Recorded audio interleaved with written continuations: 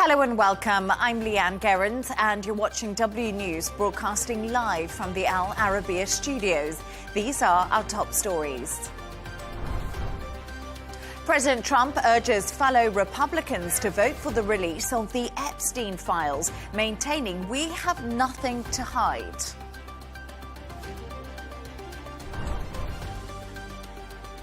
The UN Security Council considers a Gaza stabilization force, but both Israel and Hamas air concerns over the possible resolution.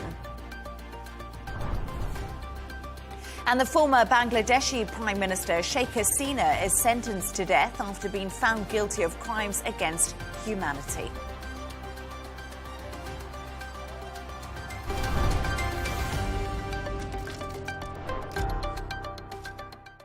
Now, US President Donald Trump has called on his fellow Republicans to vote for the release of the Epstein files.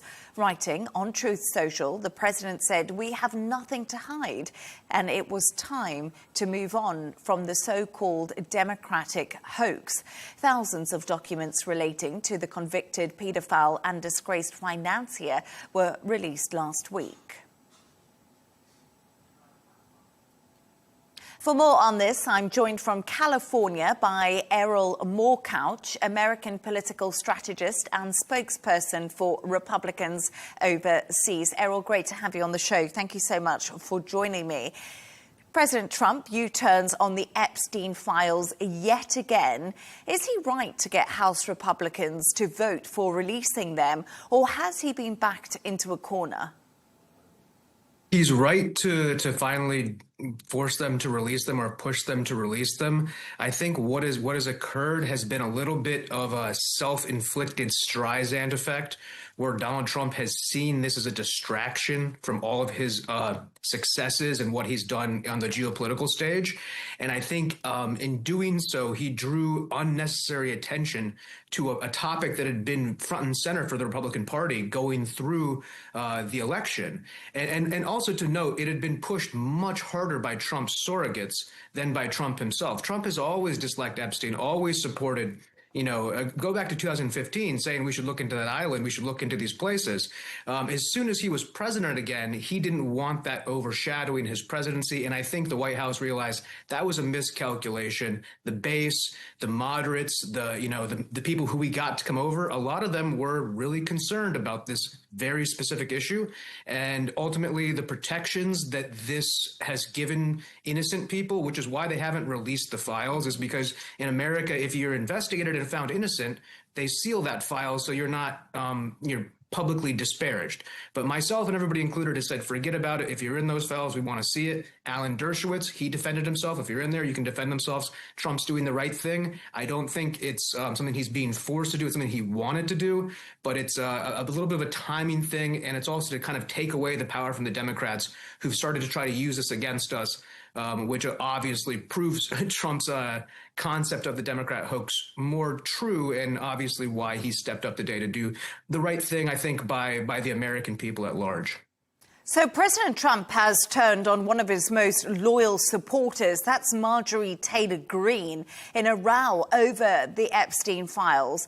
Errol, let's just take a listen to what they both said about each other. The most hurtful thing he said, which is absolutely untrue, is he called me a traitor, and that is so extremely wrong. And those are the types of words used that can radicalize people against me and put my life in danger. Marjorie Taylor Greene, I don't think her life is in danger. Frankly, I don't think anybody cares about her. Trump has also called Marjorie Taylor Greene a ranting lunatic in a social media post. Do you think she is a traitor? And is this rhetoric dangerous? Because she has said that there's been threats on her life since.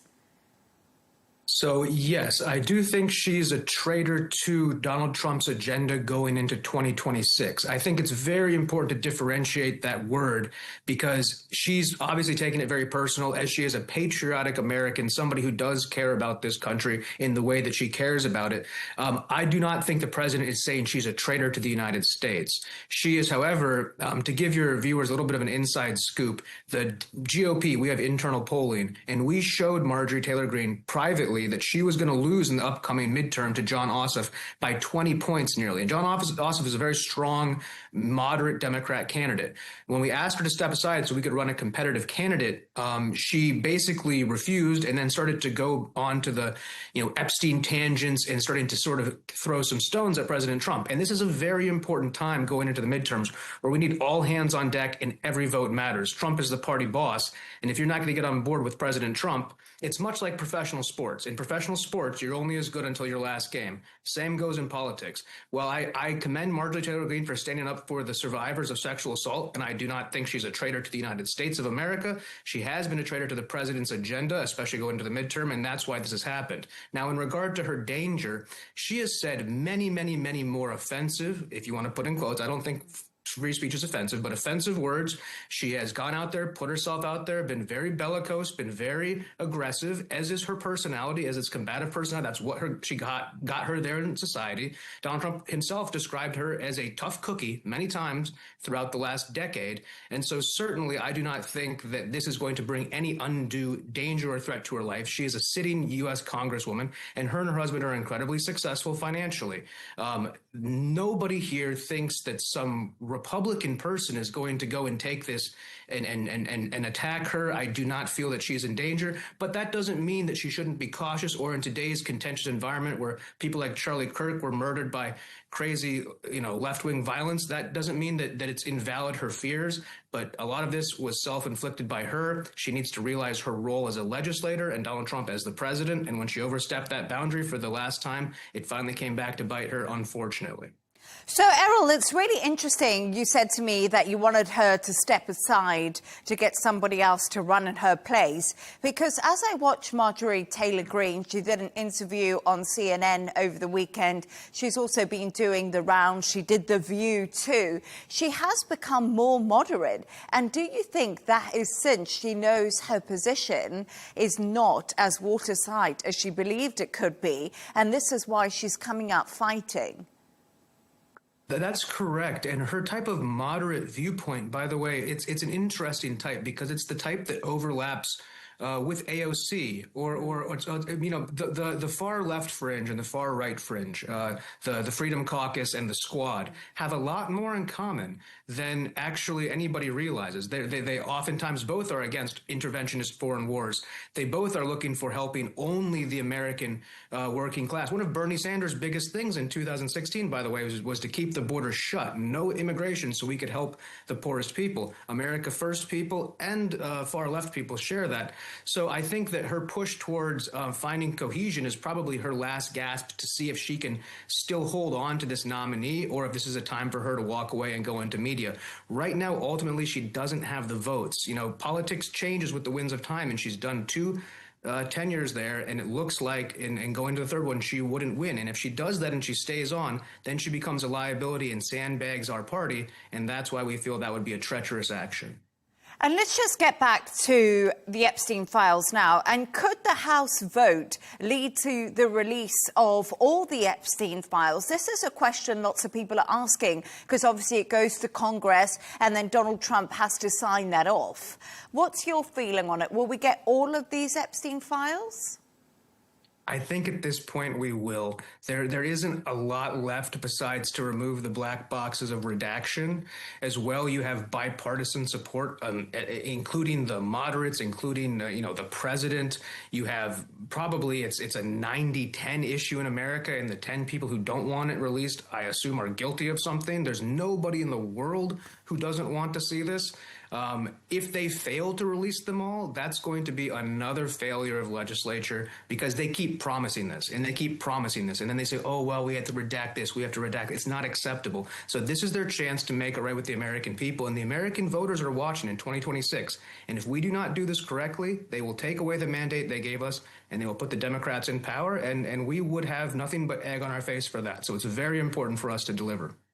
Errol Moorcouch, brilliant to speak to you. Thank you so much for joining me this evening. Thank you for having me.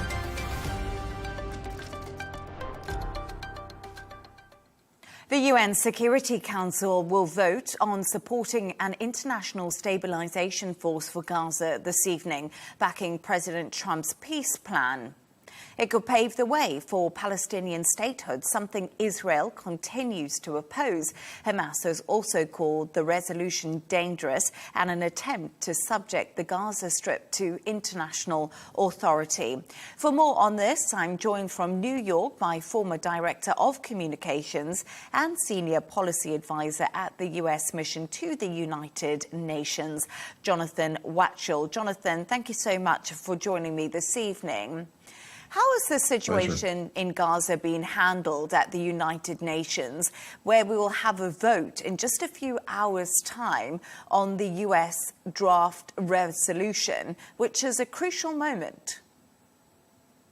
It is indeed a crucial moment. I think what we're going to see happen is that the resolution, and let's face it, the United Nations is not, things that happen to the United Nations in terms of aspirations and outcomes, it's not always a fait accompli. So whatever I say now could rapidly change if things, evolved in a way that takes a different trajectory. But that said, I do expect the Russian Federation and China to abstain on this resolution. It will likely pass, which, of course, gives the stamp of approval of the international community for President Trump's plan and the plan that other nations have signed up for. So that is a positive development. That said, it still leaves so many things in question.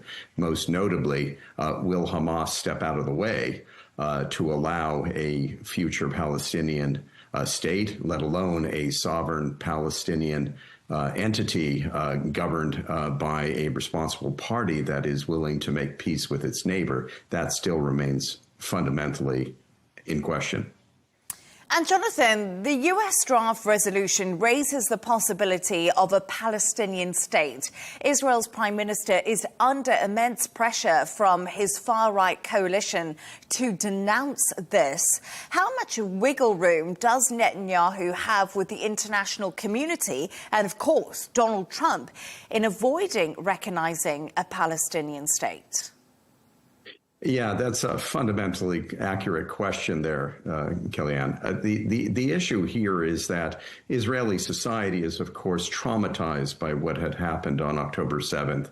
And there isn't this, groundswelling desire to see a Palestinian state next door as a reward for essentially carrying out atrocities and, killing their citizens and Hamas vowing to continue that type of campaign till Israel's destroyed. So tremendous, concern within the Israeli population. Indeed, Prime Minister Netanyahu has cabinet members who are ultra-nationalists and don't ever want to see any sort of Palestinian state, don't even believe that there is ideological grounds for a Palestinian state, don't believe that there ever was and ever will be, and that's the position that they have.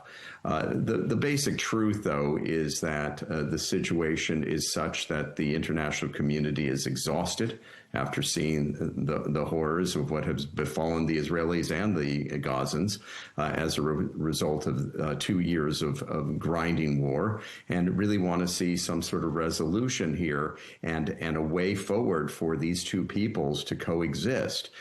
So Prime Minister Netanyahu really doesn't have much in terms of ability at this juncture, especially now that the resolution which the United States is pushing is likely to be passed, and it's legally bound by the Security Council. So this idea that there is an opportunity for the Palestinians to have sovereignty and ultimately a state should all work out well, that's nothing that Netanyahu can really stop at this juncture. And if today's vote is passed, this will pave the way for an international stabilization force inside Gaza who would work to ensure Hamas give up their weapons. Do you think Hamas will ever agree to this and step aside? You know, as ironic as this sounds, there would be some desire amongst the ultra-nationalist wing of Prime Minister Netanyahu's government that Hamas fail. And in failing would show the true intent of what they believe the Palestinian cause is, which is ultimately destruction of Israel in their minds, and prove that the Palestinians are not worthy of complete sovereignty, let alone statehood. It is really unknown. Hamas has taken up positions across the parts of the Gaza Strip that they were handed over by the IDF in their partial withdrawal from the Gaza Strip, and they're not showing any sign of capitulating, of giving up, of handing over to an authority that would take over the governance. And they are clinging to things as if they feel that they still have a place and position at the negotiating table. So much about President Trump's 20-point plan, as we've just been talking about, Jonathan, it does remain uncertain. But one thing that is certain is Palestinians are still suffering inside of Gaza. The ceasefire was meant to stop this suffering. But do you think it's done enough and the United Nations have done enough? Well, the United Nations is in a bit of a quandary here. It had a system in place in which they essentially were taking the outsourcing of all responsibility in terms of running the humanitarian needs of the Gazan population, schools and all that, and left Hamas, which was in charge, to work on their aspirations to essentially continue their campaign to destroy the state of Israel. So the United Nations now is in this kind of awkward position in which they have to find a place after this resolution is passed as to what their role is going to be. I mean, it clearly will be humanitarian in nature, but it as an organization has really not showed much in terms of bringing the two parties together to be able to find a path of coexistence together. And it really is taking outside the United Nations energy to bring this about. While it's a good thing that there seems to be international support for some sort of trajectory that will bring the Palestinians and Israelis to a place that is not locked in this endless cycle of violence, the United Nations is somewhat marginalized as an organization in terms of what they are able to bring to the table after decades of inability, essentially, to find a path forward that would work out some sort of reconciliation between the two parties. Jonathan Watchell, thank you so much for joining me and for your insights.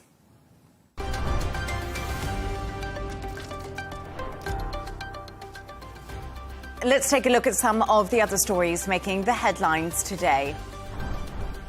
Ukraine's President Volodymyr Zelensky has signed a deal with France to obtain 100 Rafale fighter jets. Zelensky's meeting with President Emmanuel Macron in Paris comes after at least 3 people have died in missile and drone strikes in Kharkiv. Russian defenses say they've destroyed 36 Ukrainian drones over 7 Russian regions overnight. Chile's presidential election is going to a runoff vote after a round on Sunday produced no winner. Neither Communist Party's Jeanette Jara nor far-right Jose Antonio Cast were able to secure 50% of the votes. The election campaign was dominated by crime and immigration as candidates pledged to fight foreign gangs. Saudi Arabia's Crown Prince Mohammed bin Salman will meet with President Donald Trump in Washington tomorrow. The leaders are expected to discuss key agreements, including defense, energy, AI, and mining. The two leaders last met in Riyadh on the 13th of May earlier this year. And the three stars of the Netflix Falcon livestream have taken their first flight. Over 3 days, the peregrine falcon chicks spread their wings and soared over the Melbourne city skyline. The livestream has captured the hearts of thousands of Australians and us on the show too. Very cute.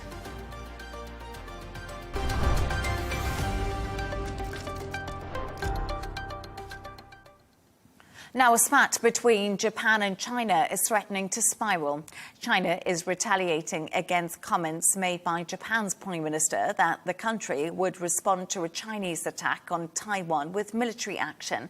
It has placed a travel advisory on Japan and is urging Tokyo to immediately retract the statement. Japan's foreign ministry is now scrambling to get the situation under control. Chris Gilbert has more. The head of Japan's foreign ministry, Masaki Kanai, is dashing to Beijing to meet with his Chinese counterparts. His mission is urgent: to calm simmering tensions after Japanese Prime Minister Sanae Takaichi angered China by claiming a Chinese attack on Taiwan could trigger a military response. Beijing wants her statement withdrawn immediately. The wrongful remarks made by Japanese Prime Minister Sanae Takaichi regarding Taiwan have deeply hurt the sentiments of the Chinese people and severely deteriorated the atmosphere for people-to-people exchanges between China and Japan. It was only weeks ago that Takaichi met with Chinese leader Xi Jinping on the sidelines of the APEC summit in Korea, promising improved ties. Now China's ruling out meeting with her on the sidelines of the upcoming G20 summit in South Africa until her statement is retracted. On Sunday, Beijing sailed military vessels through the disputed Senkaku Islands, an action historically provocative for Japan. News reports and social media posts have also been warning Chinese students in Japan about, quote, social instability. Tokyo claims that Beijing is exacerbating the situation and has requested that China back down. China's warning against travelling to Japan seems to curtail the exchange of people between the two countries, including study abroad and tourism, and is incompatible with our aims for a mutually beneficial, constructive and stable relationship. Chinese airlines say the warning has seen almost 500,000 cancelled plane tickets to Japan. 70 to 80% of outbound flights from China to Japan were affected over Sunday and Monday. The announcement has also sent tourism and retail stocks in Japan plummeting. Department stores plunged 12%, while airlines JAL and ANA also dropped. It's now up to the two countries' foreign ministries to try and stem the bleeding. Chris Gilbert, Arabiya English.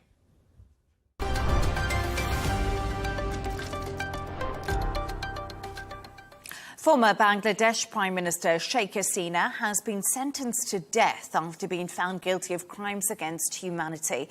The ousted leader was convicted of ordering a crackdown on student-led protests. The UN estimates up to 1,400 people were killed in the violence. Security has now been increased across Bangladesh over fears of a backlash. I'm now joined by Al Arabiya journalist Darshan Dalal. Darshan, thank you so much for joining me this evening.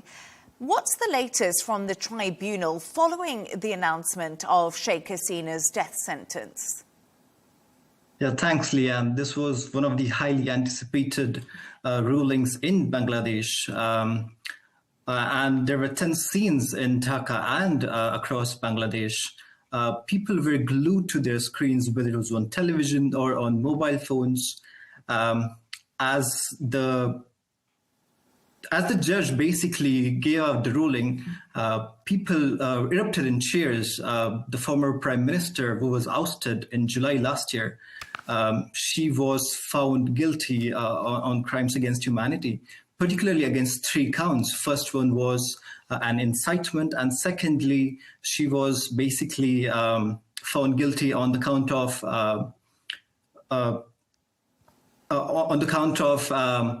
failing to prevent those horrific atrocities. And finally, she was also found guilty on the count of ordering the killings against the student protesters back in July. A little bit of background to those July protests by students. These were basically the student protests against a government quota system. The students were demanding a fair merit-based recruitment system. They said that this quota basically favored Sheikh Hasina's party, Awami League supporters, and sort of gave them higher perks and job security. And this protest sort of morphed into a campaign to oust her, which basically eventually ousted her. And at this time, Sheikh Hasina was serving her 4th term.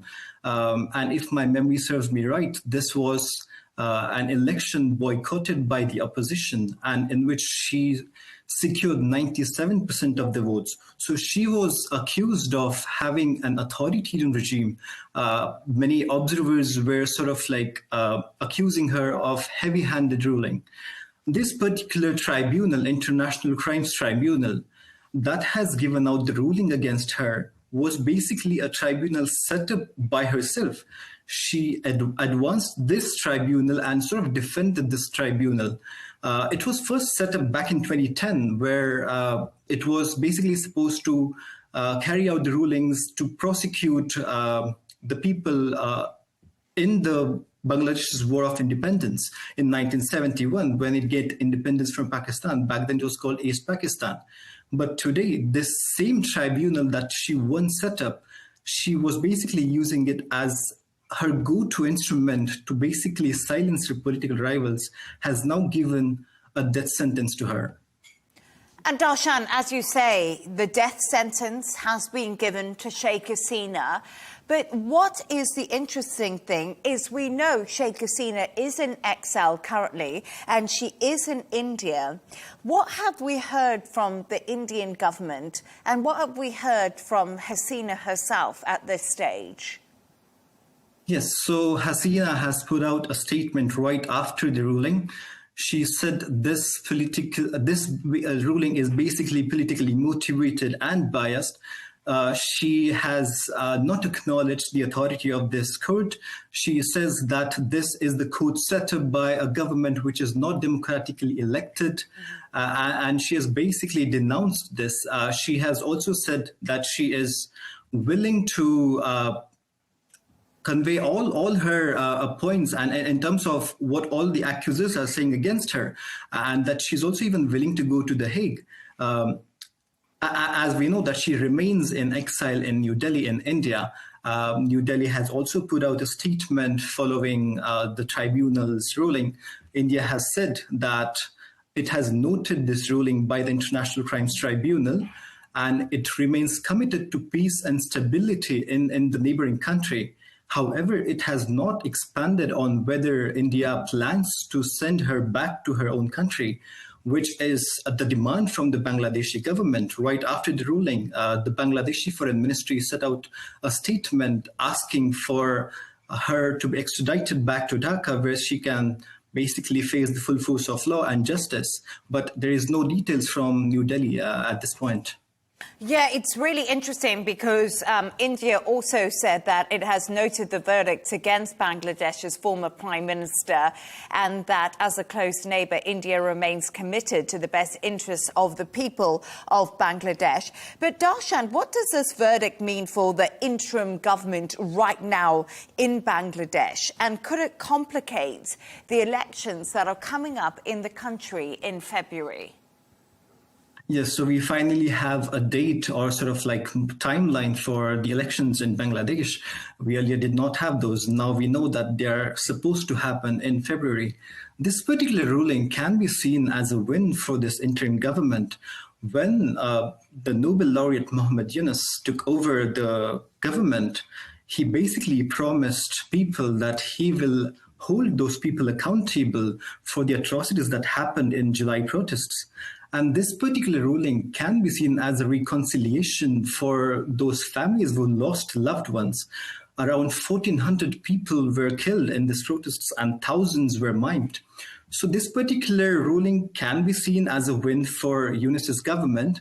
However, leading up to the elections in February, his government has also barred Hasina's party, Awami League, from contesting those elections. So it remains to be seen how it will pan out. However, we can expect protests, even mobilizations by Awami League, because Awami League, let's say it's one of the biggest political parties in the country, and Hasina has a large supporter base who even came out even before today's ruling. There were some protests and even unrest before the ruling. So even the police in the country and in Dhaka had given out a shoot at sight order in terms of any arsonists or if there was any violence. So we can expect some sort of violence in turbulent times for Bangladesh ahead. Darshan, thank you so much for speaking to me.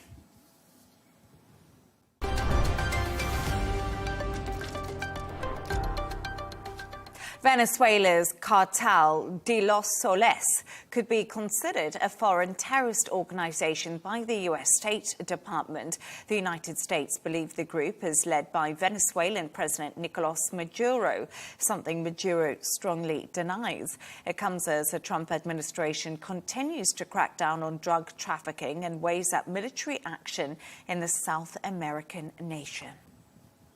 For more on this, I'm joined from Caracas by reporter Norris Ogotti. Norris, thank you so much for joining me. I hope that you can hear me. First of all, how is the Venezuelan government reacting to Washington's decision to designate the cartel de los Soles as the foreign terrorist organization? Hello, thank you so much for this opportunity. Well, as of today, or in the last 24 hours, the response from Maduro's government has been to backlash the U.S. and to call it like a provocation or a campaign to disinformation campaign against Venezuela. They are denying any kind of links with a drug cartel or links with terrorist organizations. And that has been also the response from other officials from Maduro. Like the national television has been showing a lot of propaganda to support Maduro and to support the government. And also they are saying that this could be another step for the U.S. to justify further pressure in Maduro's government, even a possible military intervention. But there's no signs that the government currently is planning to change this rhetoric against the United States. So what is the general mood on the streets of Caracas today where you are, especially with this growing speculation about possible U.S. military action? That's a great question. Well, as you know, I've been able to walk on the streets and to talk to a lot of people in Venezuela.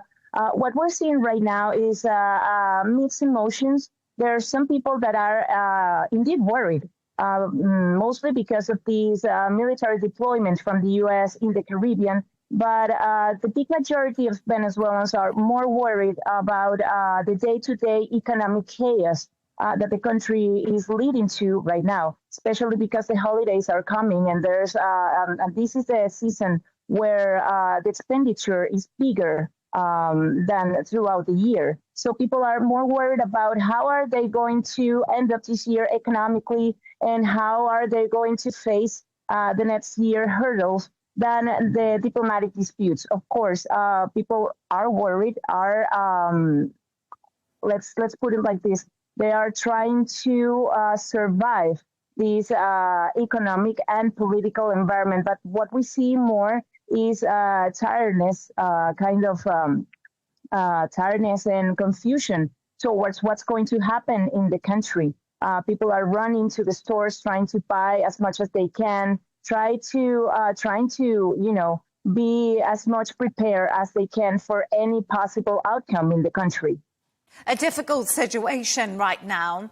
But I was just wondering, has President Maduro or any members of his inner circle made additional statements responding to the U.S. allegations linking them to drug trafficking? And is President Maduro keen to speak to President Donald Trump? Yes, that's what international media and even President Trump said yesterday. He said that Maduro is willing to talk to him. He doesn't know what he wants to talk about, but he's willing and open to talk. But the pressure is there. And Nicolas Maduro keeps denying to have any kind of links to drug cartels or trafficking organizations. They are categorically denying these allegations from Washington and saying that this is just another campaign of disinformation, of attacking Venezuelan sovereignty. And that's the general rhetoric. And it has been for the past few weeks and even so today. Are there any visible changes in military presence or security measures in Caracas right now following the deployment of the USS Gerald Ford to the Caribbean, Norris?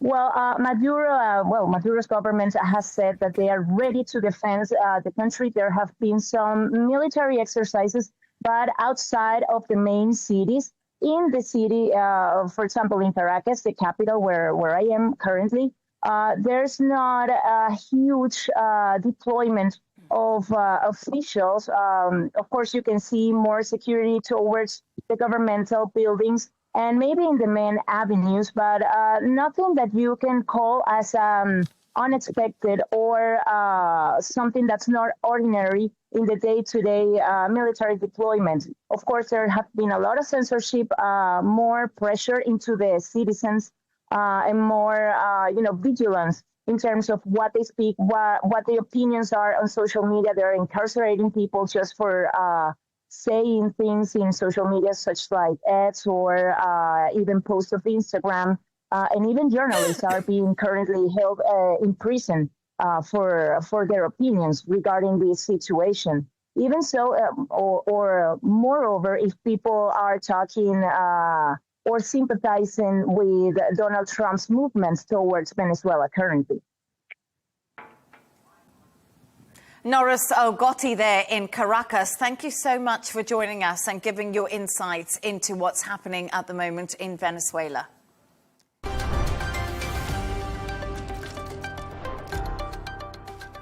Let's take a look at the top business news now.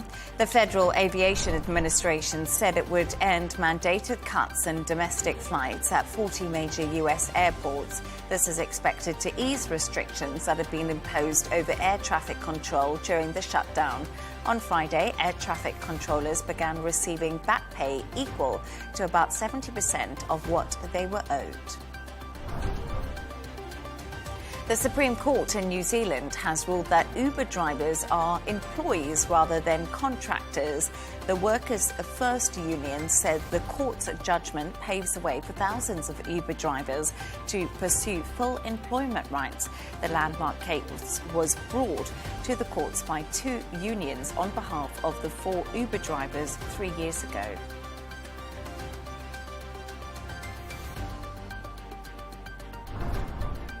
Turning to all the sports news now, and Matt Fitzpatrick has emerged a winner of the 2025 DP World Tour Championship in Dubai, while Rory McIlroy won the race to Dubai for the 7th time in his career. The new DP World Tour season will commence next week at Royal Queensland GC in Brisbane. McIlroy returns to action following the week Crown Australian Open in Melbourne. And Italy's Yannick Sinner finished the season with a trophy for the 2nd year in a row, earning a win as the 2025 ATP Finals competition. Sinner's rival, Spanish Carlos Alcaraz, led 4-love before the match but suffered an injury during the first set. The victory added a record $5 million in prize money for Sinner. And former world heavyweight champion Anthony Joshua will fight YouTube star Jake Paul in a professional bout next month in Miami. The fight, which will be streamed live on Netflix, will consist of 8 3-minute rounds.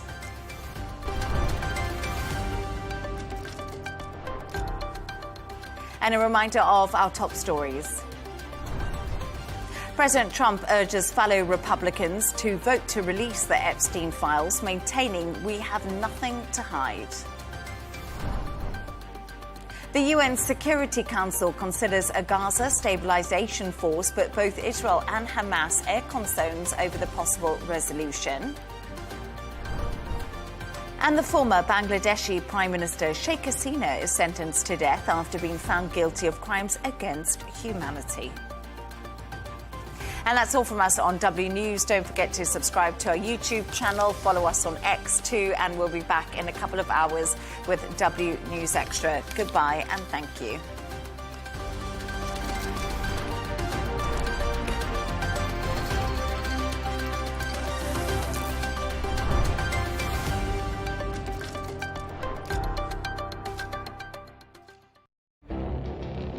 It feels like decades are passing by in a matter of weeks. Seismic shifts in the world order. Never, ever will be part of America. With so much happening and so much noise. Whether it's political upheaval, Canada has been ripping us off for years. Economic shifts or social movements. No one wins from tariffs. I think America can be more friendly to the rest of the world. The in-depth analysis and all the latest developments across the globe. To have an inclusive policy together. The meetings with Hamas gave me some hope. We're in another nuclear arms race. The most important development straight to your screen. Welcome to the dressing room. I'm on my own. I need backup. And an insightful look at the issues shaping our world today. It was not going to happen, that war, and it happened. Join us on Arabiya News, where the world talks.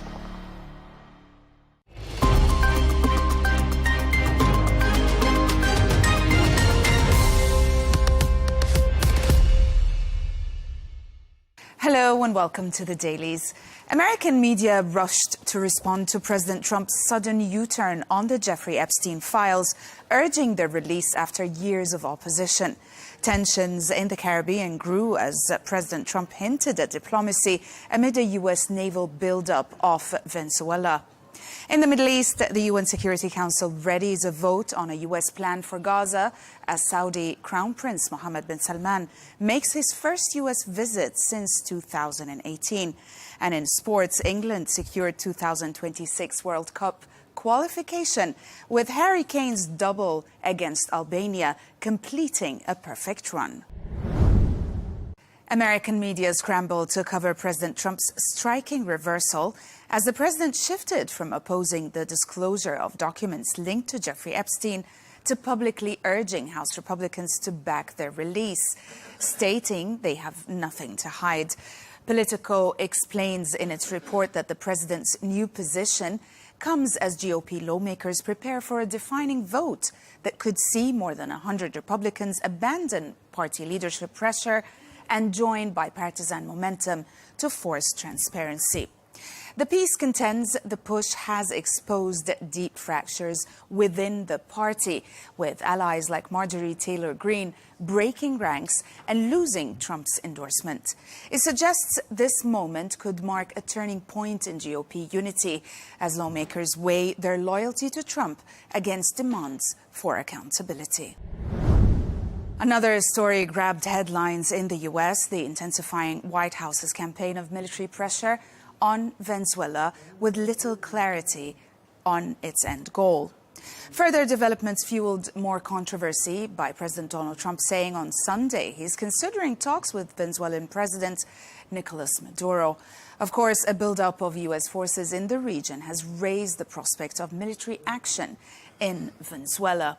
The Washington Post delivers a tense account of the U.S. military buildup near Venezuela, detailing the deployment of warships, submarines, and the USS Gerald R. Ford aircraft carrier. The piece highlights that while the Trump administration labels the operation a counter-narcotics mission, its scale and secrecy suggest broader strategic moves towards President Nicolas Maduro's regime. The report underscores regional unease, noting that air and sea strikes have already occurred under ambiguous orders. The piece captures the diplomatic stakes and also potential for escalation in the Caribbean. It also raises critical questions about legality, transparency, and U.S. intent, framing the episode as a pivotal test for Trump's foreign policy doctrine and its global repercussions. In the Middle East, Al-Sharq Al-Awsat examines the significance of Crown Prince Mohammed bin Salman's upcoming visit to Washington, describing it as a potential turning point in Saudi-U.S. relations. The report emphasizes that the two leaders are poised to elevate bilateral ties into new domains, including advanced technology, defense systems, and regional security architecture. The piece lists topics on the agenda include the Gaza-Israel conflict, Syria's reintegration, and Saudi-American investment in AI and also critical industries. Saudi analysts quoted in the piece anticipate extraordinary outcomes, major agreements in security, investment, and tech that could reshape the region for years. The piece frames the summit as a total reboot of the partnership, with Saudi Arabia asserting greater influence on the global stage. Israeli and international media put some focus on the United Nations Security Council vote on a U.S.-sponsored draft resolution outlining a post-war framework for the Gaza Strip. Outlets reported that the vote is expected to pass without a veto, as both Russia and China are poised to abstain. Israel Hayom examines key clauses that include the establishment of a transitional technocratic Gaza administration under the Arab League, a new international stabilization force, and a clear mandate for disarming non-state armed groups. The piece underscores opportunities and also red flags from Israel's perspective, noting the initiative advances reconstruction and security, but also embeds long-term political implications. The Times of Israel reported that the Israeli government has chosen to establish an internal investigation into the October 7th attacks instead of convening an independent state commission, despite strong public demand for full transparency. The piece explains that the inquiry's mandate and membership, which is determined by cabinet ministers, have raised concerns about political interference and limited accountability. It also points out officials defend the move as necessary during wartime, arguing a formal commission would disrupt ongoing military operations. Critics, including victims' families and also opposition lawmakers, view it as an attempt to deflect responsibility for Israel's most severe security lapse. The piece portrays the decision as a test of government credibility and public trust amid national trauma. In its investigation, Haaretz reveals that Harvard University has quietly amassed an enormous Israeliana archive, almost 1 million items, including phone books, kibbutz newsletters, synagogue pamphlets, audio and video recordings, and images housed in a secret subterranean facility. The piece says the project is presented as a civilizational insurance policy, an alternative memory system designed to preserve Israeli culture and society in case Israel ceases to exist. It raises profound questions about national identity, archival power, and the psychological architecture of existential anxiety. As for the situation in Gaza, Ibrahim Milham's piece in Al-Quds newspaper carries a mournful reflection on Gaza's deepening humanitarian tragedy following heavy rains that flooded makeshift tents, sheltering displaced civilians. Using vivid imagery, the author contrasts the natural joy of rainfall with its cruel consequences in a devastated land. He accuses Israel of obstructing UNRWA aid convoys laden with tents, blankets and winter supplies at Gaza's gates in violation of ceasefire terms. He warns that the ongoing suffering, coupled with reports of Gazans fleeing to South Africa without papers, points to a deliberate policy of forced displacement. In the UK, The Telegraph reported that the Islamic State has begun deploying artificial intelligence tools to enhance its recruitment of British jihadists, marking a notable technical evolution in its propaganda operations. Now, according to the piece, the group is using AI to generate tailored digital content and target vulnerable individuals in the UK with personalized messaging. The move signals a shift from mass broadcast jihadist appeals towards more sophisticated, algorithmically driven outreach, raising new challenges for counter-terrorism agencies. The piece underscores that the UK's security apparatus must adapt quickly, as traditional surveillance may struggle to keep pace with automated methods and encrypted platforms. It frames this development as a clear indicator that Islamic State is re-emerging in a more elusive, more digitally adaptive form. And we'll end with sports, as UK media outlets celebrated England's qualification for the 2026 World Cup. The Guardian chronicles England's national football team's commanding 2-0 win over Albania in Tirana, sealing a flawless qualification for the World Cup. 8 wins in 8 games and not a single goal conceded. The piece described how Harry Kane delivered a double, taking his international tally to 78 and eclipsing Pelé's mark. The piece highlights both England's defensive sturdiness and the pragmatic team management of Thomas Tuchel, even as it notes the side lacked fluency at times and had to fight for the breakthrough. That's it for today. Thank you for watching The Dailies, only on Arabiya English.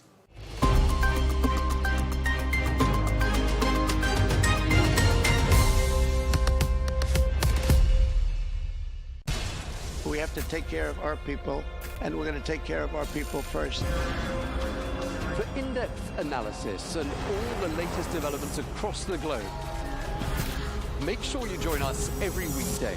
President Trump is trying to negotiate a ceasefire. With so much happening, so much information, and so much noise, International law will have no part in his administration. It can be hard to keep track. Tariffs will just fuel inflation. We're going to fight these tariffs. But you can count on us to tell you what you need to know. We stand by your side. Join me, Tom Burges Watson, for Global News Today, right here on Al Arabiya News.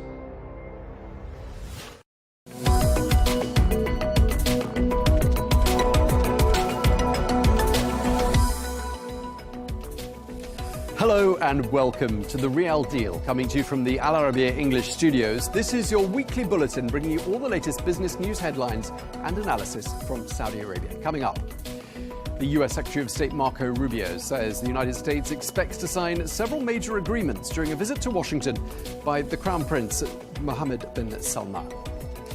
The Saudi-based data center developer DataVault announces that it is joining forces with the PIF-owned artificial intelligence company Humane to develop multi-gigawatt data centers. We'll be speaking to DataVault CEO Rajit Nanda in just a moment.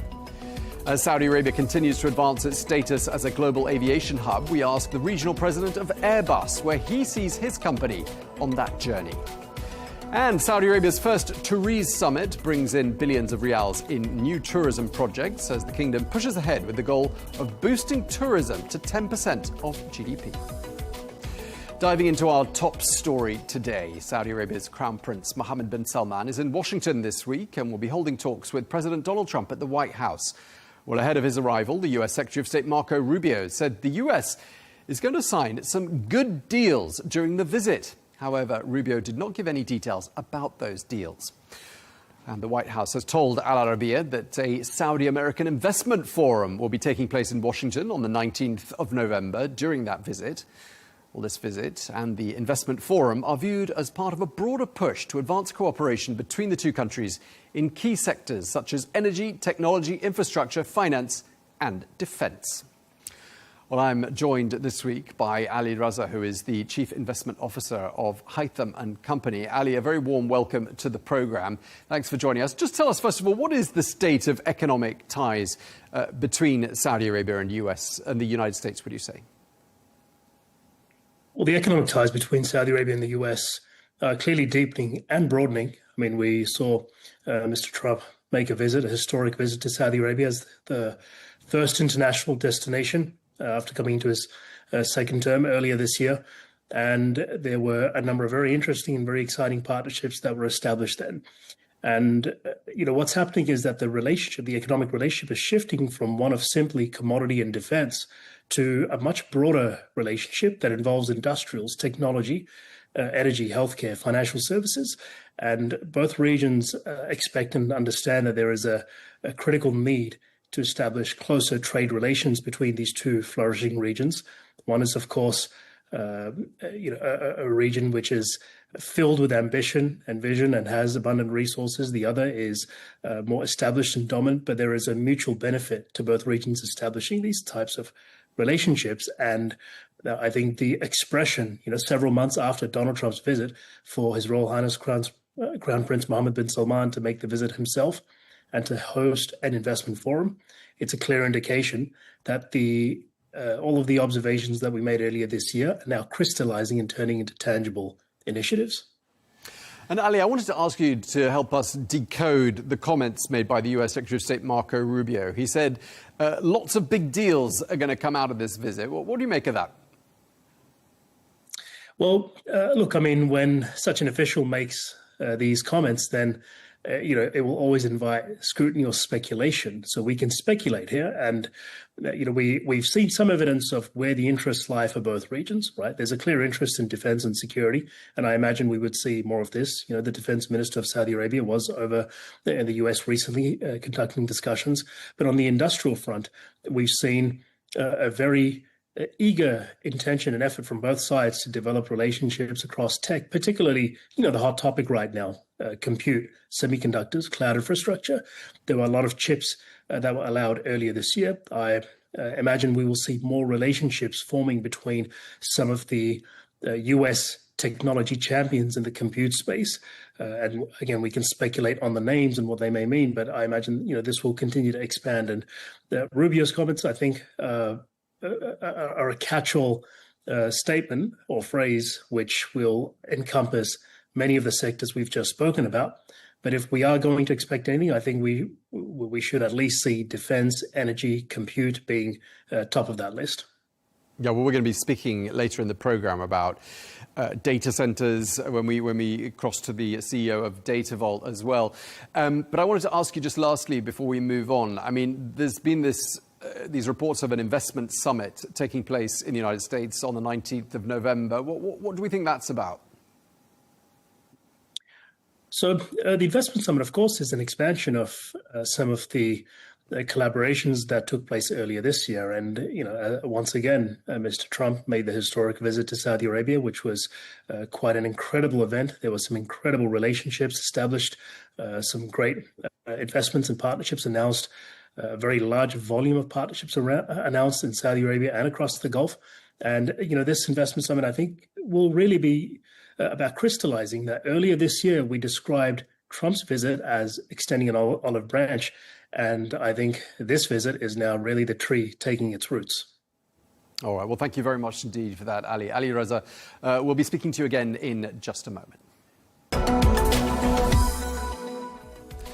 Let's get a quick look at some of the other stories from the week. Saudi Arabia's annual inflation rate rose to 2.2% in October this year. That's according to fresh official data. Month-on-month prices increased from 0.3% from September. Well, the latest data points to moderate price growth across a range of goods and services in the kingdom. The Saudi Minister of Investment, Khalid Al-Faleh, has led a high-level delegation for an official visit to India. The 50-member delegation, which included government officials and private sector leaders, sought to bolster economic cooperation and deepen investment partnerships between the two countries. Well, during the visit, the two parties signed a number of MOUs. Thai Airways has become the first global airline to line-fit Neo Space Group's Skywaves connectivity system. Well, the announcement, which was made in Riyadh, marks a major milestone for NSG, which is a PIF company, and it reinforces NSG's position as a leader in in-flight connectivity. Well, the system will be installed on the carrier's new Boeing 787 Dreamliners, bringing passengers broadband speeds of up to 200 megabits per second. And the Saudi fintech startup Lean Technologies says it's exploring new investments to expand its product offering ahead of a possible public listing. Although no official decision about timing has been announced. Well, Lean, which is backed by at least $100 million in disclosed venture funding, is seeing strong activity in remittances, cross-border payment flows and alternative credit solutions. Now, the Saudi-based data center developer DataVault has announced that it's joining forces with the PIF-owned artificial intelligence company Humane to develop multi-gigawatt data centers. Well, these centers will power the next generation of AI infrastructure across the kingdom. Well, together, DataVault and Humane are aiming to drive Saudi Arabia's ambition to become a global hub for AI and intelligent computing built on innovation, scale, and sustainability. Well, for more on this, I'm joined now by the CEO of DataVault, Rajit Nanda, who joins us now from Riyadh. Thank you very much indeed for joining us, Rajit. We also have Ali, who's still with us. We'll come to you in just a moment, Ali, but I just wanted to ask you first, Rajit. I mean, everyone's building. There's billions of dollars in CapEx being spent, but a lot of hype and concern about a bubble. What's your take? Are we in a bubble, or are we still underestimating demand?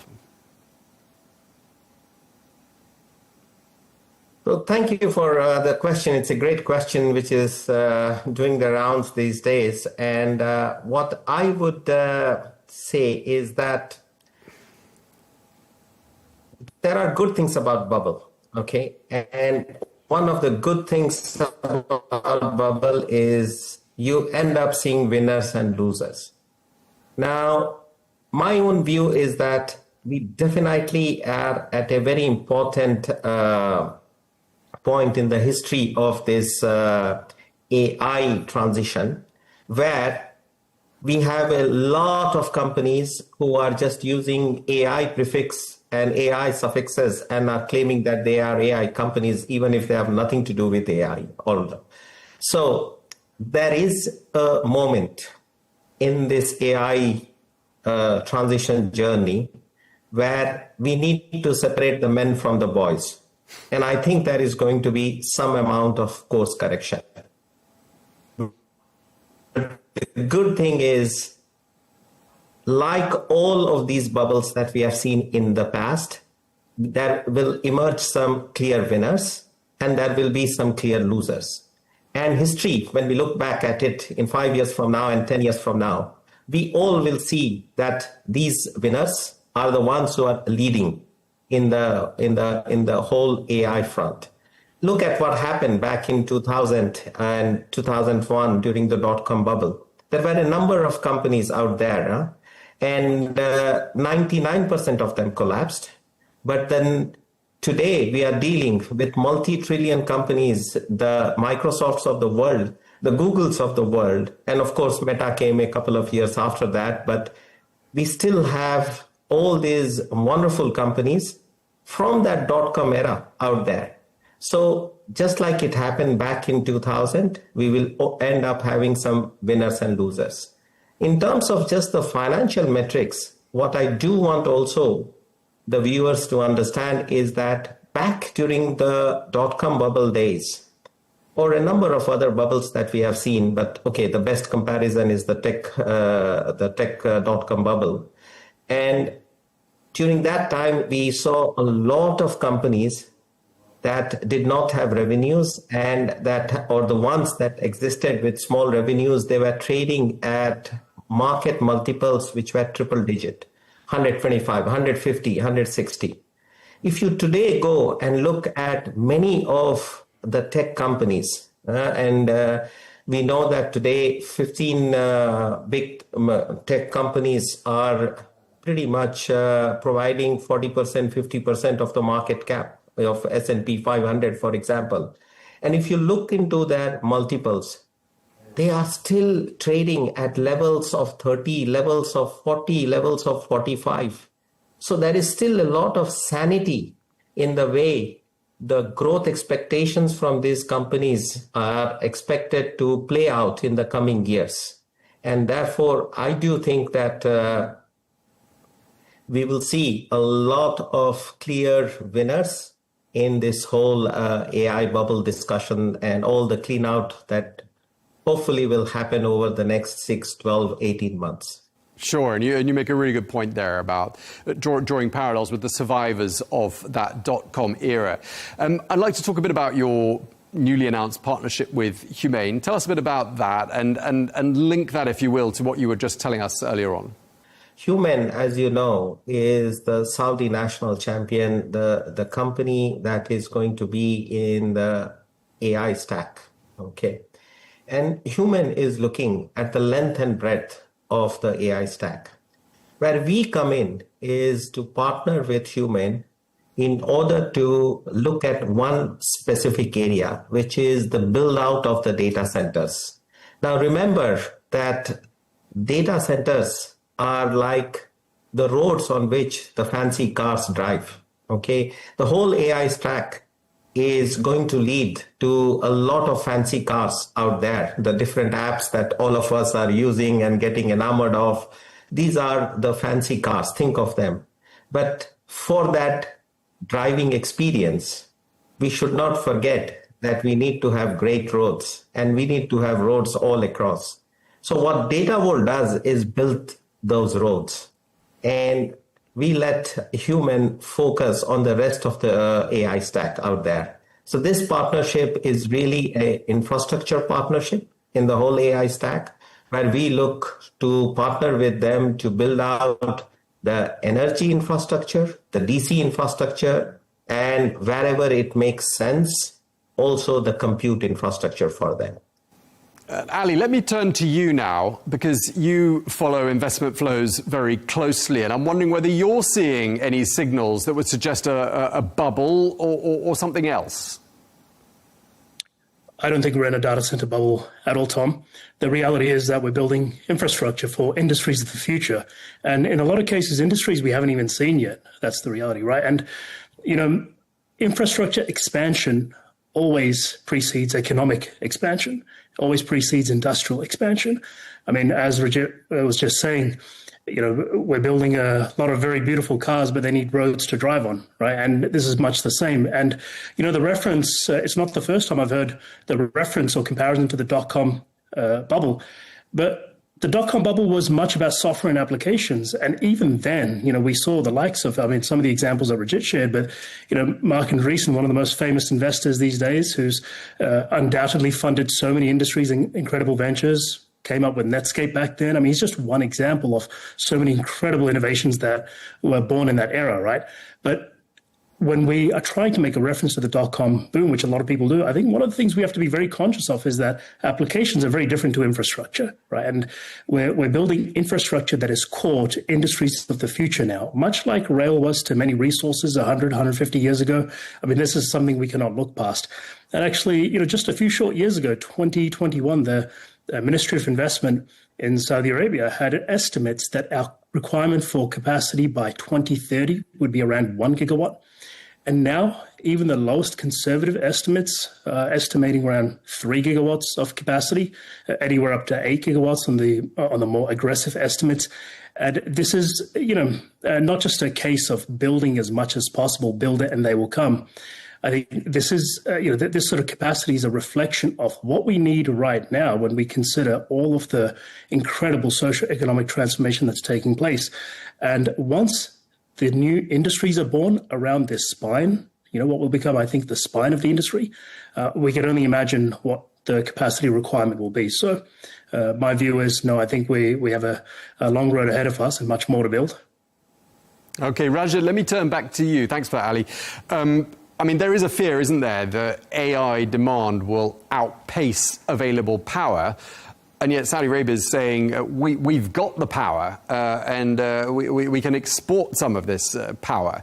Do you believe the world is underestimating demand for AI? And what role does the region's power surplus play in addressing it, do you think?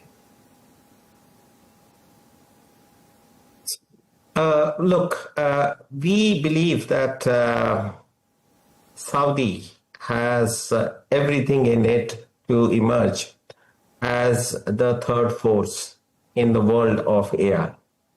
Today, the world has two centers of gravities as far as AI is concerned. One is the US, other is the China.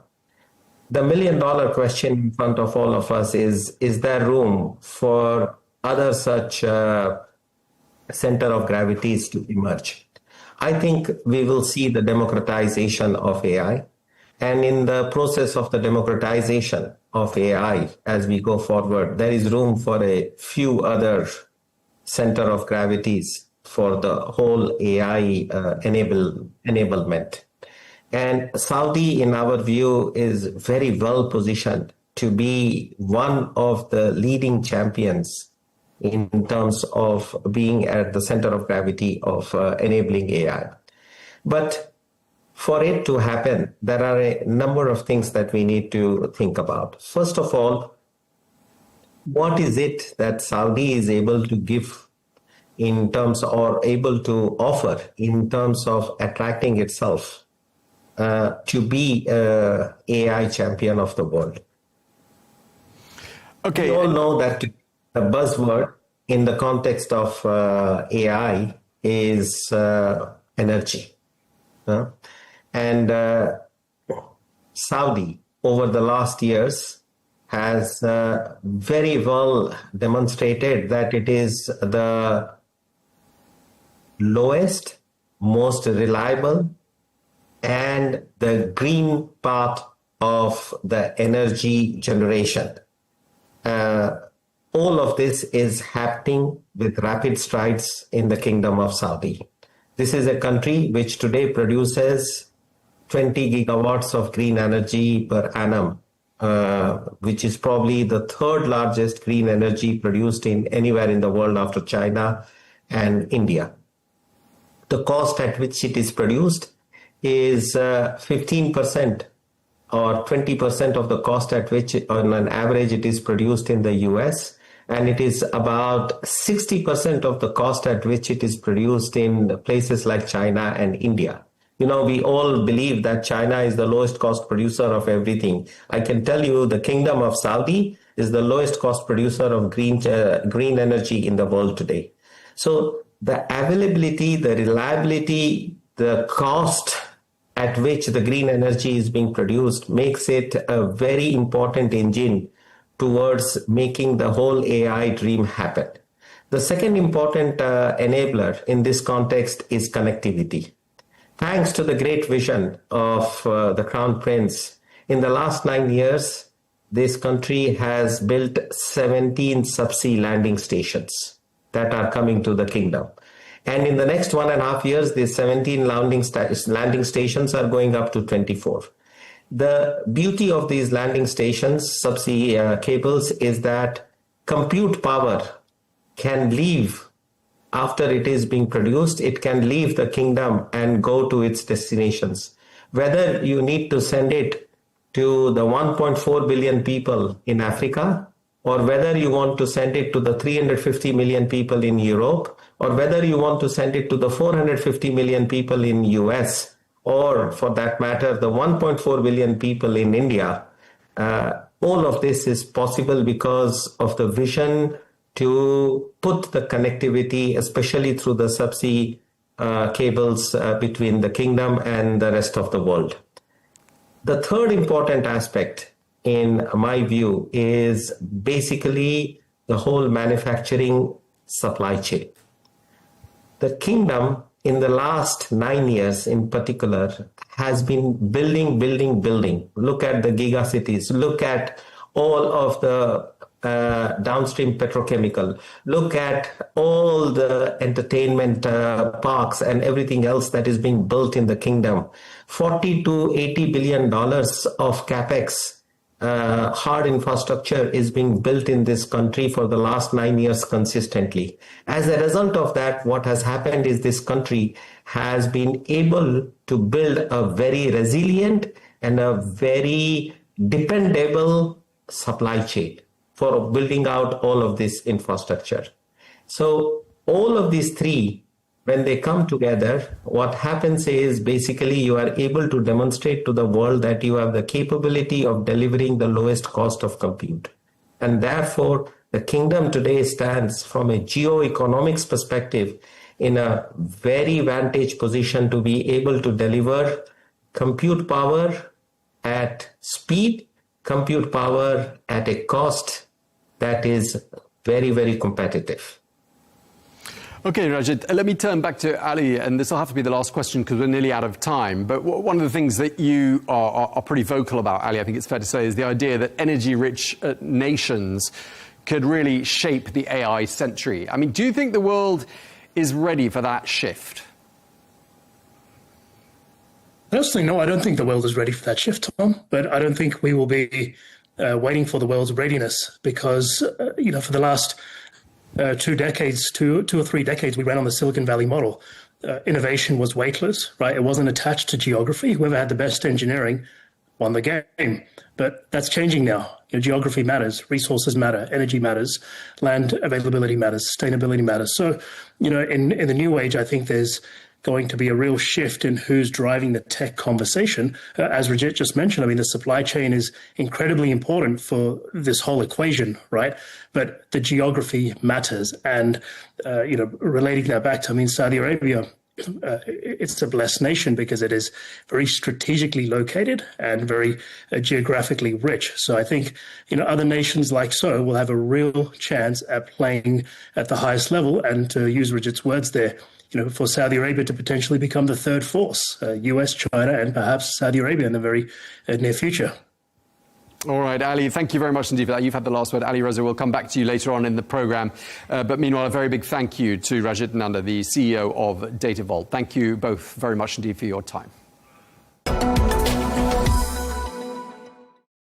Now, Saudi Arabia is continuing to advance its status as a global aviation hub, and in line with the Saudi aviation strategy, the kingdom aims to see passenger capacity rise to 330 million passengers per year and 4.5 million tons of cargo throughput by the year 2030. Well, Airbus is already a big part of that journey and has clocked up a series of major deals. Well, I'm joined here in the studio by Gabriel Semeras, who is the Airbus President, Africa and Middle East. Thank you very much indeed for coming to see us. Thanks for having me, Tom. Let's just start by sort of really setting the scene for our viewers. If you could just tell us, what is Airbus's presence in this region and in particular in Saudi Arabia? Well, absolutely. Airbus has been in the region for many decades, specifically in Saudi Arabia. We've been here for the last 25 years. Present in the 3 divisions of the company, as you know, commercial aircraft, defense and space, and also in helicopters. On the commercial aircraft, we obviously have more than 200 aircraft in operation with the main carriers, FlyNAS, with also Saudia, Flyadeal, the low-cost carrier of Saudia. And as you probably saw, recently announced some orders with Riyadh Air, the new airline of the kingdom, connecting the world. So we are serving Riyadh Air as well, soon to deliver some A321s to them. And also we announced an order of 350s at the Paris Air Show, which will be coming very soon as well with the airline.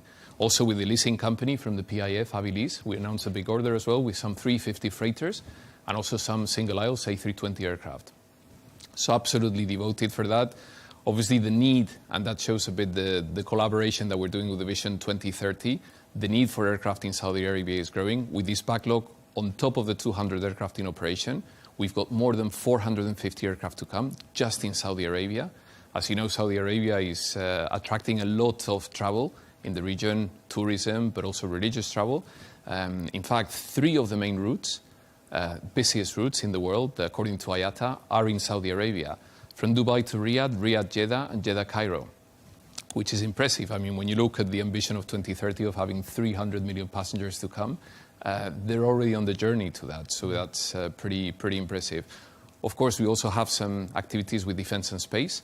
The main one are the Eurofighter planes, which are obviously part of our consortium as well. We have a share in the Eurofighter consortium for those jets that are operated by the Air Force. The refueling aircraft, what we call the MRTTs, which are to refuel the fighter jets, but also to carry transport troops, medical evacuation in international missions.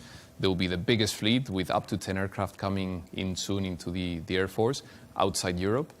And of course, the military transport aircraft that we have, the C-295s, which have been operating in the Kingdom for quite some time.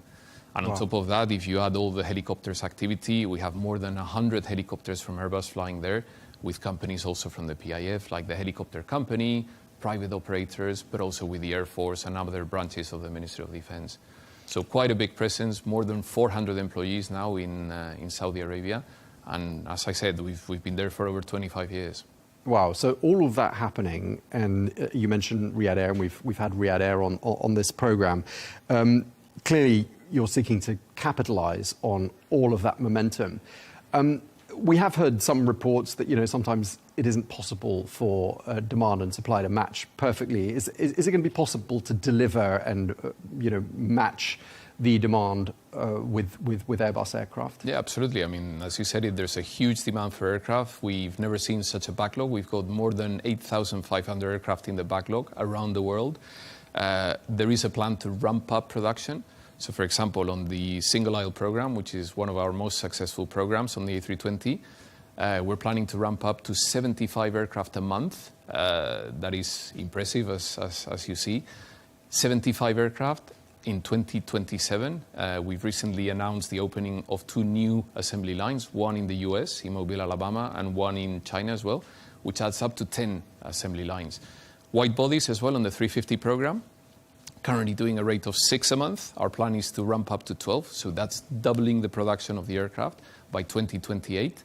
Similarly, on the A330, a bit more of a shy production in that sense, but still 4 aircraft a month, and in 2027 we'll be going up to 5 aircraft a month. So that's the plan. Of course, we see there is a growing demand, and we are ramping up, obviously together with our supply chain, to make sure that we can deliver to that demand. Well, it sounds like you're firing on all cylinders at the moment. In terms of manufacturing, you mentioned various plants around the world. Any ideas that perhaps in the future you could perhaps do some manufacturing in this region? Well, there's obviously plans in place. We look at the whole supply chain and the whole ecosystem. As you know, the aerospace industry is a highly regulated industry, so we need those suppliers to be at the real standards. Everything has to be certified according to certain standards, EASA, FAA. And we need those suppliers to deliver it to quality, deliver to time, and to be able to match those needs on the production. We've done a scoping of the whole supply chain and the whole supply chain ecosystem in the Kingdom of Saudi Arabia. You probably saw recently as well some announcements around qualifying local companies for the sourcing of titanium and aluminium. So there are partnerships we're building upon.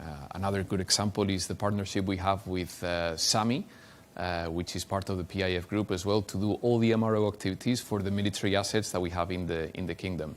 So indeed, there is a capacity, and we're constantly exploring the opportunities that we have in the Kingdom with local supply chain. And when it comes to sourcing talent locally, I know you've expanded quite significantly. We do sometimes hear from people that we talk to that finding the right people isn't always easy, given that the market is undergoing so much growth. Are you finding you're having to import talent, or are you finding the local talent you need? I mean, if we look at the global market forecast for the next 20 years, we have a huge need for new aircraft. And as a consequence with that, we obviously need the people to operate those aircraft, to service those aircraft, and also even at the cabin crew to operate those aircraft. So yes, there is a huge need. Just in the region, we estimate the need of around 265,000 additional people. So clearly having those people properly trained is a must for us to be able to deliver in our commitments.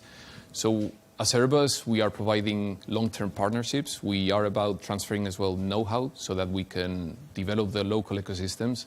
And we're cooperating with a lot of these local stakeholders, universities, educational partners, training schools as well, to gear up all the workforce in order to be able to deliver those aircraft and the ecosystem to be ready when it has to be.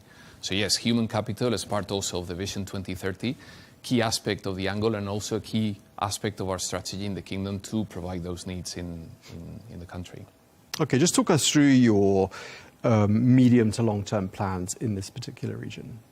So medium to long term, we look at commercial aviation. I said that there is a huge need. The global market forecast indicates there is a need of around 3,750 aircraft that are required in this region in order to cater for that growth.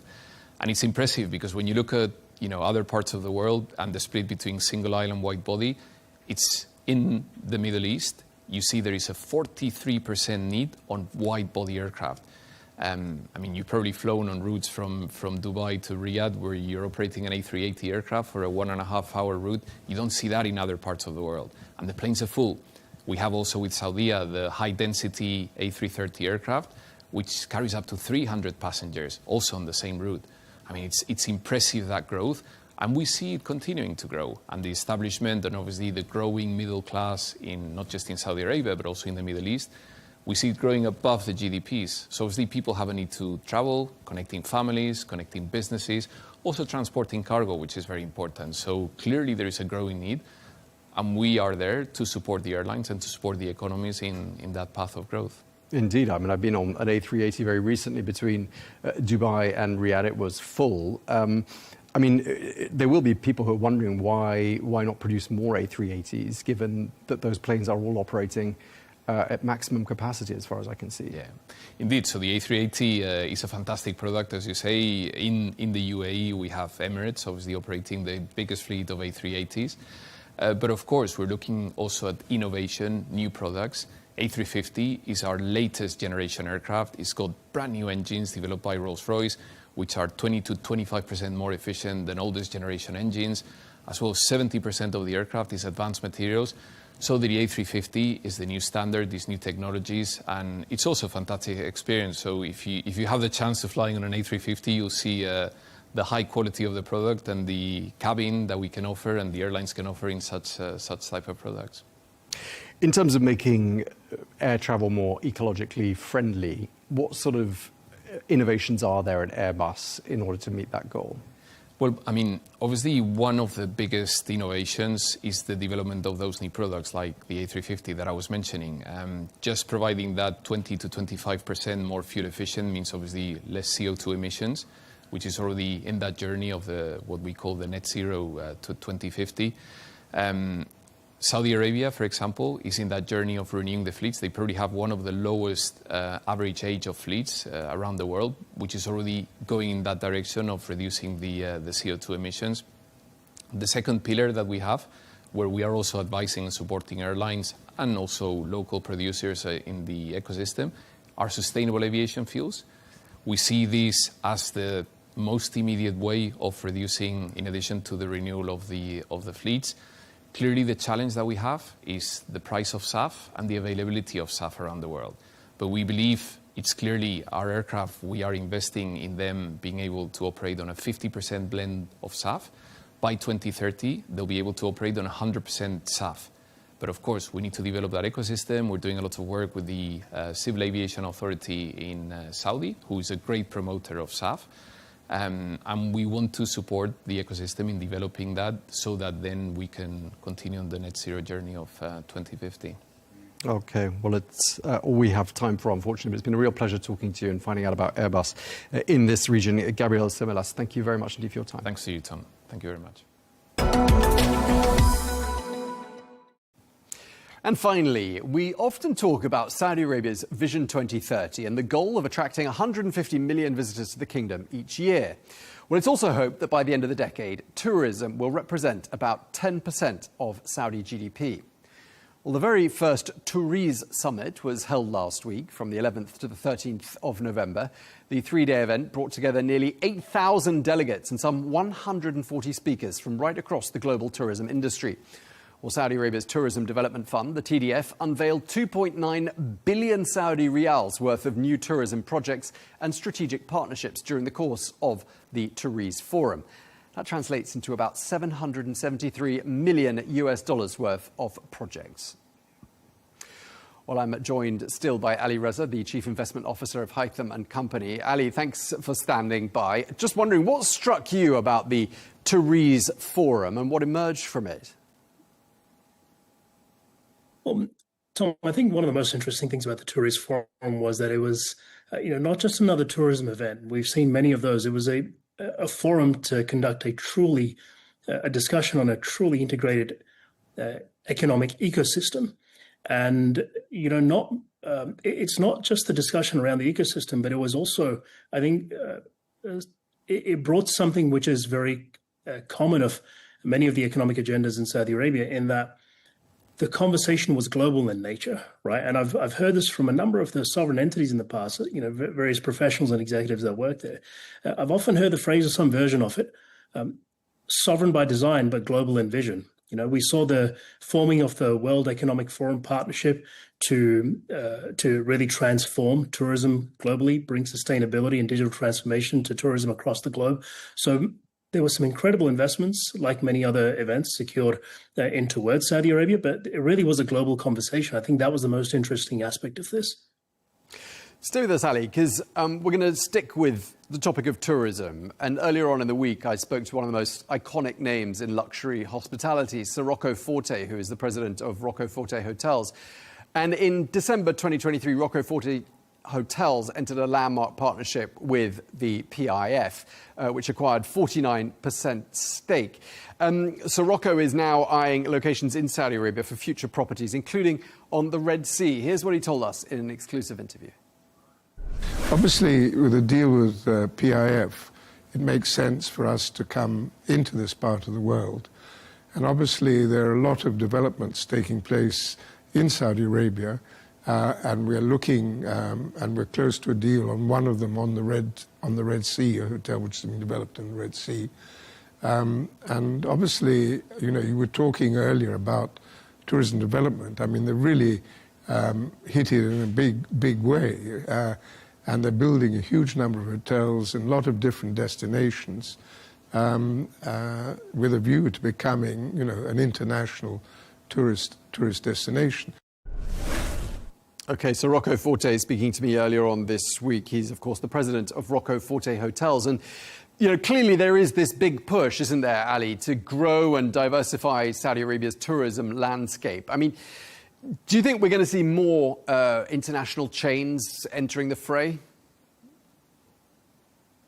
Absolutely. I mean, there's a very comprehensive strategy across the region, right?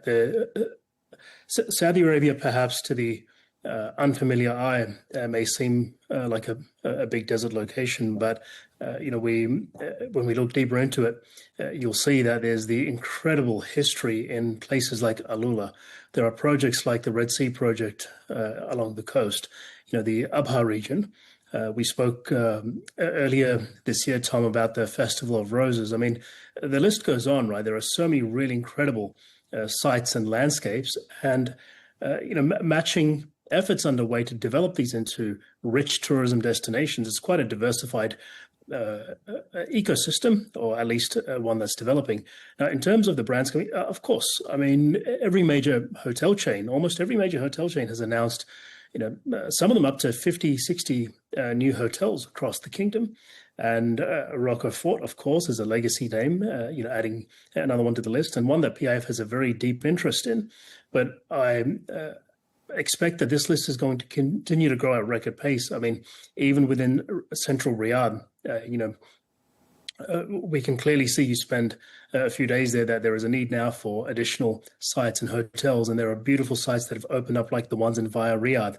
There's a St. Regis hotel that's opened just above. I mean, there are brands that are already in Kingdom that have announced large swaths of sites across the Kingdom, but there are many more coming in as time progresses, and I don't expect this will slow down anytime soon. Yeah, that all chimes in with what Jerry and Cirillo was telling us earlier in the year as well at Diriyah Gate. Well, thank you very much indeed. We're going to have to leave it there. Ali Reza, Chief Investment Officer of Haytham & Company, thank you very much indeed for your time today. That is all we have time for. Thank you very much indeed for watching The Real Deal here on Al Arabiya English. Look forward to seeing you again next week.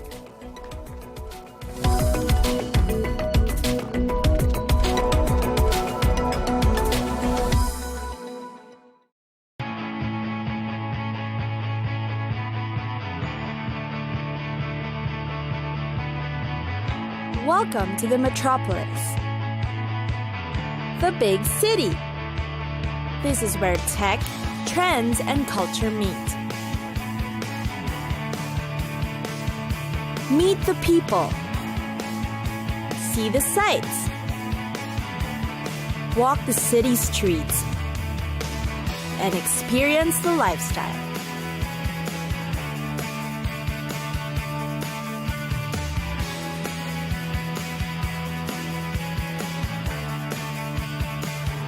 This is your first-class ticket to the cities of the world.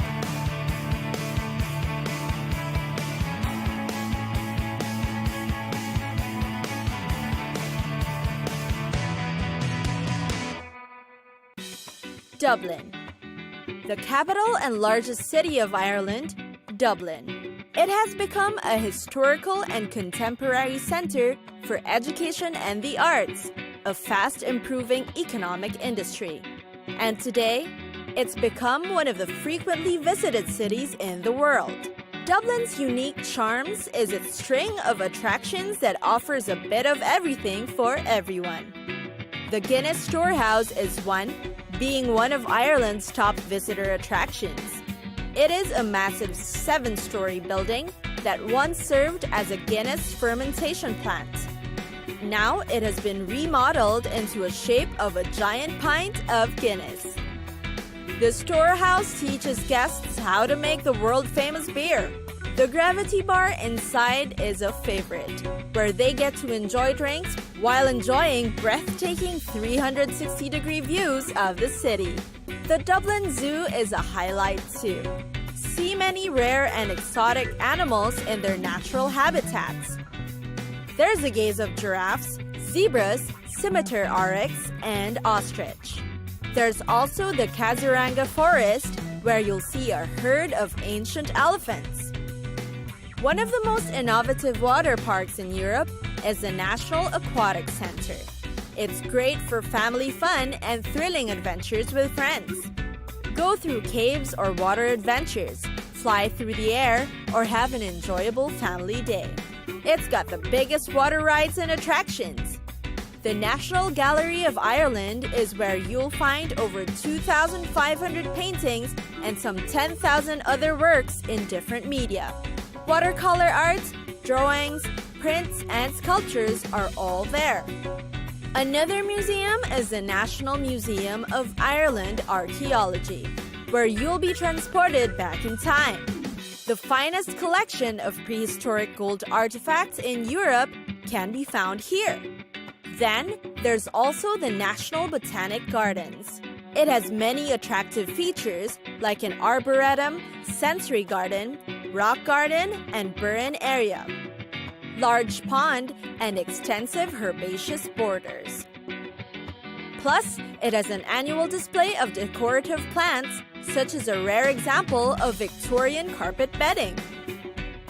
Another popular destination is St. Patrick's Cathedral. It is one of the few buildings left from the medieval city of Dublin. It remains as the largest cathedral in Ireland, with a fascinating history worth knowing.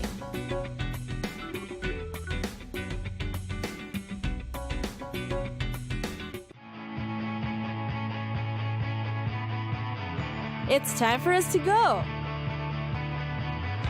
Pack your bags and get your tickets ready. And we'll see you on the next destination. Catch us again next time on Cities of the World.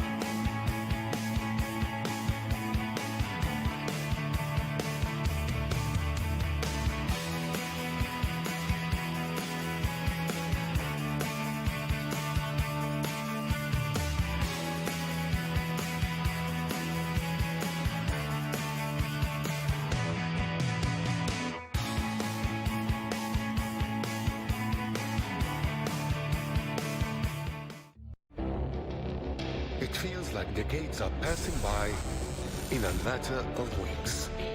seismic shifts in the world order. Never, ever will be part of America. With so much happening and so much noise. Whether it's political upheaval, Canada has been ripping us off for years. economic shifts, or social movements, And no one wins from tariffs. I think America can be more friendly to the rest of the world. For in-depth analysis and all the latest developments across the globe. To have an inclusive policy together. The meetings with Hamas gave me some hope. We're in another nuclear arms race. the most important development straight to your screen. Welcome to the dressing room. I'm on my own. I need backup. And an insightful look at the issues shaping our world today. It was not going to happen, that war, and it happened. Join us on Arabiya News, where the world talks.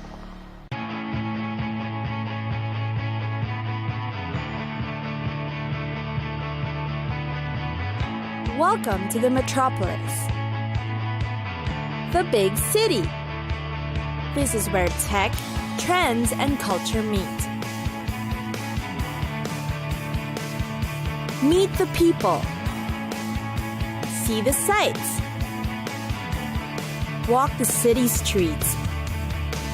And experience the lifestyle.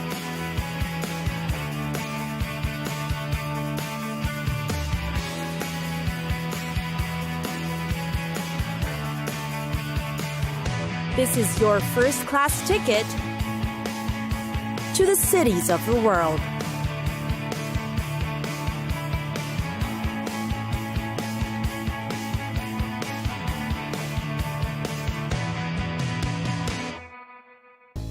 New Orleans. New Orleans, a city of jazz, Mardi Gras, and Cajun cuisine. It's alive and buzzing with activity for adults and youngsters too. The largest city in Louisiana is located along Mississippi River and has one of the largest inland ports in the United States. It is considered a melting pot of cultures with French-speaking Cajuns, including Creoles, Italian, Irish, and German residents. As a result, the city's cultural diversity can be experienced through many things: its music, food, and its schedule of fun festivals you should definitely be part of. To some, it's called the Big Easy. For others, it's referred to as the Queen of the South. New Orleans is foremost known for its regular festivals, the most famous being the Mardi Gras. Come Carnival season, which begins in January, flocks of people visit the city, but that's not all. A host of other events take place throughout the year. The Jazz Fest, perhaps the next most popular, happens every April. It offers visitors an event with local musicians together with other big names in the industry. And of course, there's the food. What makes up the unique New Orleans flavor? It can be described as diverse, unique, and easily recognizable. The Central Grocery is perhaps the most famous place to sample their authentic dishes. Jambalaya, red beans and rice, Creole bread pudding, po' boy sandwiches, and practically anything that includes crawfish. These are certain must-tries. Next comes music. As you know, the city is regarded as the birthplace of jazz music. The city's history of jazz music, in fact, dates back to 1835, a time when slaves used to congregate in Congo Square for some singing and dancing. Over time, the jazz and brass bands formed and expanded throughout, and have even influenced each other. Now there are Creole contributions, ragtime, Dixieland, and soon blues and rock. And then, of course, there's shopping. It's got everything from old world antiques to the latest in fashion. Food lovers should visit the popular Crescent City Farmers Market, while the art enthusiasts should head over to the Bywater Art Market for healthy inspiration. Popular streets for women's wear are the Magazine Street and Canal Street. You'll also find music stores, shops for tourists, and yes, even voodoo shops. Time to explore.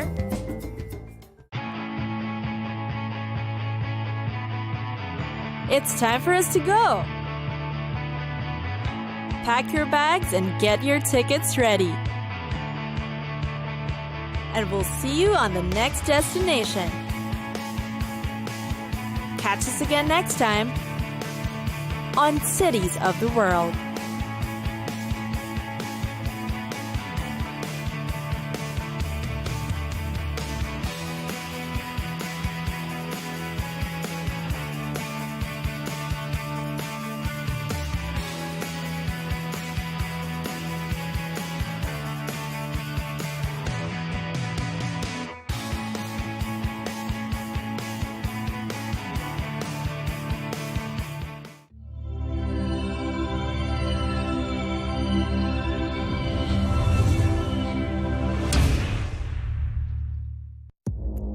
Our allies, in many cases, are worse than our enemies. Stay informed and connected with the latest international headlines. There obviously is a risk. From breaking news to in-depth analysis, it would appear that this war is coming to an end. Who buys this stuff? Investors, pension funds.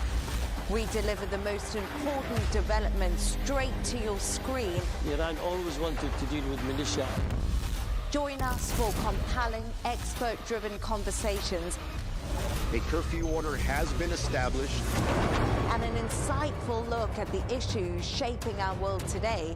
There are lots of proposals about European architecture for security. I'm Leigh Ann Gerrans, and this is W News. We dealt with this when I was Chief of Staff in the first term. Where you don't just hear the headlines, you get the full story. Well, let's discuss this further. I'm joined now by Amanda Mackey, who is a Republican strategist and lawyer who's based in Florida. Very nice to have you back, Amanda. And we're also joined by Greg Swenson, who is the chair of Republicans Overseas, who joins us from Washington for a change. Greg, great to have you with us as well.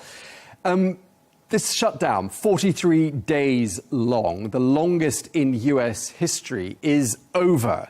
President Trump said people were hurt so badly. Greg, let me ask you first. Who does the US public blame for that long, historically long shutdown?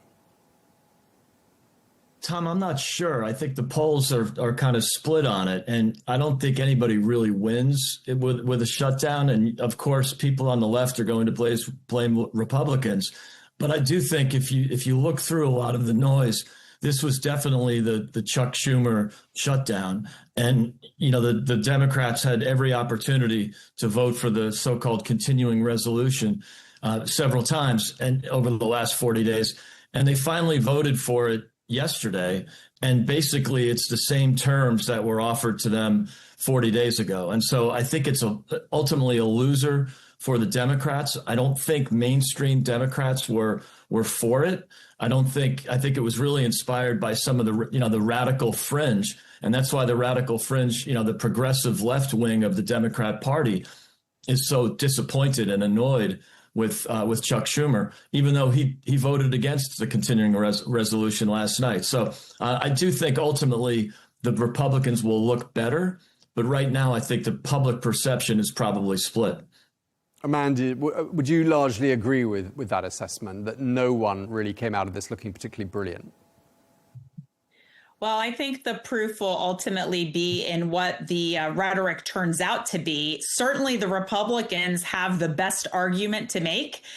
You guys won nothing. You achieved nothing other than holding the American people hostage. You literally did not achieve anything in holding the government closed, shut down, other than create a dangerous situation for people potentially in the skies.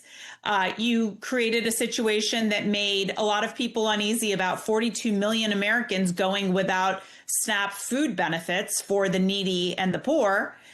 So what did you accomplish? You set out to do this in the name of Obamacare health provisions and to extend those tax subsidies.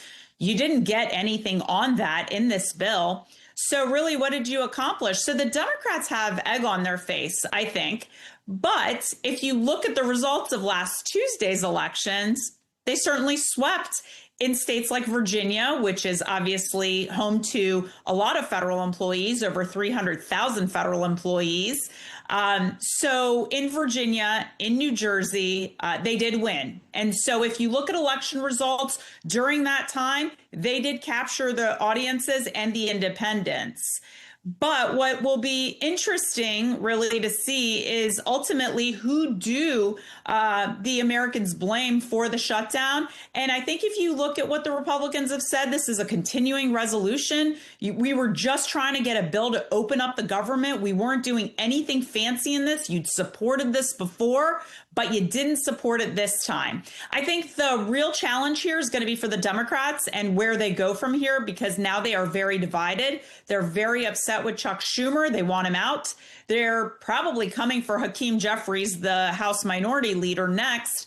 And I think someone like AOC, her star rises very high during something like this. Greg, do you buy into the argument that the recent wins, the electoral wins that were clocked up by the Democrats last week, were somehow boosted by this ongoing shutdown as it was then? Oh, absolutely, Tom. I mean, it's no coincidence that they kept the shutdown going right through that election day. And it definitely had an effect in Virginia, where, as Amanda said, there were a lot of federal workers. And so, I don't think the Republicans had a great chance in Virginia anyway, but she surely won by a bigger margin than we expected. And I thought it's pretty ironic. I agree with Amanda that when people start actually looking at the details, they'll blame the Democrats in this case, because on the surface, they read the headlines and they say and they see government shutdown, and the Republicans control the White House, the Senate, and Congress. And so the immediate perception is that there's some dysfunction in Republican-controlled Washington. But when they look in the details and see who really drove this process in the Democrat Party, which again is the progressive left wing, and as well as the fact that you need 60 votes in the Senate to pass something. So it was really the Democrats that shut the country down. Ironically, they claimed it was for the extension of these temporary COVID subsidies for Obamacare. But what they were trying to do really was provide Obamacare or free medical care for illegal migrants. And yet they shut down food stamps. So they're starving people to give free health care to illegal migrants. It doesn't sell well when you really look at the details. Yeah, one thing I didn't really understand about this shutdown is that, obviously a shutdown is about raising the debt ceiling. And the US has $38 trillion of US national debt. It's probably 39 by now, because I checked that about an hour or two ago. It grows, actually, I'm being facetious, it grows by $1.8 trillion every year. But I mean, usually when there's a shutdown, there's a debate about that. It's about why is the US government allowing debt to simply run away? Amanda, why wasn't anyone talking about that? Yeah, that's a great question. I mean, I think that Congress has gotten so far away from its responsibility in balancing a budget. I mean, when was the last time that we did that? It's been at least 3 decades. And so I think you just see that Congress is not doing its job. It really does lend so much credence to the need for term limits. And when I ran for office, that was something that I campaigned on, the need for term limits, because if you keep rewarding people with these jobs, they're never going to do anything to earn your vote. And look where we are. 43 days of a government crippled. We're the strongest superpower in the world, and we couldn't get our government open over Obamacare subsidies. It just doesn't even make sense. We exposed ourselves. We make ourselves vulnerable by doing this. When workers aren't working, government is basically collapsed. And yet our members of Congress are still getting paid, by the way. No other government worker is but them. And so they have the luxury of doing this, and they have the luxury of making Americans miserable. I am originally from Washington, D.C., And I happened to be in DC during the shutdown, and it really was very traumatic to see what was happening. My father is a surgeon in the area. He sees patients. Patients were not coming in because they couldn't pay the $10 or $15 that it takes to see a doctor. That's how people were budgeting. To think that people were leaving their jobs with being an air traffic controller or whatever government job that they had to do Uber delivery or to work some kind of a way to make quick money on the side or staying home because they couldn't pay for childcare. This is insanity for a government as strong and as powerful as this nation is. So what the Democrats did was absolutely criminal. And I hope that the Republicans really take them to task on this. But I would just say the broader picture here, two things. One, the Democrats could have worked on these Obamacare subsidies, extensions of tax credits when they controlled all the levers of Congress and the federal government when they had the White House under Joe Biden. They did not. Why? Because Obamacare is unaffordable. And that's what the Republicans preached when I worked in Congress, when Obamacare passed. And we said this is not a sustainable program. Yet when the time came, they didn't have the guts to do anything about it. So I would say that is one, major sticking point. But two, I think it just really shows the need for term limits in our government so that people get out of the way who don't want to do their jobs, but still demand to get paid every day when government employees aren't. Okay, Greg, lots to pick up on there. I mean, first of all, why weren't the Republicans jumping up and down about the 38 trillion US dollars of national debt? And another point I want to pick up on from what Amanda was just saying there is, I mean, if Congress, men and women, were not paid during government shutdowns, I mean, do you get the impression they might be a little bit shorter than 43 days? Yeah, look, there's a couple of things to dissect there, but I think what's important to know is there were a few fiscal hawks, notably Massey in the Congress, and I would imagine Senator from Kentucky that actually didn't vote for the continuing resolution. And perhaps you could argue those. Yeah, thank you. Thanks, Amanda. But you could argue, those were protest votes. But, I think there needs to be more of those. And the time to do that is not necessarily during a continuing resolution. The time to do that is during the legislative process. And we did have some spending cuts, not enough, of course, but we had the most spending cuts we could get in that legislative process for the big, beautiful bill. But I do think there needs to be more attention. The history is interesting here. The last time we had a balanced budget was when Bill Clinton was president. But of course, the Congress was run by Republicans. It was Newt Gingrich, the Republican Revolution or the Contract with America. That's the last time. And that was in the 90s. But, Bill Clinton clearly pivoted toward the middle because he was really beaten so badly in the 94 midterms. And so you saw, a really powerful Congress, and there was a solid majority, which we just don't have right now. So things are going to be difficult. I think it will continue to be difficult in terms of serious spending cuts. It's something that Republicans always talk about, but we don't often deliver. So I think the only way to fix this problem might be to grow out of the debt, basically grow out of the deficits by increasing tax revenues. Tax revenues are up significantly since 2017 and the tax reform and deregulation that Trump brought in the first term.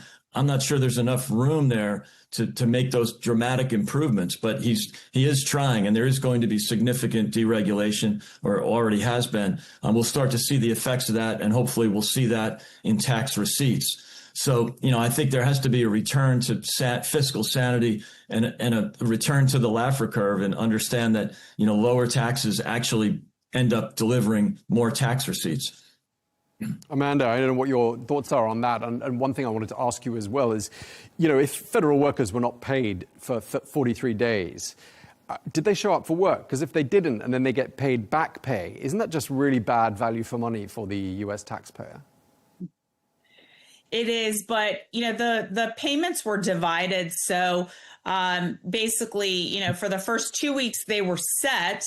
But really, it was after those 2 weeks where they weren't then getting paid. So, look, the bottom line is, you look at the salary of a soldier who enlists at age 18, even if they work their way up the ranks to being like an E3, which is probably in like the mid-20s, you're talking about someone who might be deployed, has a family here, making about $22,000 a year, so just about $2,000 a month. And they have to worry about whether their family can eat while they may be deployed. They're having this insecurity about what's happening with their families. This is terrible on so many levels. And so there are some people that can weather the storm better than others. There may be people in Washington, many of whom I know, that they work for the government. The husband does, but the wife works a corporate job. And so they were insulated from the effects of this. But I can tell you, anecdotally, we had a lot of people that couldn't pay rent. You know, the rent that came on November 1st, people couldn't pay it because they hadn't received a paycheck. Utility bills, mortgages, car payments, they don't stop because the government is shut down. So unfortunately, in the area of Washington, D.C. and the surrounding suburbs, they experienced it much worse than the rest of the country did. The rest of the country may not have even noticed it, other than they couldn't go to like a national park or, something that they needed to do with the government. They couldn't, reach someone. But by and large, government employees went to work unless they truly couldn't. But just the fact that we did this to them, just the fact that Democrats allowed this to happen in the name of politics. And we know it was in the name of politics because the day after the Tuesday elections in Virginia and New Jersey and, of course, New York City, they asked for a meeting with President Trump. The Democrat leaders wrote a letter saying, we'd like to talk with you now. So it was very evident what they did, and they played politics with the American people's lives. And Greg, totally. I mean, look, Tom, they use the term by any means necessary. That seems to be the central theme in the Democrat Party right now as they've pivoted to the radical left.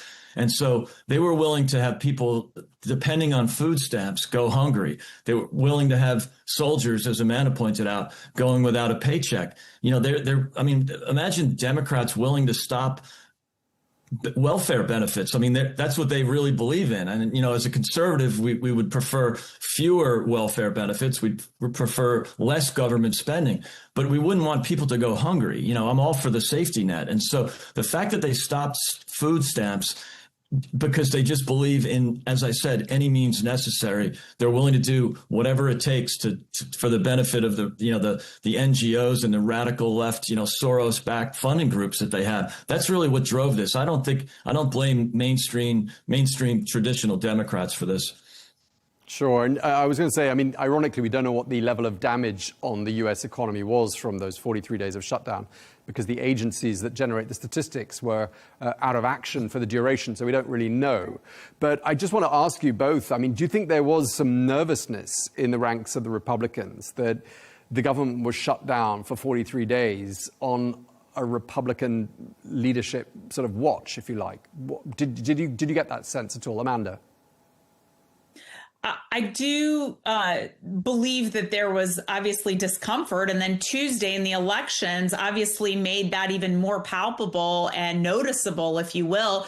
But I think John Thune, the Senate Majority Leader for the Republicans, just did such a great job, even under pressure from President Trump, of nuking the filibuster. And we could have done this without the Democrats. He refused to do that, which really shows a lot of principled leadership. Because I know there were tons of Republicans that were just like, screw the Democrats, just do this. We need to do this. But ultimately, the Republicans were in solidarity. They held their ground. They knew they were right. Despite what happened on Tuesday, they stood firm together in solidarity. And I think that is what ultimately moved the needle for them and getting the Democrats to be on board. I think the Democrats finally said, we're not going to make any headway here. We might as well reopen the government. We'll take the wins from Tuesday and just be happy with that. And Greg, I don't know what your thoughts are, whether you felt like people in the party were getting a little hot under the collar and a bit nervous about this ongoing shutdown. But let's be clear. It only really tides the US over until the 30th of January, because isn't there going to be another vote at that point when, there's the next threshold that needs to be crossed. Is that correct? That this we might be, the sense of normality might be quite short-lived. Yeah, I mean, we go through this, it seems like once or twice a year, and typically it goes unnoticed because the Democrats, especially when they're in power, always pass the continuing resolutions. They love spending money. So, I don't think there's a risk of that when Democrats control any of the branches in Washington, but there is that risk in January. But a few of this continuing resolution included a few appropriations for some parts of the government that will not be at risk in January. So not only didn't the Democrats win anything, but the Republicans actually picked up a couple of notches in effect. And so I think that it'll be much less risk in January than it was now. But yeah, I agree that, the Republicans, we were a little bit nervous because this is unprecedented. The longest shutdown to date was 35 days. So we won't really know the economic effects until the fourth quarter numbers come in. But there will be some effects to the economy, that's for sure. But I think in the first quarter of 26, you'll see the effects of the tax reform and deregulation start to kick in. So I'm not too worried about the long-term political effects. But yeah, it was uncomfortable for us. And Amanda brings up a good point about ending the filibuster. I'm a big believer in the filibuster, and I think most Republicans are, whether we're in power or not. And it's important to keep that. But I'm afraid that we're at risk of losing it anyway if the Democrats, or if and when they take the Senate again, they will drop the filibuster. So there was an argument, we might as well do it ourselves now and take advantage of it and pass the CR. But I think ultimately they will do it, and they were threatening it during the Biden years. The only reason they weren't able to drop the filibuster is because Joe Manchin and Kyrsten Sinema were moderate Democrats and sensible and common sense Democrats who stopped that from happening. But that was close, and they're no longer in the Senate. So if the Democrats take the Senate back at some point, it will be led by the radical progressive left. They will drop the filibuster, and then we'll regret not doing it when we had the Senate. Okay, and just to both of you, really, just to wrap up this conversation, Greg, I'll go back to you so that Amanda finishes. So we're not sure what effect this shutdown has had on the economy. Has it had any effect on President Trump's approval rating? Well, I don't think so. I think that if anything, again, the headlines will make people think, on the surface that the Republicans are in control, but, the government was shut down. But once this is digested, once we see some of the outcomes, I think it will turn in favor. But I don't think the president lost any strength in the ratings, because of the shutdown. He was very transparent, very vocal about it. So I think if anything, he picked up a few points. Okay, Amanda, your final thoughts so we can wrap up this conversation. I would just say that you'll see the divisions and the fissure between the Democrats and the leadership, and the Nancy Pelosi, who the day after Zohran Mamdani was elected, saw her way out into retirement. I think it just shows where the Democratic Party is headed. And I think you're going to see a lot of finger pointing, a lot of blaming of the leadership, the current leadership by the Democrats. So that in and of itself will bubble to the surface, how this was the Democrats' ploy all along to target the Republicans to make Trump look bad, when in fact they're the ones that look bad and their leadership is eroding. Okay, well, Amanda Mackie, you have had the last word. Thank you very much indeed to you, and thanks as well to Greg Swenson, Chair of Republicans Overseas. Thank you very much indeed to you both. Thank you. Thank you both, guys. Thanks. Thank you.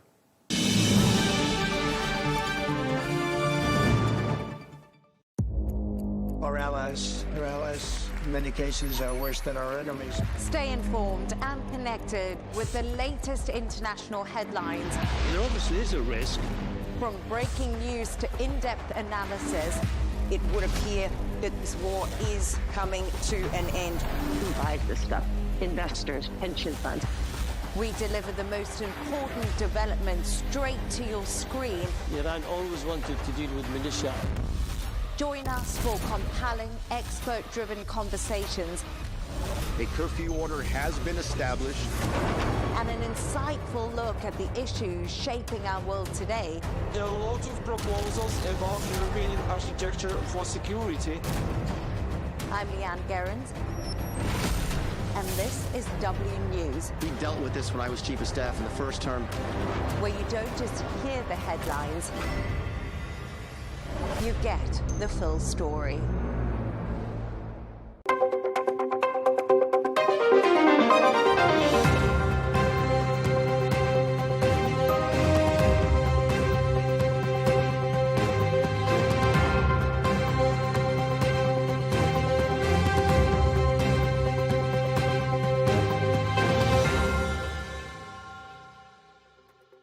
Hello and welcome to this special interview here on Counterpoints with me, Melinda Nucifora.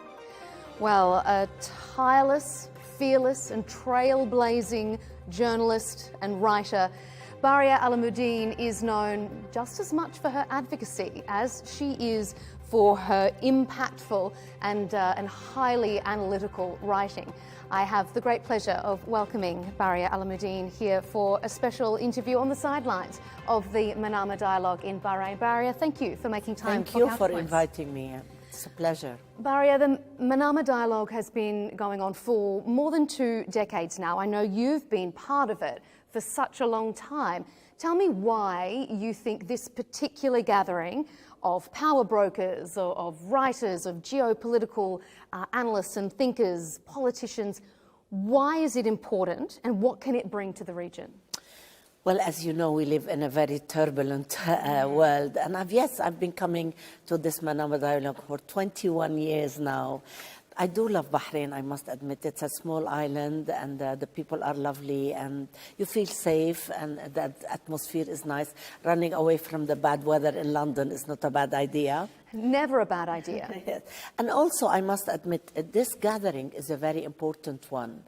And not only of this specific time, but it has been all along. They managed to bring together security personnel and ministers and many also coming from the world of intelligence as well. As you see as well, there are many people that are coming from centers of studies. You sort also build a friendship on a one-year term. So every year you meet the same people and you say hello to the same people. And as a writer and writing a column, it's really important for me to come to the region and to meet with the people of the region, but also to meet with all these security people and intelligence people and my colleagues. It's been extremely useful for me over the years, and it's developing more and more and more, and it's getting bigger and bigger, which is quite interesting. I like also the side meetings that happen. They're always important at events like this. As someone who is on the inside and has connections across so many different delegations, how important do you think those sideline bilateral meetings are? Do they sort of set the scene for maybe what we see politicians announce and shake hands on in the months to come? Announce or don't announce. Sometimes you will hear politicians that come and don't say hardly anything.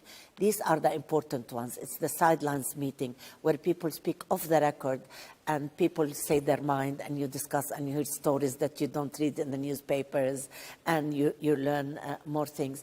Also, over the years, you develop certain friendships and people feel they trust you. They're, when you say off the record, it's definitely off the record. It's not... And as I say, I think people also come to Bahrain, honestly, and not only for this, but for the Bahrainis are known for being such kind people that they receive you warmly, and I think people like the food as well here. They like the gathering. It's the tradition of the meeting of these people. We must also say that this is a very critical time for the region, as you know, and the world at large. So I'm looking forward for the next 2 days, and my schedule is full of, these appointments on the side of the big meetings in the big room. It is. About 1 year ago, in an opinion piece, I think it was just before last year's Manama Dialogue, you wrote, "Our world lacks guardrails because conflict resolution bodies like the UN Security Council have been paralysed by superpower rivalries." Are we in a better position or a worse position than we were 1 year ago? I think a worse position. The UN is rendered completely ineffective. Nobody listens to the UN. Some presidents of the world make fun of it and don't respect it. So I'm afraid we are, and it's something that we really need these days. The UN has never been more needed. If it is to find peace and security in the world, but also for refugees, for help with all sorts of things like UNRWA, for example, in Gaza. I think what we need to do is strengthen our international organizations. The UN with all its branches and need to come back. Do I see it coming soon? No, which is really unfortunate. I would like that the world wakes up. I hope they're not waiting for a big catastrophe for them to wake up. Because as you know, the UN was actually constituted after the war, and we really need to revive it and give it respect and security and money as well. Your book, Militia State, was published in 2022. And even though it focuses primarily on Iraq, it does analyse how Iran projects its power across the region, considering the strikes we've seen recently in Iran, but also the dismantling of many of Iran's allies across the region. How do you assess Iran's place in the region today? Oh, much, much, much weaker than when I wrote this piece. And I'm happy to say that. You know, Iran is a Muslim country. There is no reason it should not have the best relations with the region at large and all the Muslim world and the world at large, except that they have in their constitution that they should actually send their revolution outside their borders, which is really bad. They built these proxy armies like the PMU, PMF in Iraq, like Hezbollah in Lebanon, like the Houthis in Iran, like the Hamas in Gaza and parts of the West Bank. It doesn't work like this when you try to dismantle peace and security in other areas.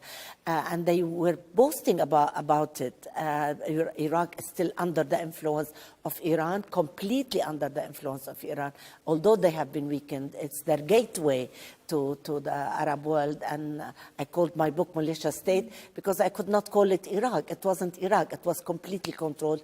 It's still controlled.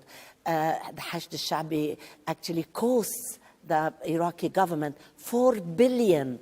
We don't know where this $4 billion goes, and we don't know what's going to happen in the new elections. People are not very optimistic because of Iranian intervention and Iranian domination of Iraqi politics. So this is sad, and also not only that, but they used to threaten to say that Bahrain even is part of Iran.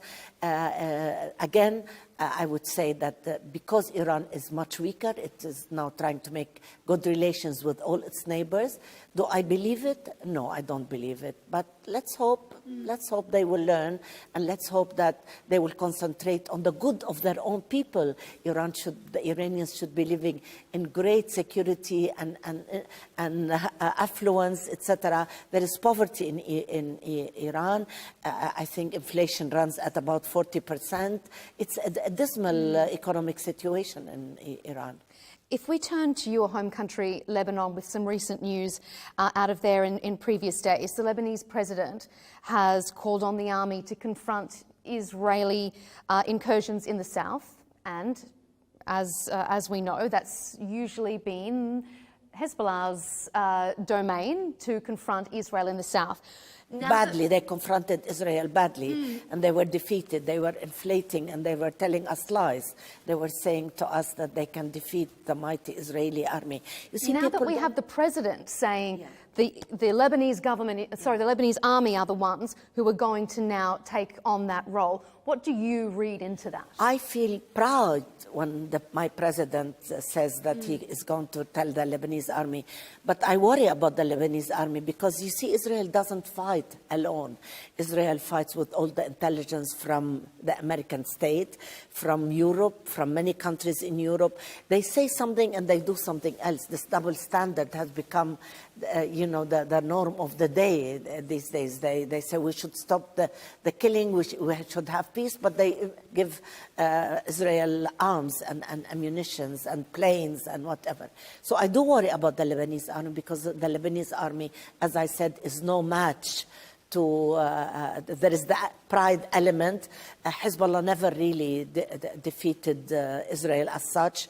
I think Israel is on a course which is a very bad for the Israeli state, for the Israelis, because also there is many Israelis that are losing their lives, that are psychologically sick, and also it has become a pariah state in the world. Never in my life I would have thought that I will see the international community, the people. You see, people talk about peace and these agreements between a country like Bahrain and the Emirates. This tells you that the Arabs really want peace. They don't want war, either with Iran or with Israel. But it takes two to tango. Israel should not also attack Lebanon and should stop. We signed an agreement with them. You see, they're making the disarming of Hezbollah more difficult, because Hezbollah is saying, how do you want me to disarm if every day my people are getting killed and they are attacking my villages, they're attacking my schools, they're attacking my everything, homes, everything. So in a way, I am proud that, but do I feel that the Lebanese army can defeat the United States of America and Israel and the many European countries? No. Israel doesn't fight alone. If we're speaking of Israel, the ceasefire in Gaza appears to be increasingly fragile. President Trump says the war is over, but that is a vastly different thing to there being peace in that part of the world. You've written extensively about state and non-state actors in the region. So to your mind, how dangerous is this period of time for Gaza when we consider the potential for a power vacuum? Yes, I think a power vacuum should not be an option for Gaza, because as we know, there are Hamas elements, and we know Hamas is not exactly the kindest of organizations. People brand it as a terrorist organization. And indeed, the 7th of October was a disaster, not only for the Israelis, but for the peace in the Middle East and for the people of Palestine and Gaza and the region at large. The atrocities we have seen committed after that are unbearable to mention even. So I think what should happen, I think this plan was launched before it's being prepared. So we don't see the armies ready. Now they're discussing which countries are going to give personnel to help with the peace. We don't know who it is.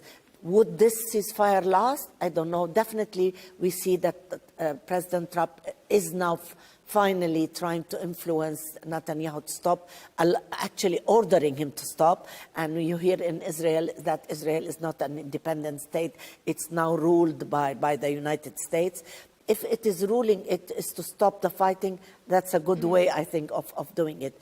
We should try and limit these elements like Hamas and the Houthis and Al-Hashd al-Sha'bi and of course Hezbollah, not only limit the role, but they should be not there at all.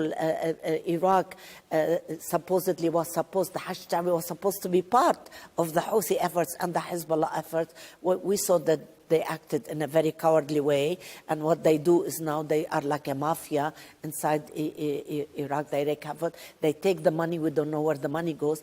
There is actually no electricity in a summer of 50 degrees in Iraq. And this is a country that has the second biggest reserve of oil. I mean, one cannot even imagine it. And schools are deteriorating. The economic life is also like this. So there should not be at all the presence of these elements, as I said. And I hope and I pray that they find some kind of force, Arab force or others, that can monitor the peace until they can train some Palestinian forces to take care of the peace in Gaza. That is, if the peace holds.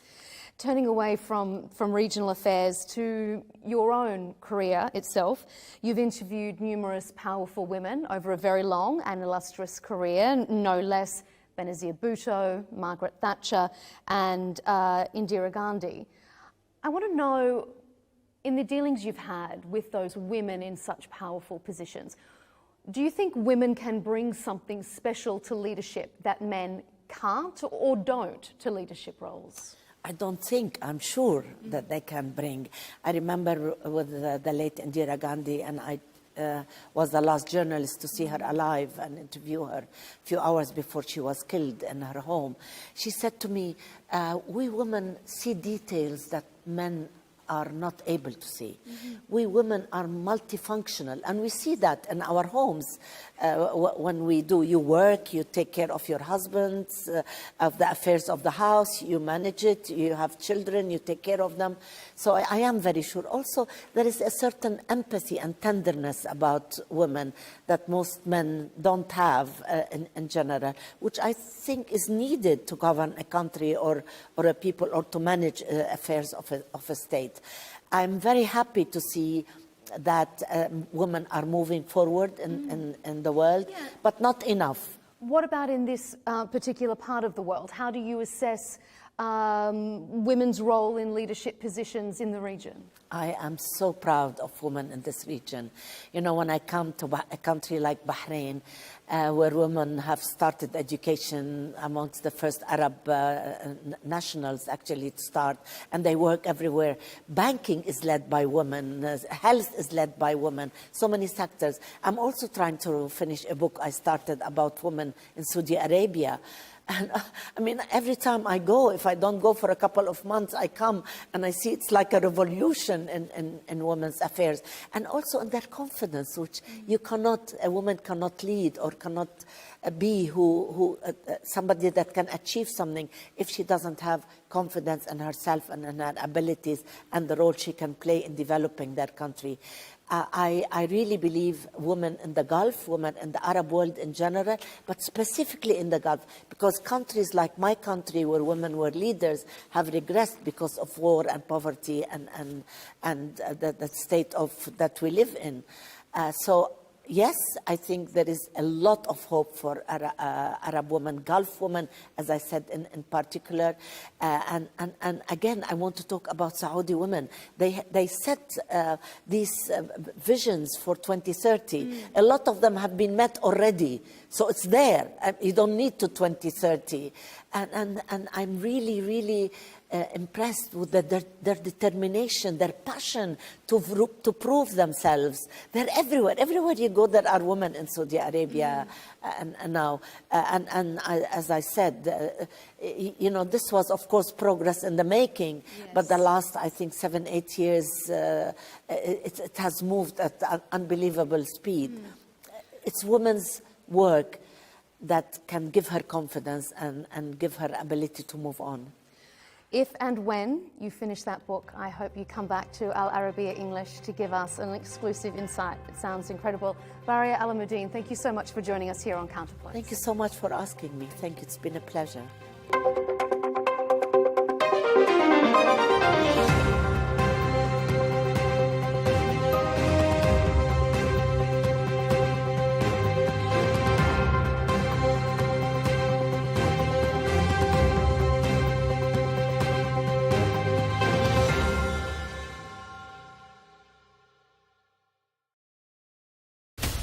From the White House to Gaza, Kyiv to Beijing, elections, economics and the environment compete with conflicts and other complex issues for our attention. In an age of fake news, deepfake and artificial intelligence, they've got to have a vote and a say. It's important to look beyond the loudest voice to understand the truth. From newsmakers to groundbreakers, my campaign is going very well. Presidents, prime ministers, princes and peacemakers, and cultural tastemakers. As Arabs, as Middle Eastern, we're too emotional. Join me on the Riz Khan Show for empowering conversation.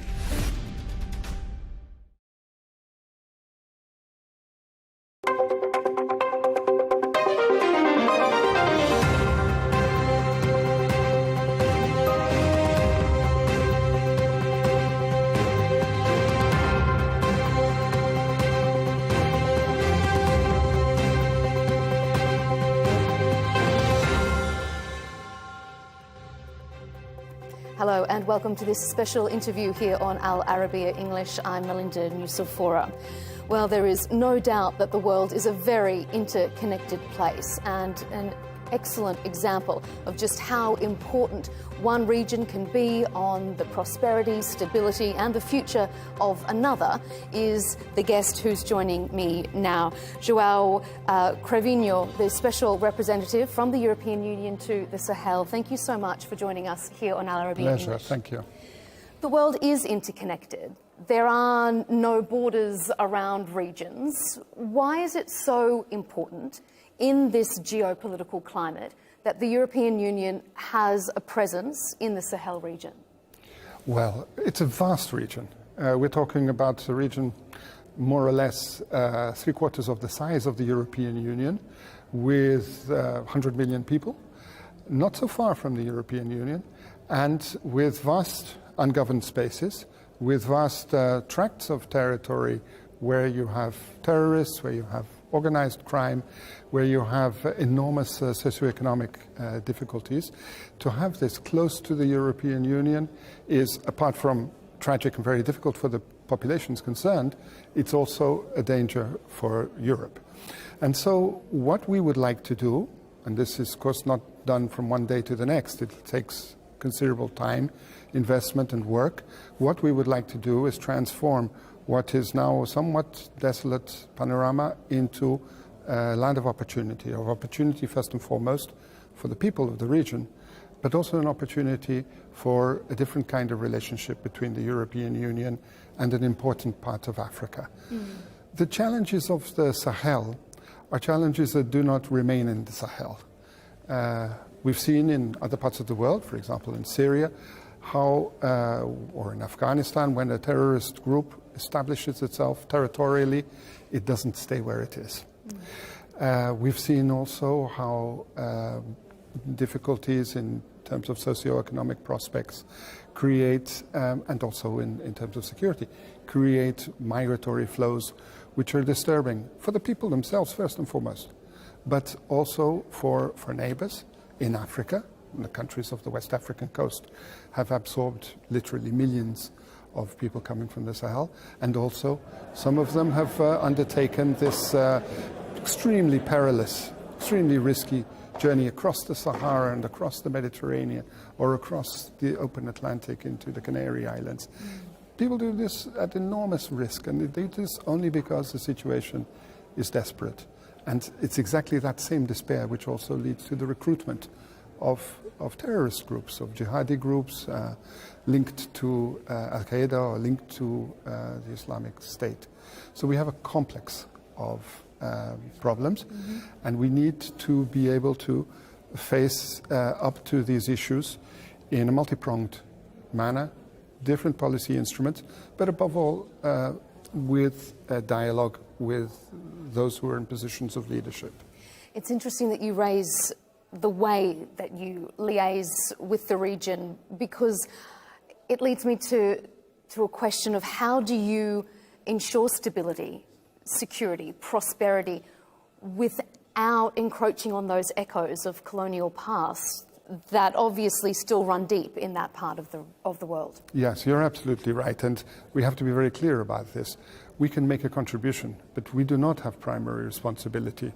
We can only work with those who are in a position of authority to the extent that they are available and open for that.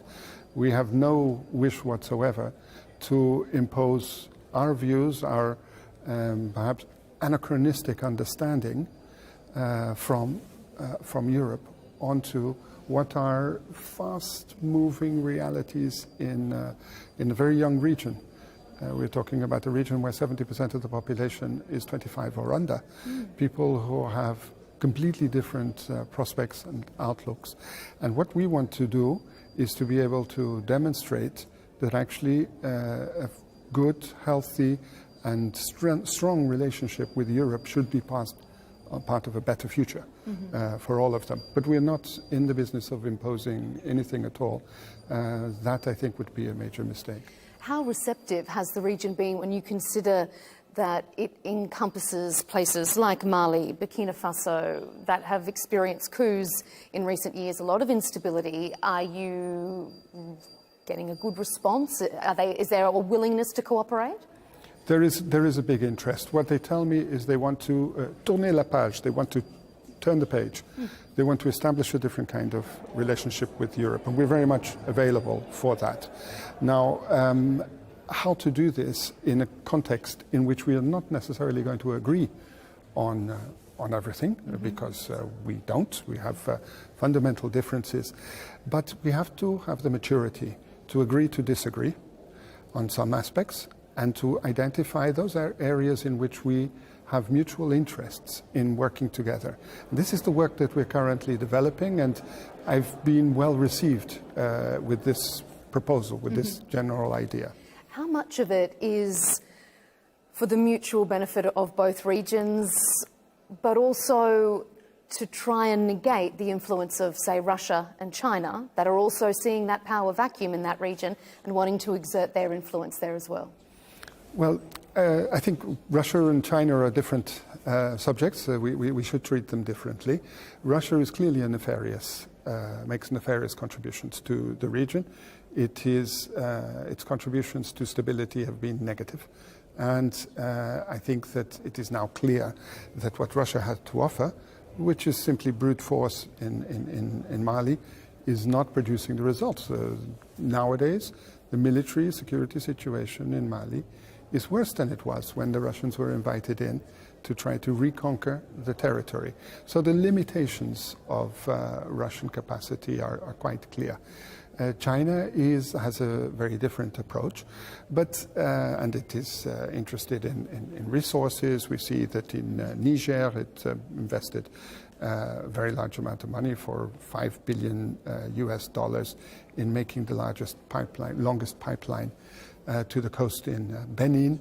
But with China, what I would say is that they have their approach, and we respect sovereign choices of countries of the region. However, I think that what we have to offer is much wider, much more interesting for the populations in the longer term. But this is not necessarily a question of either or. There is nothing impeding countries of the region from working with China and working with us as well.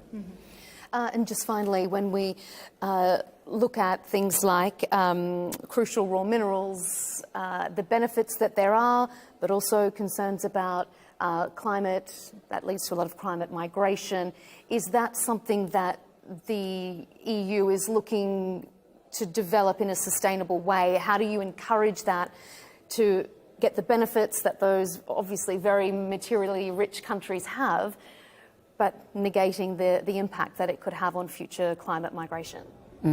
Yes, well, I mean, this points to the need that we have as an international community really to develop appropriate governance mechanisms. The climate change is impacting the whole world, but it has a very strong, very powerful impact in the Sahel. It's one of the parts of the world most impacted. This is creating all sorts of changes, elements for change, usually negatively. It is creating, for example, with respect to herders who usually take their cattle from one part of the region to another part, they're forced to find new paths, which are bringing them into conflict with farmers in different regions. And this can also have an ethnic dimension. So here we have climate change producing intensified ethnic conflict. I think that we require an approach that is holistic. You cannot simply apply a one-dimensional formula, military force, for example, and imagine that the problems are going to be solved. That's why I think that the European Union is in a good position to be a good partner for the region, precisely because we do have a multitude of different policy instruments. With respect to critical raw materials, I think that the most important, and I know that the young people of the Sahel feel this very much, is that the wealth that is under their soil should revert to their own futures. And I think that with respect to that, it is necessary to work with the authorities in the different countries in ensuring that appropriate codes of conduct are respected, that there is value added, that there is a return for the populations. And to be honest, I don't see that when you were talking about Russia being a partner for the region, and they're also involved in mining, but in a manner that is not producing any positive results for the population. It's a really interesting part of the world, and we appreciate you taking the time to share your expertise. Joel Crevigno, thank you for joining us here on Al Arabiya English. Thank you very much.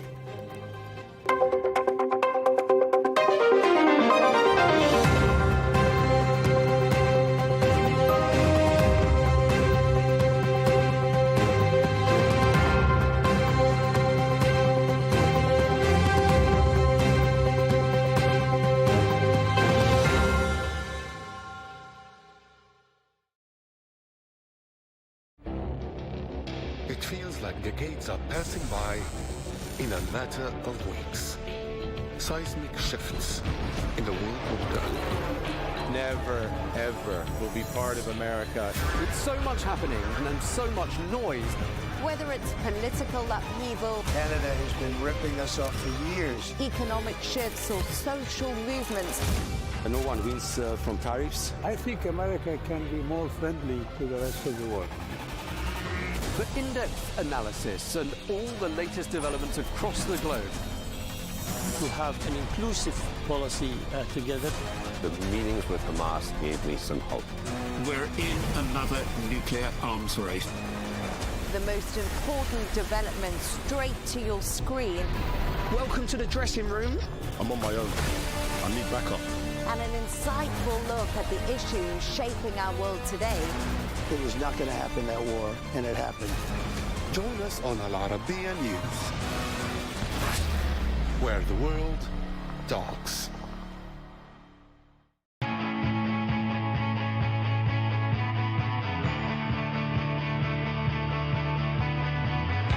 Welcome to the metropolis, the big city.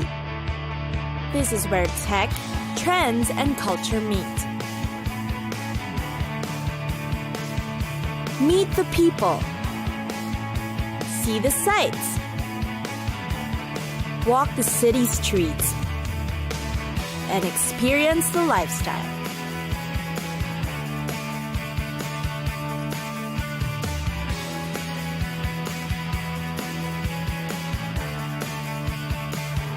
This is your first-class ticket to the cities of the world.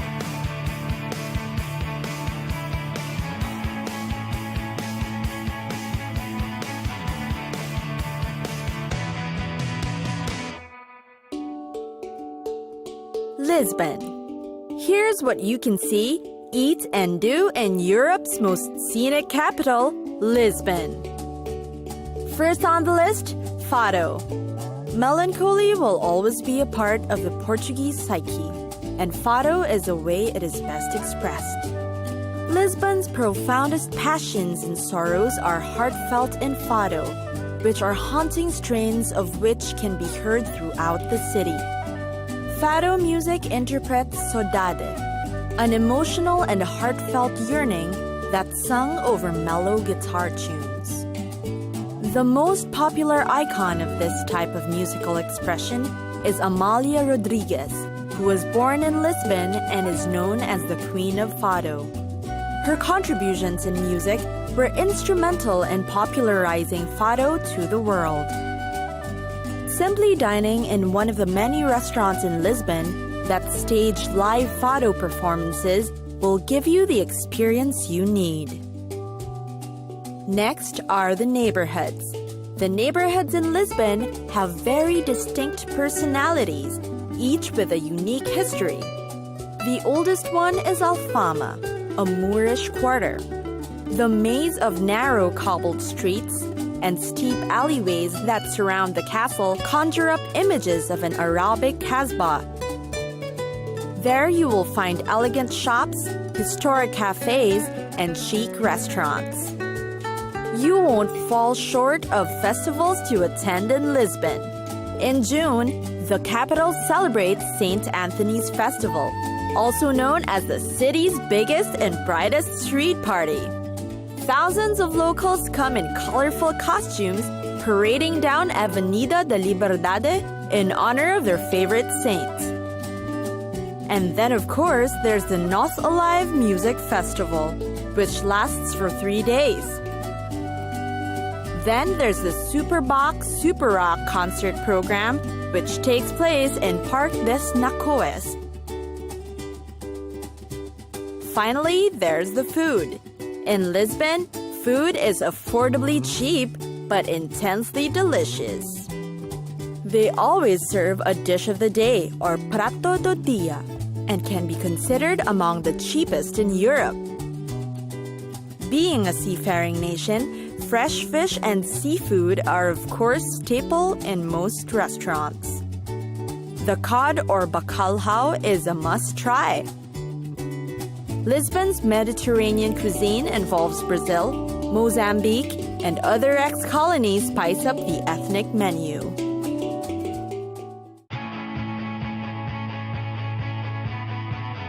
It's time for us to go. Pack your bags and get your tickets ready.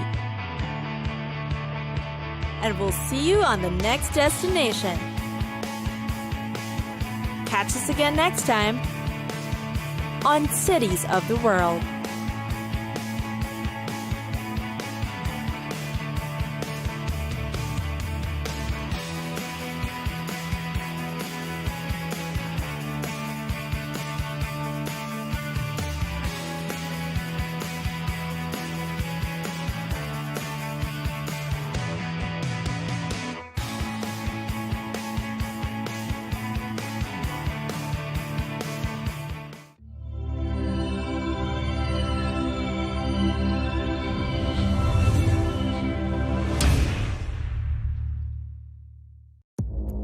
Our allies, in many cases, are worse than our enemies. Stay informed and connected with the latest international headlines.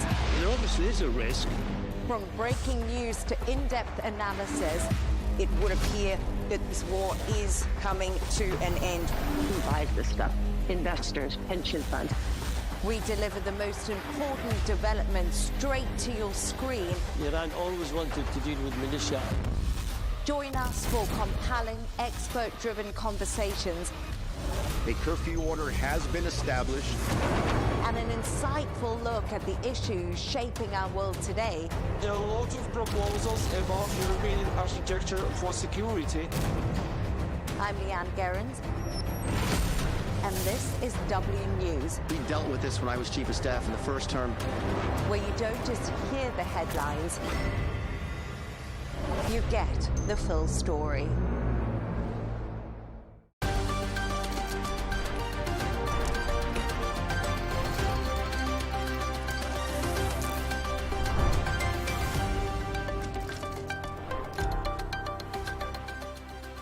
Hello and welcome. I'm Leigh Ann Gerrans and you're watching W News Extra, broadcasting live from the Al Arabiya studios. These are our top stories. President Trump urges fellow Republicans to vote for the release of the Epstein files, maintaining we have nothing to hide. The UN Security Council considers a Gaza stabilization force, but both Israel and Hamas air concerns over the possible resolution. Former Bangladeshi Prime Minister Sheikh Hasina has been sentenced to death after being found guilty of crimes against humanity.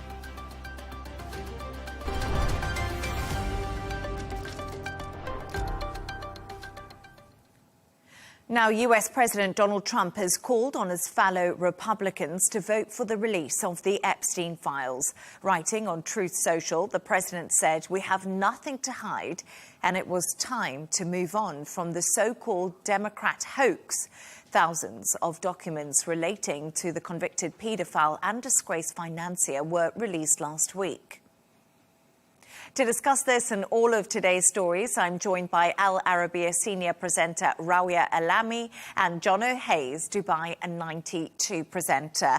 Rawia, let's start with you right now. We talk about the Epstein files. They don't seem to be going away. It seems to be the story that keeps on giving. But Trump has said we've nothing to hide. He's now made another U-turn and said, let's release these Epstein files. But why did he fight for the files to not be released? It was all a little bit confusing. And he fought for many years, basically, for those files, as you said, not to be released. It is, as you said, it's a 180 degrees turn. It's a reversal onto his previous position. And I think the answer depends on whether his latest position or this reversal is real or not. Is it real or is it symbolic? Is it an actual move towards transparency, or is it a tactical move?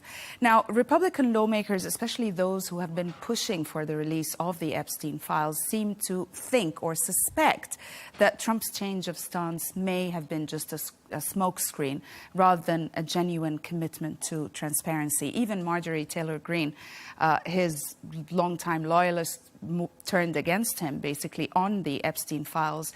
She said that she was still baffled by his previous opposition to their release, yet she was also wondering whether this his latest position signals weakness or it is just a strategic calculation. Now, there could be many reasons behind it. It could be damage control, because apparently the Epstein files are the only weak point that are capable of fracturing Trump's MAGA base and make him lose his loyalists like Marjorie Taylor Greene. Also, recent polls have shown that over 63% of Americans are not happy with the way his administration has actually handled the Epstein files. Or it could be simply that it is the only move available to him at this stage, especially with the vote on their release looming, with so many Republicans preparing to vote for their release. And maybe he was also encouraged by the information that was leaked by the recent Epstein emails that don't really show any wrongdoing on the part of Trump. And I think this is the interesting point. We did see those emails that the Democrats released from Jeffrey Epstein and the correspondence between Michael Wolff, one of the biographers. And there didn't appear to be any smoking gun, did they, Jono, when it came to Donald Trump? And I think that this has probably given him a little bit of confidence, as well as what Rawia says. We're seeing these massive cracks open up when it comes to the MAGA base, because when Donald Trump was campaigning, he said we would release the Epstein files. And they haven't been released, and we've seen Peter Mandelson in the UK, obviously Prince Andrew too. So lots of people have been involved in the tentacles of the Epstein files. And you have to question if there's the policy that it may have been to protect the victims, that might have been why at that point you were holding back from releasing the full files. Virginia Giuffre and her statements that are in there say that Donald Trump was nothing but polite to her. So maybe the point that they were waiting until they were sure they could release these files without there being any backlash to make 100% sure that there was going to be no issues, I guess. There may also be the element that there's other people who are listed in there as well. We don't know who is in there. We know Bill Clinton is in there. We know that Lex Wexner is in there as well. But you have to worry about who else might be in those documents that's in there. On the surface, it might look like the reversal is managing the political damage here, but it might be genuine transparency on the part of Donald Trump to think, I am safe in here, I've got nothing to hide, which is what he's reiterated again and again. And certainly from the leaked documents that you see, you would think that that might be the case. If the Democrats are picking and choosing what they're releasing, and what they've released so far have got nothing incriminating, you then have to wonder what else could possibly be in there that would be incriminating. Because you would take this as a perfect opportunity to take it down a peg or two, to hit the administration. You would assume that would be the first thing they would release. If you had full access to it, then you would. Yeah. Or you would have looked at it pre-election and said, the Democrats had access to it well. They could have released it pre-election. In which case you would have said, if there's nothing in there that's damning, it wouldn't have affected the election. If there was, it would have made a very different election outcome, potentially. So I think you probably would have released them by now. So I think we're seeing some actual transparency on the part of the Trump administration at this point. Again, he's claimed over and over again there's nothing to hide. the part from the Republicans is that they now want, there's this want to get this transparency through. And I feel like that appetite for that is what's forcing his hand on this situation. And there's been so many other things going on within the camp of the administration right now. He's gotten to it bit by bit, but I think this has been the one dog that hasn't stopped barking throughout the entire presidency. And we've had the JFK files, we've had the alien files that he wanted released, everything except the Epstein files. And if you're to believe what the administration are saying, it was to protect victims up until this point. So that may be what we're seeing right now. And I think it's transparency that's required, because otherwise he is at risk of losing some of his long-term followers. And you have to say that maybe it's the time. And also people that he got and people who voted for him when he was campaigning and said, I would release these Epstein files. But there's a whole conversation happening at the moment, because if we look at people who've taken the fall for the Epstein files, it's been 3 British people, Peter Mandelson, Andrew Mountbatten-Windsor and Ghislaine Maxwell, all of them being British. And in the US, everyone seems to have been pretty protected. Ralia, I don't know what your thoughts on this is, but there's been a lot of talk and analysis about how this has gone down in Britain. There has. Yes, there has indeed, definitely. I mean, the media has been talking about it since especially the leaked recent emails were released, basically. The British media is talking about it, the US media is talking about it, and everybody seems to basically conclude that the way these scandals are handled in the UK or generally in Europe is with much more seriousness, and therefore the repercussions of such scandals we've seen in the UK, it has made a monarch lose his status and his prince title as well. Also a diplomat lost a lot because of this scandal. While in the US, it seems to be different. It seems to be handled with less seriousness, with less repercussions. So I don't know, maybe President Trump relies on that as well. Look, I think the one person who is at risk of losing everything from these files, if there was anything incriminating in there, is Donald Trump. Yeah. Bill Clinton is a has-been. And Bill Clinton has gotten the flack on being in the documents. We know that he's in there. He's mentioned in there several times. He's gotten the flack for it as well. He's not holding a position. And I think, to be fair, Bill Clinton's reputation has been tarnished for a lot longer than that. He hadn't as much to fight for. The issue with Andrew Mountbatten-Windsor is that he portrayed this holier-than-thou image and continued to do so, and continues to, against the allegations that are set against him, say that they are incorrect, which he's perfectly within his right to do. But there is, again, the smoke with the fire to go along with that one indicates that he has portrayed the image of, I am untouchable. There's that element of, and we've discussed this before, where he almost feels that he's got that right, that he's not... Birthright. Exactly, that he's untouchable. And that was where the issue came from as well. And I think that's probably why you took people out of power, because they were in the Epstein files, which makes sense. Donald Trump is the part of the domino who's still in power. So I think that's why we need to get these documents out there, to prove and say there's nothing in there. We're all good, hands washed clean. We know that he had a connection with Jeffrey Epstein. We know that they knew each other. We know that they were in the same circles and the same connections. What we now need to find out is, how deep did that go? And if there's nothing there, then we're fine. Prince Andrew said he didn't even know him. And he said that over and over again before this had all come to the light, and the allegations against him, which still are there, he said, no, that's nothing to do with them.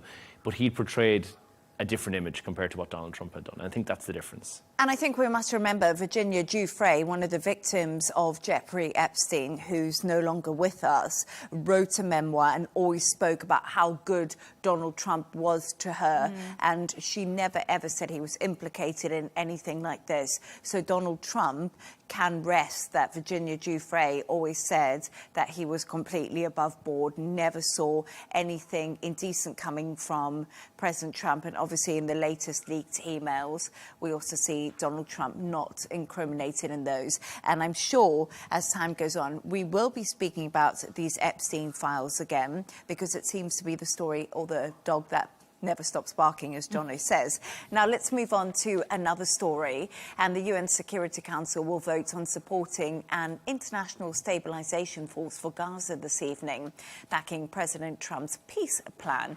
It could pave the way for a Palestinian statehood, something Israel continues to oppose. Hamas has also called the resolution dangerous and an attempt to subject the Gaza Strip to international authority. So, Jono, the UN Security Council, they are voting this evening on this US-backed Gaza plan we spoke a lot about when it came into force.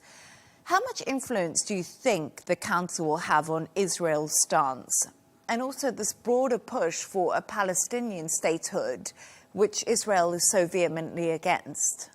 So what we're seeing here is the UN Security Council adding a bit of diplomatic weight behind the call for Palestinian statehood, which many, many nations have already said they would formally recognise.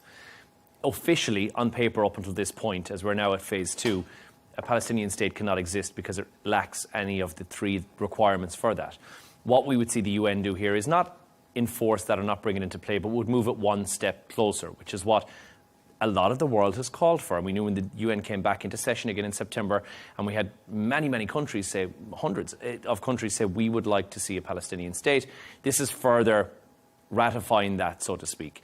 And although, yes, it moves it one step further, Israel still have the card to play here, bizarrely, that they can oppose the Palestinian state. Netanyahu's main issue right now is that the far right, Ben Gvir and cronies in the far right, are so vehemently opposed to this that if Netanyahu comes out and say, OK, you can have the Palestinian state, he risks losing them and therefore losing the Knesset and therefore losing power. And that's something that he can't risk happening. And that's a very difficult position to be in. And actually, a little bit earlier, Israeli far-right National Security Minister Ben Gvir urges Prime Minister Netanyahu to order targeted assassinations of senior officials of the Palestinian Authority and to arrest Palestinian President Mahmoud Abbas if the UN endorses the recognition of a Palestinian state. That's pretty strong, Rawiya. It is pretty strong. And we have to remember that the clause that the far-right ministers and members of government in Israel are outraged about has a precondition for the Palestinian state, which is reform within the Palestinian Authority. If I may just read the clause, it says that if there were reforms within the Palestinian Authority, the conditions may finally be in place for a credible pathway to Palestinian self-determination and statehood, which we recognize as the aspiration of the Palestinian people. So the entire clause is contingent on a condition, which is reform or having a Palestinian Authority to start with, and reform within the Palestinian Authority because of corruption and so many other issues that the Israelis, the Americans, even the Palestinians have against the Palestinian Authority. So if the Israeli government arrests the Palestinian president or undermines any reform, then the entire precondition for a Palestinian state will not be there. Also, we have to remember that there are so many Security Council resolutions that against Israel, or at least, makes Israel, binds Israel to withdraw from territory, or so many other sorts of things, and it never actually implemented any of those resolutions. So even if this resolution passes, and the expectation that it will pass, even though there's a Russian competing draft, if you want, for this resolution, that doesn't mean much. It doesn't mean Israel will implement it, and it doesn't mean that eventually it might lead to a Palestinian state. And it's interesting because Russia and China could veto this, and they widely expected to do so. But it's interesting speaking to you and hearing what you're saying there about Israel not maybe implementing this, because I actually wonder, Donald Trump, this was his 20-point peace plan. He was determined to make sure this happened and saw it through. We saw him travel to the region after the peace plan had been put together. He had close talks with the Arab nations involved in this peace plan. It's been really well constructed. I don't know, Jono, if you think Donald Trump is just going to keep the pressure on Israel so they have to follow through with this. Well, they will. My thinking is that they will have to fold regardless of the opposition from the far right, and Netanyahu will go back and say, I don't really have a choice here. My hands are tied. US backing is what we require that in order to continue. with whatever cause they're currently on. But this Board of Peace, which is the initial setup plan, which is the first step towards, as we said, phase 2, which we knew would be the trickiest one. We knew it was going to be the most difficult. The plan to rebuild and to demilitarize Gaza, all of that is in there with this Board of Peace, which now also Israel are saying we don't want that Board of Peace, because that we see as a step towards a Palestinian statehood. And you just think, well, what do you want then? And it's the far right of the Knesset who are saying this, but at the same time, this is part of the plan. You signed on to the plan. This was what you wanted in the first place. You have to question, well, what do Israel want then? Nobody's saying that Hamas are going to have a seat at the table if it comes to governing Gaza in its current guise. The Palestinian Authority, in its current guise, is not going to have a seat at the table without some major reform. And nobody's saying that that's the case. So I think there will obviously be some bits and pieces that are moving around that you have to see change first and foremost. But there's so many terms and conditions that have been put in place by Israel. I do think Donald Trump needs this plan to come to fruition. I do think he will put the thumb down firmly and put pressure on them in order to actually agree to this. But like Arabiya said, it's a resolution. It may mean absolutely nothing. It's very akin to when many of the states, and we've said that already, in September recognized a Palestinian state. That doesn't necessarily mean that it's in action. It just means that it's a step in the right direction towards that very, very pivotal step, which is it's a lot, and I think you'd agree, Rawi, that's a long way away. We're a long way away from Palestinian state. It's absolutely a long way away, and we should not forget that President Trump's support for a Palestinian state doesn't come for the sake of the Palestinian state or the self-determination of the Palestinian people. It is a precondition for a peace treaty and Saudi Arabia entering the Abrahamic Accords with Israel and having normalization with Israel. This, for President Trump, is pivotal, is vital. It is very important, since he considers the Abraham Accords as his biggest foreign policy achievements, and also now with the end of the war and the Gaza peace plan.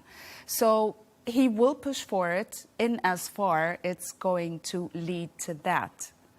And remember, Mohammed bin Salman, the Saudi Crown Prince, arrives in Washington to meet Donald Trump tomorrow at this pivotal time, and exactly what we're discussing here and what the UN is due to vote on. But as both of you say, very interesting there that this is the second phase of that 20-point plan, and probably the most tricky one to get through. But thank you for your thoughts on that. Let's move on to another story now. And former Bangladesh Prime Minister Sheikh Hasina has been sentenced to death after being found guilty of crimes against humanity. The ousted leader was convicted of ordering a crackdown on a student-led protest. The UN estimates up to 1,400 people were killed in the violence. Security has now been increased across Bangladesh over fears of backlash. Rawiya, so this was actually a really big story that came out today. Does Hasina's death sentence actually bring about justice for the people who, of course, lost their lives in these protests? Or is it just more about politics and possibly sending a message? It's a bit of both. I mean, at the end of the day, the verdict operates within the framework of justice. It is some form of measure of recognition of the victims. We're talking about between 800 and 1,400 people were killed, ordered to kill by Sheikh Hasina. But we have to remember something about the tribunal that actually released this verdict itself. It has a very politicized history.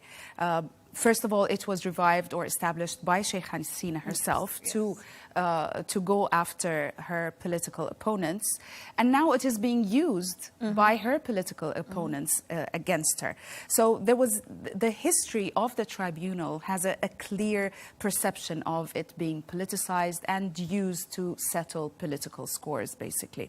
The opposition to the interim government is saying that the primary motive of this verdict appears to be dismantling Hasina's party, which is the Awami League, ahead of the planned elections. Obviously, after this verdict, even though she's in India and doesn't seem to be, there will be any, at least intentions to extradite her, and she operates in India, yet if after this verdict, if there is a decision to restrict her activities or prohibit them, them, then she's going to find it very hard to operate or have any influence in Bangladesh. And Jono, as you did mention to me right there, right now, Hasina is in exile. She's living in India. She's in Delhi at the moment. And the big question is, will India actually extradite her? And no one seems to be 100% sure, but India have come out and said India remains committed to the best interests of the people of Bangladesh. We will always engage constructively with all stakeholders to that end. So we've heard from India's foreign ministry today in a statement. This is our second extradition order. The first one was for far less of a crime, contempt of court, which was in June of this year as well. And on that, they did not execute that extradition order. And India has got no obligation at all, aside from keeping the peace, to extradite someone to Bangladesh, especially to carry out a death sentence, when you take into consideration the humanitarian issue that's at bay here because of the fact that it was, and we don't know anything about the trial necessarily, but it was done in absentia, which means that she wasn't there to represent herself and didn't have representation. But she also defied court orders to go back and represent herself in India. So she wouldn't go back to the court. So she was invited, but didn't go back. But again, if you get invited back and you're held in court, you know exactly what's coming for you. You're not going to likely to do that. The question remains now what happens when the elections are upcoming, because if Bangladesh comes in with a brand new government, the elected government come into power, India wants to keep the peace. Yes, there is, they might bow, India might bow to political pressure and say, right, let's extradite her, let's get rid of that problem. Is it likely to happen? Not so much. It's likely to see a whole stack of appeals that are on the way. Potentially she can go to The Hague with this. However, Bangladesh don't sign on to The Hague, to the Rome Accord that's there, so they don't actually, they're not bound by that. So it can't really be overturned by The Hague. So this will probably still stand, depending on who comes into power next and who comes into government next. So it really is one of those things that we're not likely to see how it's going to play out unless there was an issue where you thought this is going to cause a diplomatic crisis, and therefore India would say, right, we need to move on this now. But a whole stack of questions will then be raised about, was it a fair trial? What went on behind closed doors? And that would need to be answered. And another thing is this story has been so massive when it comes to Bangladesh. This was broadcast live on national TV. It's picked up so much interest in the country. We were talking about those deadly protests that happened and what Sheikh Hasina has been charged with. But I think there's a lot of concern about unrest again in Bangladesh when it comes to the political world there, about which party can run when the elections come up. And there's a lot of feeling in the country at the moment, and I think there are concerns about safety. And I think it's the Awami League is banned. We know that, and she's trying to run that from India right now. So in the upcoming elections, if they are banned, which they currently are, they're not eligible to stand in an election. I think what this death sentence, although it seems on the surface like this is very severe, what it also does is it takes that party out of being a major player in that election and then removes them from the equation, which is exactly what they want. So the message is very clear. The message is politically driven, and that's where I think it may stand. And we've seen many leaders who've sat in exile for their entirety of their lives without too much of an issue. Not many of them with death penalties hanging over their head, granted. But I think that's probably, unless there's something massive shift at the end of this election, I don't think we're going to see a massive change there, I think. Yeah, it's going to be interesting to see how it plays out in Bangladesh and when those elections do come up. But, you know, the student-led uprising last year led to this, and Bangladesh isn't the only country that's seen that. We see those student-led uprisings that do force change in a lot of countries, and Bangladesh was just one of them. Thank you so much for your thoughts on that. Stay right there as we move on to another story now. And police in India say hacked CCTV footage from a maternity hospital was sold on Telegram, exposing serious privacy talks. The video showed patients during medical exams, and investigators uncovered a nationwide cybercrime network targeting tens of thousands of cameras. Authorities have arrested 8 people, and experts warn weak passwords and unsecured systems make such breaches easy. Jono, let's get into this. So this story is a little bit wild, but cameras were installed for the safety of doctors. But do patients who go into these wards actually have any clue whatsoever that they've been filmed? It's a harrowing story. It's a harrowing thought. Short answer is no, in most hospitals you're unaware of the fact that you may be filmed because there's no clear signage, which indicates that, which again baffles me because I was sure that in any public area where you are, and a hospital to me doesn't feel like a very public area, common areas I understand, lift lobbies, receptions, waiting rooms, this all makes sense to have cameras, but within the confines of a private room is baffling to me. Patients are not clearly informed, and nor do they need to be on private grounds in a private company. CCTV can be installed just about anywhere, and you don't need to be informed about it. Once you walk through that door, you've effectively waived your right to be on CCTV. But the stopgaps and the safeties that are in place in order to make sure that that CCTV doesn't fall into the wrong hands include things like a centralised hard drive, not having these recordings available on the cloud without deep double encryption. There are several measures that should be in place to make sure that this doesn't get out. 50,000 CCTV streams have now been discovered to be available. They're out there. They're being sold. They're being monetized across social media sites like Telegram and like YouTube, which is crazy. It's women who are being subjected to, at the time, they're going through pelvic exams, they're going through injections, they're giving birth, and all of this has been recorded. And again, CCTV, for the purpose of what it's there for, if it is there to protect doctors and it's kept under the correct lock and key, digitally speaking, that wouldn't be too much of an issue. It would live on a server somewhere where it's deeply encrypted and deeply protected. Unfortunately, in this situation, it seems like that's not the case. And it is so horrific to know that this video is out there. These videos, and of which we don't know how many there are, and we'll never find the true source of these. There's also been 0 complaints from any of the people who are involved in these or who feature in the videos out of shame or being discovered. And again, take it away, culture or otherwise. This is a deeply personal moment that somebody's going through, and now it's been exposed online because somebody didn't do their due diligence when it comes to the CCTV footage. And that in itself is a real, it's something that's terrible. horrific. It's horrific. It's horrifying, honestly. It just makes me feel absolutely. I'm thinking I'm as shocked. a woman, Yes. I go to the hospital, I expect privacy, I expect a certain level of, but I mean, it's horrifying. And I mean, you said there's no complaints or people coming out, but I wonder if a lot of these people don't even know that this is available. They probably don't know. Because that must be something, how would you know? If that there's a video of you circulating on the internet unless somebody finds it and sends it to you.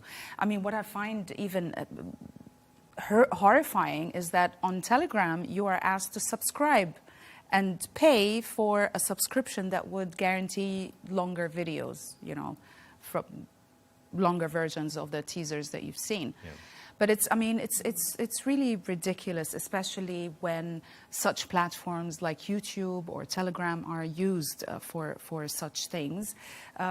I'm not an IT or a social media expert, but from what I know, at least on YouTube, there are rules and regulations that protect the content creators and the content that you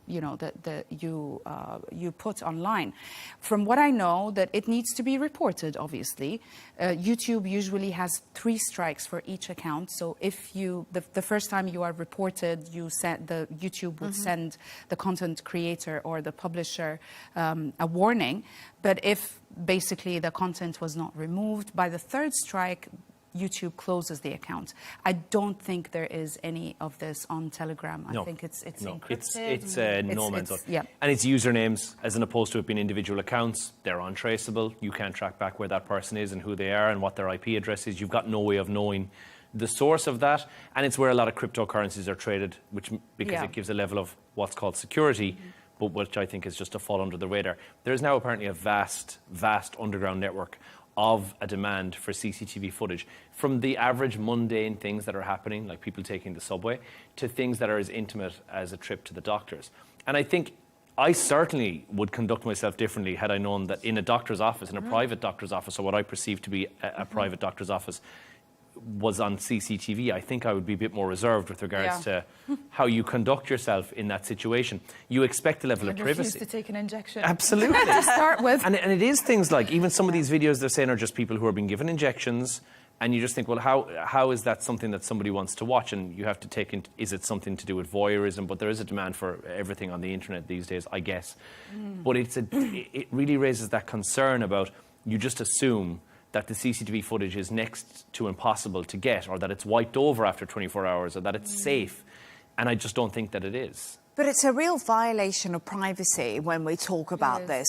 CCTV, getting out from hospital ward, you know, you saying that there's now a demand for CCTV footage. That's quite distressing because all of us do mundane things and we will be on CCTV. And I feel, I don't know what you both feel, but it's a real attack on our privacy just as a normal human civilian. And you were like, if I go into the doctor, I might change my behaviour. But the whole point is to go in there to get help for what's wrong and to be open and to feel protected and secured. That's very true. That's very true. And I think, I mean, if, as you said, you would conduct yourself differently, that if we know that we are being watched, not just in hospitals, in the street, in any shop, grocery shop that I walk into, maybe public toilets, God knows, you know, then yes, I would be looking over my shoulder all the time. I'm going to be so self-conscious. I'm not going to be able to live freely and comfortably. But I think we don't. CCTV, when used the right way, is great. It's superb. It is. Even when you put into of course, when you put into consideration that it might be a doctor who's accused of a wrongdoing, or if it's a public bathroom, somebody who's in there who's accused of a wrongdoing. If you have the CCTV footage, you've removed the element of blame. When it's used for things like that, it's wonderful. When it's used for something like this, that's when it becomes deeply disturbing. And I also just wonder a little bit at the moment, we all becoming more and more reliant on our phones. And I always feel like when stories come like this, we're being watched. We've got to change our passwords. We've got to be more up to date with security because I'm pretty lax on that. And I do often wonder if, you know, sometimes we just get used to how life is now. And never take pictures and videos that you don't want anyone to see because anyone can hack your phone. And we've got to think about stuff like that. Access to those. Yes, absolutely. And even I've heard there's now a WhatsApp scam where they can just phone. They don't even need, you don't need to answer. They can call your WhatsApp from a number from abroad. The zero-day attacks which are happening, which means that they can immediately get full access to your WhatsApp, including all of your pictures that you've ever sent on WhatsApp. And I just think that's a deeply terrifying thought. Absolutely. Two-factor authentication. But that's the thing, isn't it? Two-factor authentication is something that's so simple and so quick to action. And it's on almost all of the apps that you use on a daily basis. And I think it's somewhere around 48% of people haven't actioned two-factor authentication, which is a simple step, but adds a whole other layer of security to your life. And I do that now, and I think that's really important because, you know, sometimes I can answer the wrong email, you know. I might get an offer that's too good to refuse. You know, we get all these phishing emails. I've got to get better on that. But anyway, at home, everyone, you know, check your security. It's really important, and a story like that really highlights it. Now, it's that time of the show where Raoya and Jono have chosen their two quirkiest stories of the day. And Raoya, your story is about a hotel offering a very unusual wake-up experience. You're not going to like this story, Leigh Ann. Let's go with it. Let's go with it. Let's go with it. So a hotel in China is offering a new service, a wake-up call with a lion cub. Basically, you book the service a day before. It's usually between 8 a.m. and 10 a.m., where they would come, wake you up with a small lion cub, and you are allowed to play to your room, obviously. You're allowed to play with the lion cub for about 7 minutes in your room, and you need to pay around 628 yuan. I don't know how much that is, but I'm sure it won't be that much. So yes, it has become a big controversy. A lot of organizations that, you know, deal with animal rights have complained about this. They're opposing the use of such animals, you know, in such services. But also, apparently, this is not the first time, because a similar incident happened in June where the service was basically a hotel has introduced a red panda wake-up service. So it's not just a lion cub, a red panda, but we have to also bear in mind that apparently the red panda are second-class protected species in China, while the lion cubs are first-class protected species, and yet they are used for such services. I am so vehemently against this. I am beyond outraged. I feel like I want to email the hotel myself. There's nothing that enrages me in the world more than wild animals who are meant to be with their mothers in the wild, in a hotel bed with children basically being rented out like toys. Yep. This is a wild animal. Where are they being kept overnight? In small cages. They don't have the freedom to have their parents. I mean, I'm sorry, and I'm sure people will be watching this, but I am one of those people who just does not think, I don't know, Johnny, your thoughts on this, but nothing about this is acceptable. Look, I hate to see wild animals I would in never captivity. book such a service. And as cute as it is, because it's $90 is what it's going to cost you in US dollars, by the way. And I just think it's capitalising on, again, it's a wild animal. If it's cats or if it's puppies that are waiting for a foster home and it's trying to get an effort to try and get them, you know, into a proper loving home and you can play with the dog or the cat to wake up in the morning, that's fine, because it means that justify the end there. But when it's a wild animal, that is so cute. And what happens when the line gets too big? No, this is the problem. When they're cubs, everyone says they're cute. Yeah. Let's get the cubs and hug them. But they grow up into a wild animal And that then what then happens? cannot fend for itself. And it's penned up in a cage. Yeah, I always feel the same about owl cafes as well, weirdly. And I know that that's a bit more mainstream, but when I see an owl cafe, I always think, well, what if that owl is here for a good reason, i.e. it can't fly, then fine. But if that owl has just been kept here for my entertainment, well, why is there an owl in a cafe? It doesn't make any sense. Cat cafes, that makes more sense. That That seems dog logical. cafes. Or dog Yes, cafes. but honestly, okay. We will. That is an interesting I'm sorry story. about that story. No, it's a good story because I think that, you know, people have different feelings on it, and it's always good to have the discussion, especially when it comes to wild animals. I do love talking about animals. I'm not sure if I love talking about seagulls, but Jono, tell me about seagulls. There's a way to get rid of these flying rats, as they call them. They do call them flying rats for a very good reason. They are a pest, and anyone who's been to a seaside resort anywhere in Europe, you'll be fully aware of how just horrific these things are. Not just to say that the fact that they have got, you know, they'll poop everywhere, but aside from that, they'll also steal your food. So it's a double-edged sword. However, if you want to get rid of seagulls, it turns out the actual answer might be a lot easier than you expected. They've done some research to find out what's the best way to deter a seagull from eating your food, and it turns out you just need to shout. They've tried a couple of different things, lower voice tones, lower male voice tones, saying, get away from my food or get out of here or anything like that. No. That doesn't tend to work. Bird song definitely doesn't work. In fact, they're more attracted if they hear other birds in the area. They'll come over and try and eat your food. But a firm, no, stay away, that's my food, in a loud male voice. Male voice? Yeah, specifically loud male voice, scares nearly half of all of them off within a minute. So that's how you get rid of seagulls. And they're less likely to return if they've been scolded by somebody shouting at them to leave, as opposed to being gently told, no, shoo, shoo. So you need to shout at the seagulls. That's as crazy as you might look. That's how you get rid of them. Yeah. That leaves you and me in an awkward position. I know. We just have to feed the seagulls our food. Or just make sure that we have a male with us. A male with us. Anytime we're near the beach or the sea. But they're pests, aren't they? Yeah. You know, but I do find them, and this is when I went back home recently enough that I thought that when I moved away from Europe, seagulls seemed a lot smaller. So either prospectively speaking, my take on them was that they were smaller back then, but now I go back and they're flying turkeys. Like, these things are huge. So they're better fed now than they ever were before. But I do think that the seagulls you get in the UK and Ireland are much bigger than the ones that I was used to seeing in South Africa or in Africa. I do actually think that I couldn't believe how big seagulls were in the UK. I wonder if some of them Are there tell us different this. types of seagulls, I think maybe? they're a different type of seagull. Yeah. Because to me, they look like a flying dog. Like Yeah, they're huge. Yeah, it looks like it's about to take your car keys and get into it. And I do think... but in Africa, South Africa, they're much. But I think I don't know if they're different seagulls. I really don't know the answer to this, but I do remember them being smaller. And I do think that it's to do with people feeding them more and they're eating more food, and I think they're just a bit more robust. Evolution happens. They're rotund. During your lifetime. And that's what I think. I think it's been 15 years or 16 years or so. Seagulls have grown exponentially. I'd like to see some research papers into that. But I must also say something, that they always attract so much attention, seagull stories, don't they? I mean, every time you ever look at the British media in August, it's a quiet season, everyone talks about how the favourite fish and chip shop's been attacked by the local seagull. My daughter got attacked by, she was like 5 or 6, by some seagulls, and she's terrified until now. So now I'm going to tell her the tip. Yeah, shout. Make daddy shout.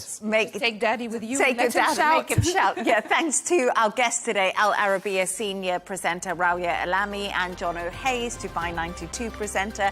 And that's all from us on W News Extra. Don't forget to subscribe to our YouTube channel. Of course, follow us on X. GNT will be coming up next. Goodbye and thank you.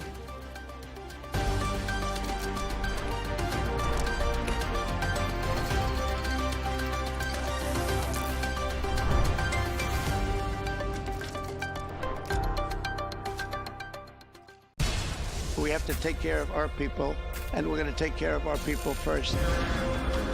For in-depth analysis and all the latest developments across the globe, make sure you join us every weekday. President Trump is trying to negotiate a ceasefire. With so much happening, so much information, and so much noise, International law will have no part in his administration. It can be hard to keep track. Tariffs will just fuel inflation. We're going to fight these tariffs. But you can count on us to tell you what you need to know. We stand by your side. Join me, Tom Burges Watson, for Global News Today, right here on Al Arabiya News.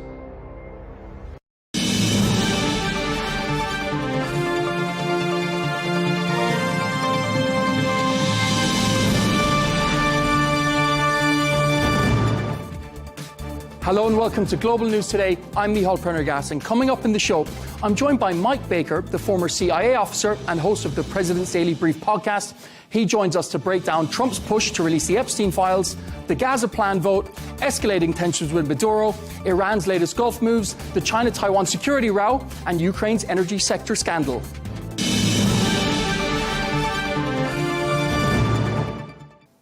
Mike Baker, thanks so much for your time. It's a pleasure to have you back here at Al Arabiya English. I'd like to start off with Epstein. President Trump is pushing House Republicans to release the Epstein files. Trump himself, he has said he has nothing to hide. Is this a strategy to control the narrative? Most definitely. And it's a strategy that they should have stuck with at the very beginning. Right? This is a bit of a self-inflicted wound here. It's not hard to understand that with all the chatter and all the talk, all the social media around the Epstein files in the relatively recent past, their first go-to should have been release it all, right? That's what the White House should have done from the very beginning. And look, Epstein was in that, it appears Epstein was in the business of trying to collect high-profile, influential contacts, right? And it doesn't appear as if he cared whether they were Democrats or Republicans, right? He was equal opportunity. So, yeah, if the Democrats imagine somehow that you know, this is all going to fall on the Republican side, I think they're seriously mistaken. But there's been so much made about this that I really don't understand why the White House from the very beginning wouldn't have said, release it all, let's get it out there. With references to Trump in some of the emails, how risky is this politically for him? Well, you know, I think that they're not stupid, right? They can sometimes seem a bit chaotic there at the Trump White House and in the Trump administration. But I suspect that these files have already been looked at. And so I don't think there's going to be any bombshell surprises when it comes to Trump. I don't know about any other contacts of Epstein's, but I would be surprised if after this period of time that they haven't pretty much become aware of what's in there and what's not. So I don't think there's going to be a lot here. And this is much like a lot of things that happen in Washington, D.C. So a lot of noise, a lot of talk, a lot of social media. Oh my God, this is going to ruin somebody on one side of the aisle or the other. And usually that's not the case. Usually it all fizzles out. So I'm not one of those people that thinks, you know, this is going to have some massive explosive impact on anybody, frankly. That brings me on to my next question. Do you think the releasing of the full tranche of documents could undercover anything new, or is it mostly public already? Yeah, I think that, look, it's not mostly public. I think there'll be a lot here that people will want to, you know, scrub and go through. Maybe it's just because I've spent a long time, you know, watching what happens in Washington, D.C., and I'm fairly cynical. Investigations, that's where, you know, investigations go to die, is Washington, D.C. And so I don't know that there's going to be anything. Never say never. Maybe there's something in there that's going to, you know, really upend things in Washington or somewhere else, wherever. Again, he was making contacts throughout the business and political world, right, as we saw from Prince Andrew's situation. So whether there's another Prince Andrew-like scandal in those files that are, probably going to be released, I have no idea. That would be speculation. But I'd go back to what I had said earlier, which is that the best thing you can do from a strategic communications perspective in a situation like this is to get full transparency, or as close to full transparency as you can. How unusual is it for a president to publicly pressure his own party on a sensitive DOJ investigation?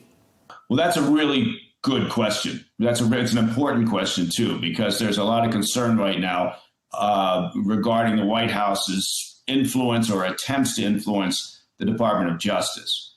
Now, the DOJ has a reputation, an image, whether it was always meeting that image or not, of being nonpartisan, of being outside of politics. Again, I'm not saying that they always have been, because clearly there have been cases where the DOJ was influenced by politics, but that was their go-to image. And the Trump administration has reportedly been pushing on that. There have been a lot of attorneys fired. There have been requests from the White House to pursue particular investigations or to drop others. So I think this is, we're in very interesting times here in terms of the separation and the independence of the Department of Justice. In an ideal world, the DOJ is not influenced by any outside parties, by any political party, or by any other influence. It's a completely independent organization. That's how it's supposed to be. But that's in the, that's in a hoped for world, and that doesn't often match up with reality. And one question in my mind is the Democrats were in power for 4 years. They were mostly silent on this issue, and now it's very much at the top of their agenda. Is that a coincidence? No, and you're right to point that out. That, look, nothing happens by coincidence in Washington. It's all driven by self-interest in politics. That makes me sound very cynical, but I think I'm on the right track here. So anything that they can use to try to beat Trump and the Trump administration, they'll go to, right? Sometimes without really giving it a lot of thought. And by that, I mean, there'll probably be just as many Democrat names and high-profile Democrats who Epstein was associating with as any references to Trump, right? But they're hoping for anything. And the Democrat Party right now in the U.S. is struggling. They're trying to find their footing, right? They're trying to figure out how do they regain power. That's all that's all any political party, frankly, is interested in for the most part. So they're struggling with an identity, but their only identity recently seems to be not Trump. Go after Trump. Anything that is against the Trump administration, that seems to be their position right now and their identity. But they've got to get out of that, and they've got to figure out what they stand for, what the bulk of their base stands for, if they're going to have any hope of regaining power, either in the midterm elections or in the next presidential election. And in terms of the mind of a former CIA agent, as you said, the focus on Trump, is this a case of Trump derangement syndrome within the Democratic Party? Yeah, I think it is. Look, I think that the Democrats and the Republicans, anybody who's calling for transparency, I'm all for. That's a good thing. But there are a lot of Democrats who are doing this simply because they think it's an opportunity to push back on Trump or to score some points. Is Trump derangement syndrome real? Well, yeah, I think it is. He occupies a lot of space in the Democrats' heads, and they can't seem to get out of that. They're going to need to, though, right? I don't think that their answer, I don't think their solution for regaining power is to veer harder left, right? And it's that hard left edge of the Democrat Party that is mostly contaminated with this, if you want to call it Trump derangement syndrome, right? And it's the hard progressive left side. Now, those folks are enamored of people like Mamdani or the new mayor-elect in Seattle, who's a socialist as well. And they imagine they can, come up with a form of socialism that for once in modern history is going to work. Good luck to them if they think they can, create a socialist, environment that actually succeeds, because it hasn't so far. I'd like to move on to the next section, Gaza. The UN is set to vote on Trump's Gaza plan, including an international force and a transitional governance. What's your take on the plan? Yeah, this is really important, and this is a very interesting development that's happening fairly quietly. But it looks like the U.S., the White House, is veering towards saying, look, we can start the reconstruction without disarming or going through that disarmament process with Hamas, right? Because that was part of the 20-point peace plan. Disarm, step aside, you have no role in governance. Well, Hamas has refused to do either of those things. And in fact, evidence indicates that they have been, trying to rearm. They never actually disarmed, so they're actually just building up their abilities again. They've been asserting themselves and retaking areas that the Israelis have withdrawn from. So if the U.S. administration imagines that they can go into Gaza with a reconstruction plan while Hamas is essentially still in control of significant portions of the enclave, I'm not quite sure what they're thinking. It's a strange change to the plan. The plan hints at a future Palestinian state, which Israel strongly opposes. How could that tension affect its success? Well, everything's affecting the potential success. This is a very fragile environment, right? You've got Hamas unwilling to disarm or to step aside in terms of governance. You've got the Israelis saying, look, the Palestinian Authority cannot and Fatah cannot play a role in governance. You've got an international concept of a stabilization force. But, again, does anyone imagine that Egypt and Qatar and UAE and others are going to send personnel into Gaza to disarm Hamas? And that's essentially what Israel's been calling for. And that was part of the plan. Was one of the jobs of the International Stabilization Force was to ensure that, not just stand there and look for peace, but to actually work to disarm terrorist elements in Gaza. There are a myriad of ways that this thing falls apart. And again, I know that makes me sound very cynical, but I tend to be a fairly pragmatic, realistic individual. Hope is a good thing. We should all, be hopeful and want the best, right? The people of Gaza deserve a much better future. But I'm also very realistic in saying that hope isn't necessarily what should drive your policies. The draft includes creating a new Palestinian police force. How effective could that be in a territory long controlled by Hamas? Well, that is it. You pointed to, again, this conflict that exists, that it seems like people talking about the peace plan are willing to just say, well, okay, well, that might be complicated, but let's just move forward, right? We're just going to do this. And they've talked about, ever since they started this, they've acted as if somehow Hamas, which hasn't changed its objectives and is still, in lockstep with the Iranian regime, they've acted as if, yes, they're just going to comply. They're going to lay down their weapons. They're going to, agree to leave, to go to some third country. There's this concept that's been part of this peace plan that I've struggled to understand because it flies in the face of everything we've seen up till now. So the police force, look, the training of the police force, sure, you can do that. You can vet the new recruits. You can have Egypt and Jordan. Jordan is extremely good at, putting together something like this.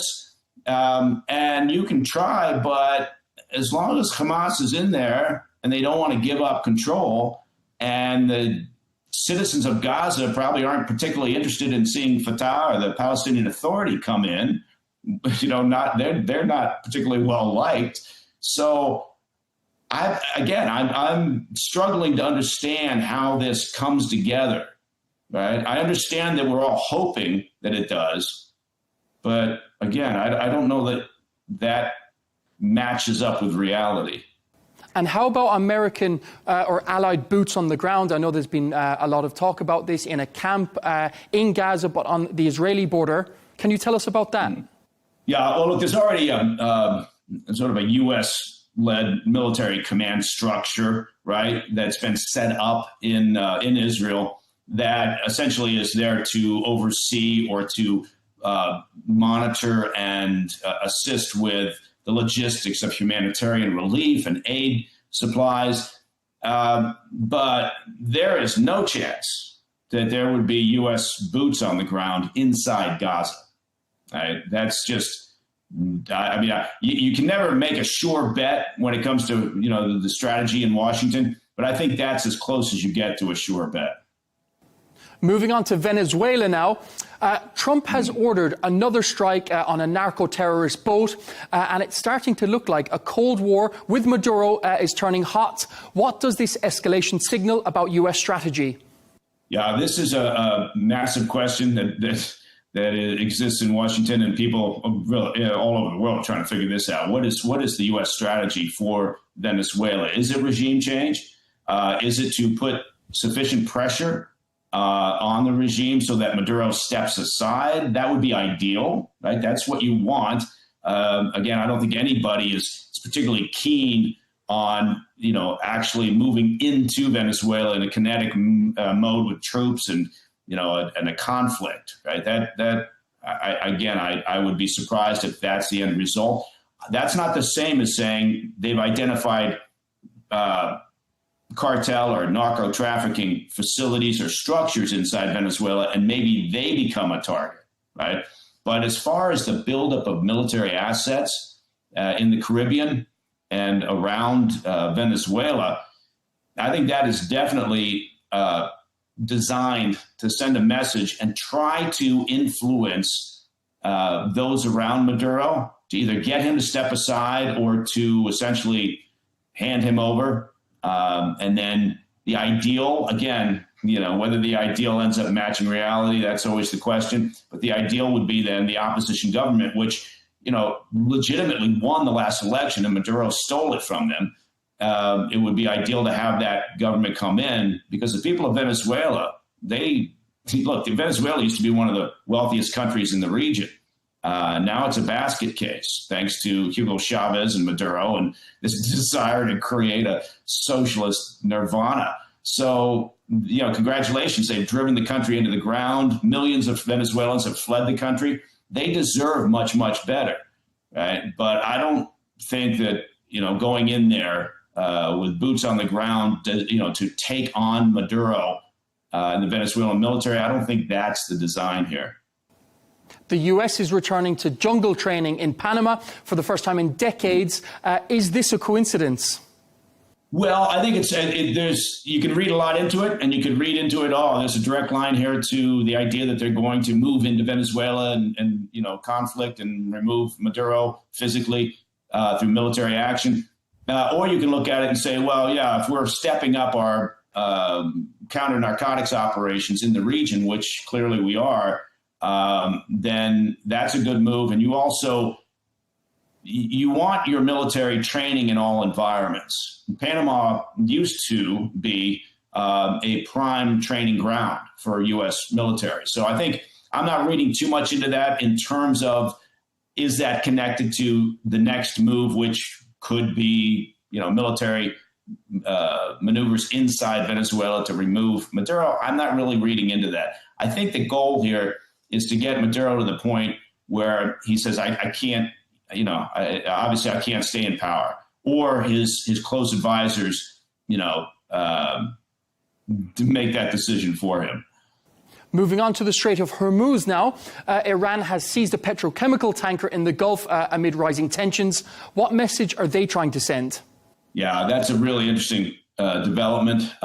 They've been relatively quiet over the past year and a half, 2 years in terms of seizing ships. It used to be a little bit more common for the Iranians to do this. But I think what they're probably doing is messaging and saying, look, we're still out here. we still control this incredibly important strategic waterway where, a 20% more of the world's oil transits on a daily basis. So I think the Iranian regime and the IRGC are probably trying to remind the world that they can do this. And anytime they do seize a ship in this area, it has immediate impact on global markets.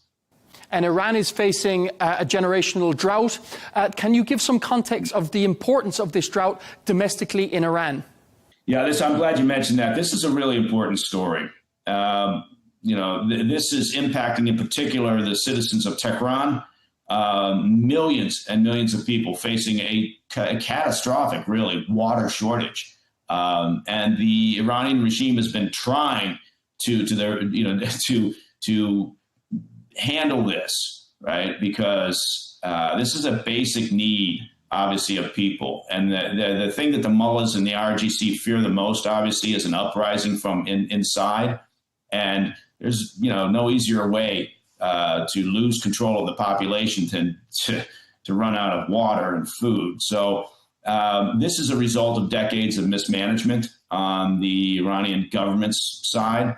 Obviously, a drought plays into it, but they have mismanaged this so badly over the years, and part of that is a corruption problem that now the citizens of Tehran and Mashhad, they're facing this catastrophic problem. They're rationing water even as we speak. They're talking about this could they could run out in the next week or week and a half. Masoud Pezeshkian, the president, has talked about, well, maybe we need to relocate the capital. So I'm glad you brought this up because this has flown under the radar. One has to question the timing as well. The Strait of Hormuz handles a fifth of global oil transport. Is this Iran's show of strength amid a domestic crisis or a distraction? I think it's a distraction. I think they're looking for anything to deflect from what they're facing internally. Right? Again, look, whether you're talking about the mullahs of Iran, whether you're talking about Putin, whether you're talking about Xi Jinping, the thing that or Maduro, what do they fear? Well, they fear losing power by losing control of the population. And so typically people, despots or people running countries like that are authoritarian or autocratic, they always go to an outside boogeyman, right? When things get tough internally. So I think this is part of that messaging, is to try to distract from what's happening inside Iran. Moving on to China now. What was the row over the Prime Minister of Japan, Takayashi's comments about a Chinese attack on Taiwan could trigger a Japanese response? How has China reacted? Well, Beijing took real exception to the Japanese Prime Minister's comments recently when she, basically said that a Chinese move on Taiwan would be seen by Japan as a survival issue, right? And, would prompt potentially a military response.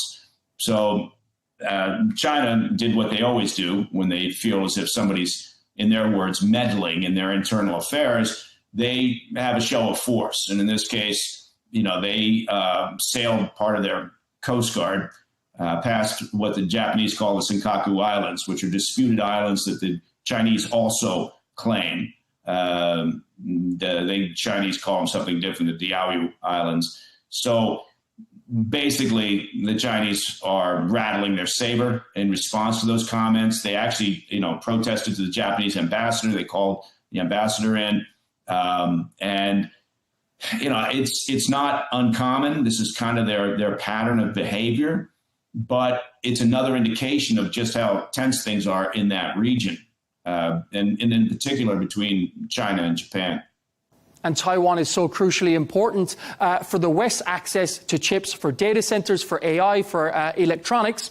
The US is surely monitoring the situation closely.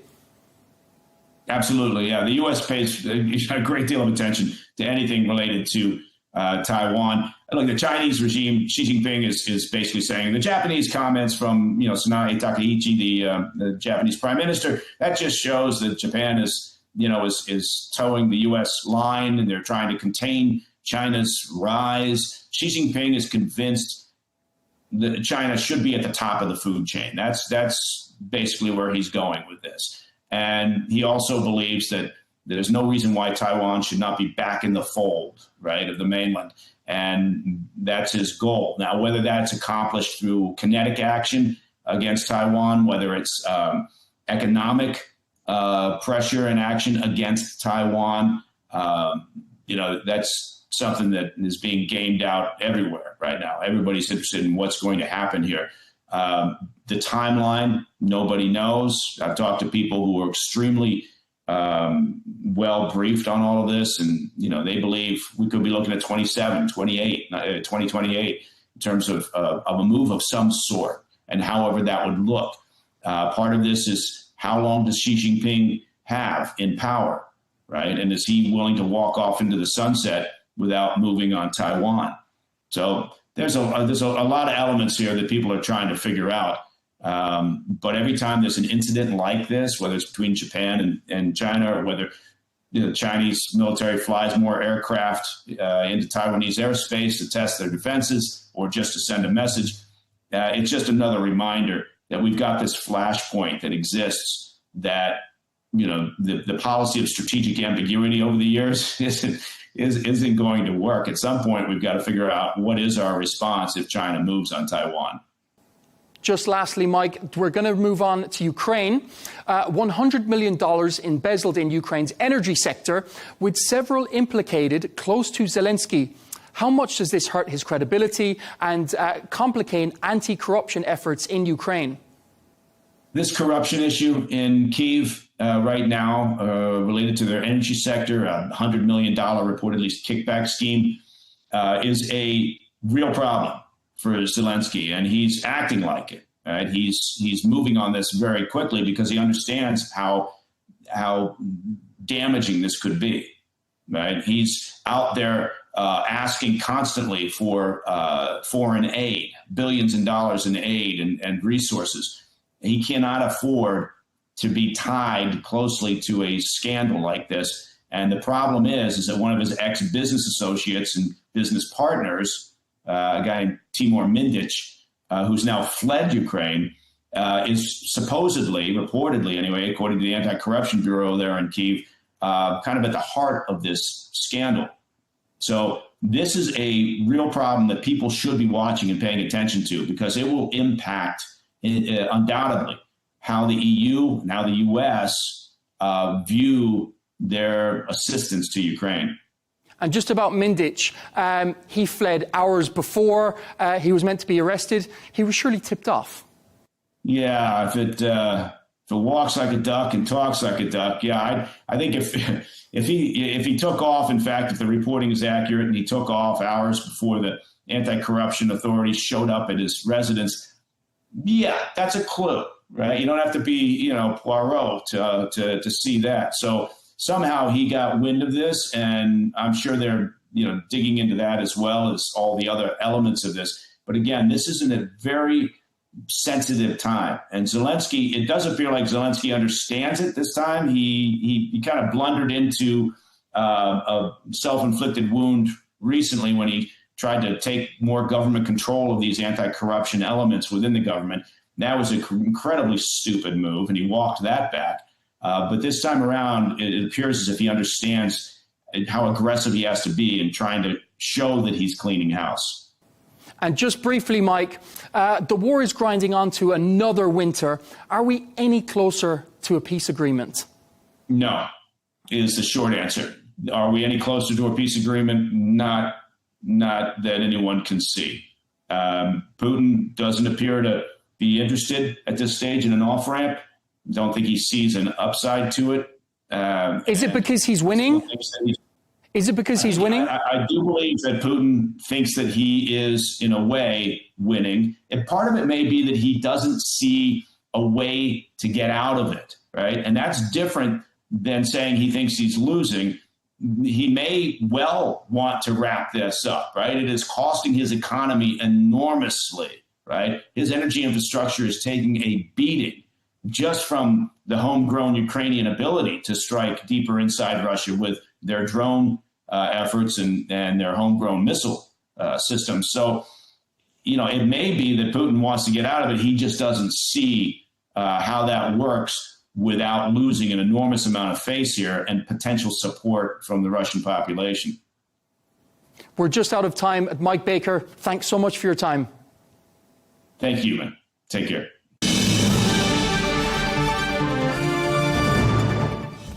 That's all we have time for on Global News today. Thanks for watching, and be sure to join us tomorrow for more exclusive interviews. Until then, goodbye.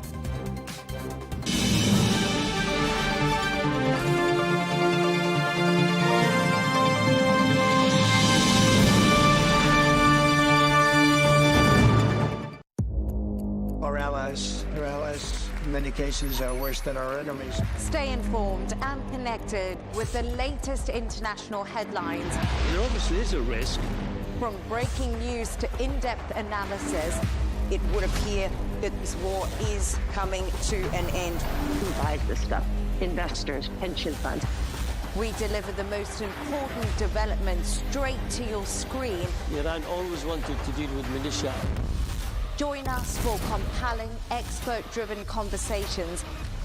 A curfew order has been established. And an insightful look at the issues shaping our world today. There are a lot of proposals about European architecture for security. I'm Leigh Ann Gerrans, and this is W News. We dealt with this when I was chief of staff in the first term. Where you don't just hear the headlines, you get the full story.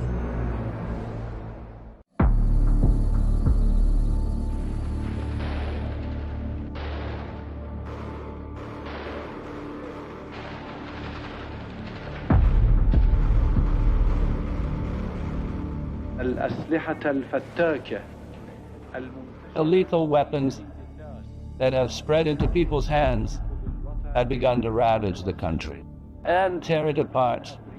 And they are killing the innocent, tarnishing the reputation of the country and its people.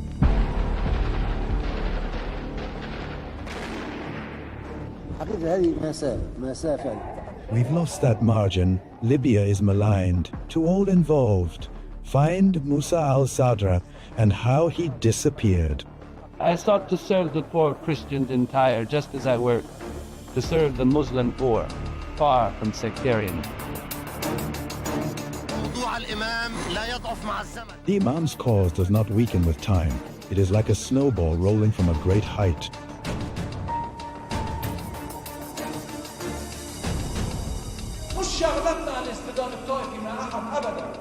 It is not our business to clash in sectarian conflict with anyone. We are not the Lebanese people's adversary, and we will never be the citizens' adversary. We are the victims of the conflict between traditional politicians and party politicians, and we are paying the price.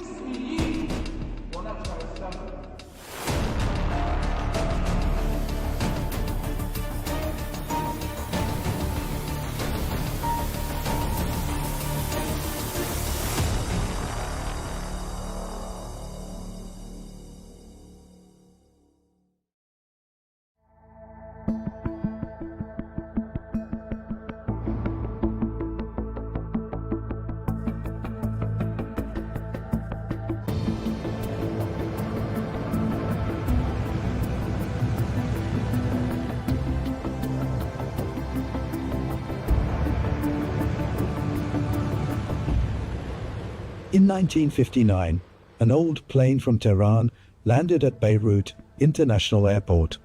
Among its passengers, Musa al-Sadr.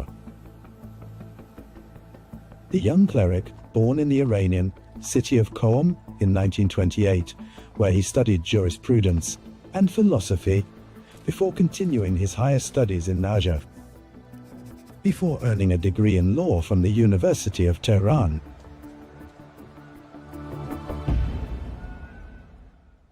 Imam Musa al-Sadr, who descends from a family from Jabal Amel in South Lebanon, came to Lebanon at the Shiite community's invitation to assume its leadership. After the death of Imam Abdul Hussein, Sharafuddin in the city of Tyre. From the moment he arrived, he stepped beyond the traditional religious framework. and engaged in field and social work, laying out a plan to uplift marginalized areas and integrate them into national and political life, especially in the South and the Bekaa, starting from his belief that his project is inseparable from the Arab framework.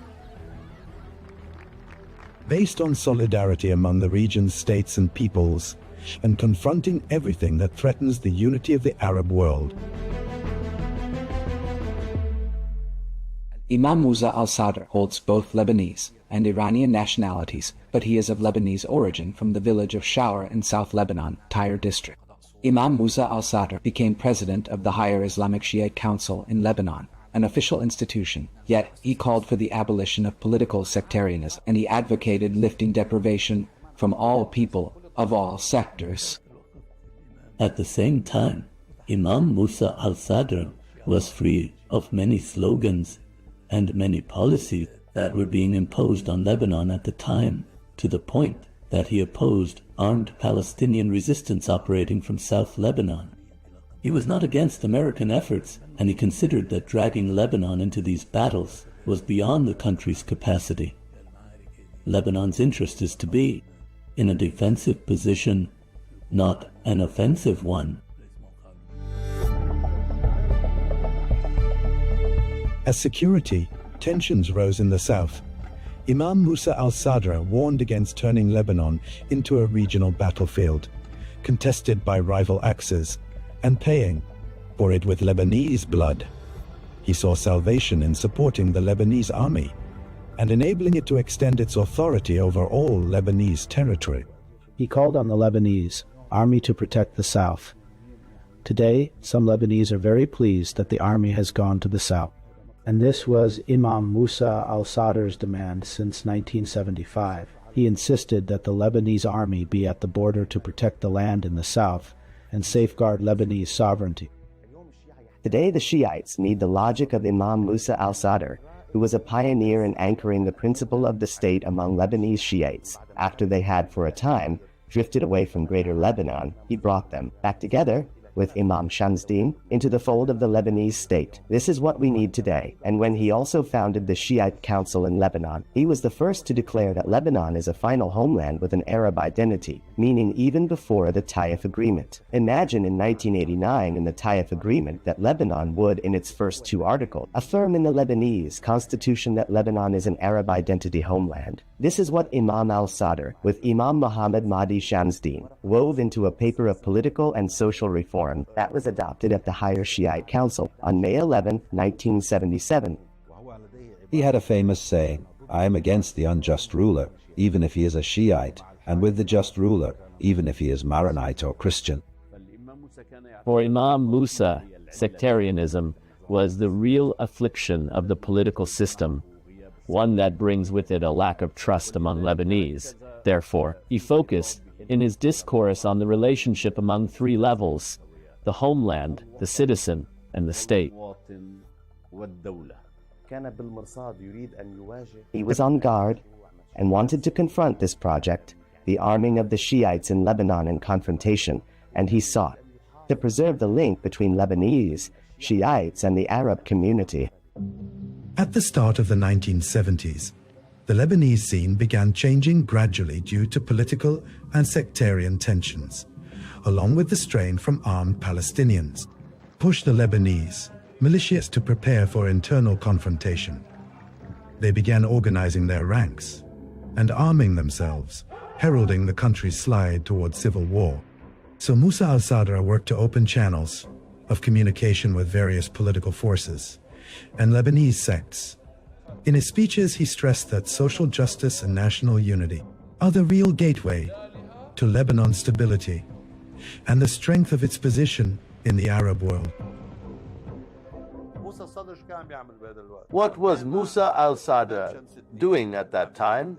He, together with Imam Shamsuddin, staged sit-ins in mosques and churches along the front lines, in Ain al-Ramani and in Antelius, to say, "Stop this war." Consequently, Sayyid Musa, like Kamal Jumblat, became an obstacle to the forces that had their hands on the country. In protest against this civil war, Imam Musa al-Sadr staged a sit-in, and many Lebanese joined him. He tried to launch a role for intellectuals and elites through the body he formed, with roughly more than 120 intellectuals from all sectors. And even in the midst of the Lebanese civil war, when he entered the town of Deir al-Amar, he said, "Every bullet fired at Deir al-Amar is a bullet fired at my turban, my pulpit, and my family." Thus, he was a true unifier of coexistence as a principle.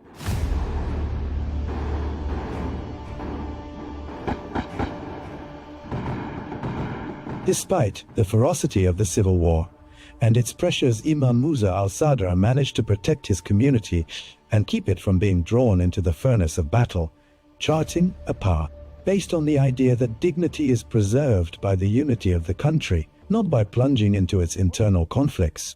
Here the national movement, meaning the leftist parties at the time, convinced Colonel Gaddafi to summon Imam Musa al-Sadr and support him in exchange for his entering the war. Indeed, Imam Musa al-Sadr went to Libya, and something like an agreement took place between him and Gaddafi. This agreement remained a mystery, an opaque deal. In short, what was understood by Imam Musa al-Sadr was that Gaddafi wanted to support the Shiite situation as a whole. What Gaddafi meant was that this support was in exchange for Imam Musa al-Sadr and the Shiites in Lebanon taking part in the war. And here began the so-called misunderstanding, or the beginning of the rift. Each side viewed the understanding through its own lens, to the point that the national movement, which was unable to win this war, and which failed on almost every front, they went to complain to Muammar al-Gaddafi, saying so as to justify their reason for failure, that its lack of victory was due to the Shiites not joining this battle, and Imam Musa al-Sadr, in particular, not joining, and that Gaddafi should summon Imam Musa al-Sadr and hold him to account for this.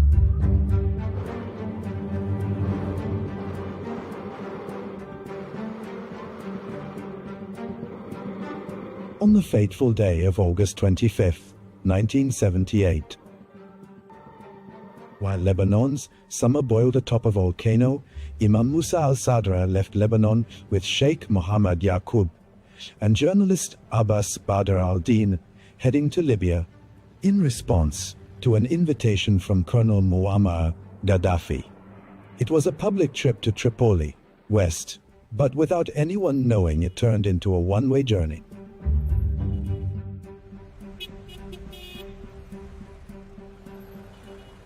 The fate of Imam Musa al-Sadr and his two companions became an open riddle in which testimonies intersect and diverge.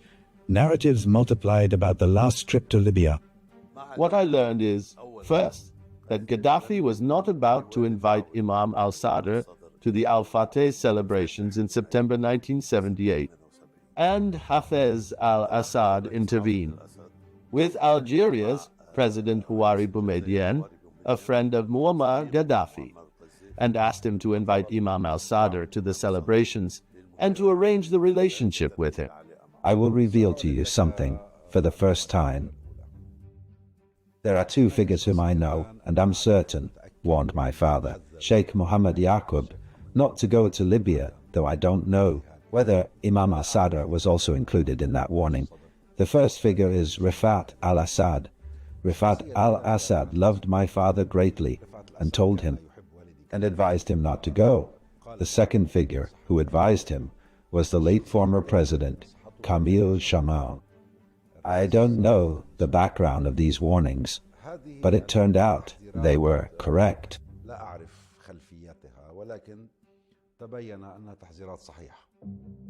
Despite the warnings, Imam Musa al-Sadr chose to proceed with his trip after receiving personal assurances from former Algerian President Houari Boumediene, who encouraged him to go to Libya and meet Colonel Muammar Gaddafi, in the hope that dialogue would open a door to resolving the disputes. There was a kind of reassurance in the positive sense, not in the sense of deceit and treachery, from the president of Algeria, Houari Boumediene.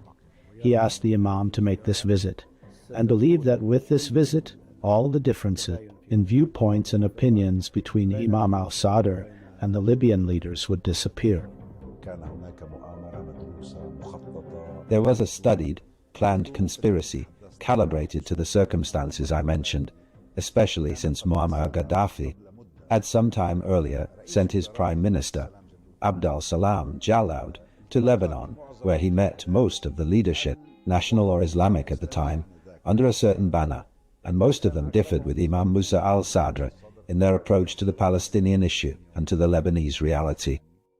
Imam Musa al-Sadr's trip to Libya came to coincide with the Al-Fateh anniversary, which led many to believe that his visit was tied to the festive atmosphere that Tripoli, West, witnessed. However, the official committee following up on the Musa al-Sadr case affirms that the direct aim of the visit was to hold a meeting with Colonel Muammar Gaddafi. He went to Libya at Muammar Gaddafi's invitation to meet Muammar Gaddafi, not to attend the Al-Fateh of September celebrations, nor for anything else. To meet Muammar with the aim of addressing the issue of the civil war in Lebanon, which was raging at the time, and to solve the problem of South Lebanon and the scorched earth policy. A meeting took place with Muammar Gaddafi on August 31, 1972, in Bab al-Aziziyah, with the Imam's two companions, the travel companions His Eminence Sheikh Mohammed Yaqub and journalist Abbas Badr al-Din. The meeting was stormy, and Gaddafi ordered his aides to detain them. The days preceding Imam Musa al-Sadr's trip were laden with shifts.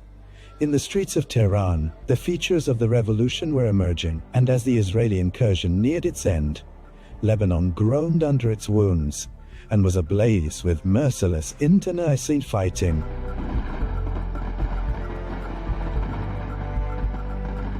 These interlocking storms made Imam Musa al-Sadr's meeting with Gaddafi a pivotal encounter whose implications went beyond mere political courtesies.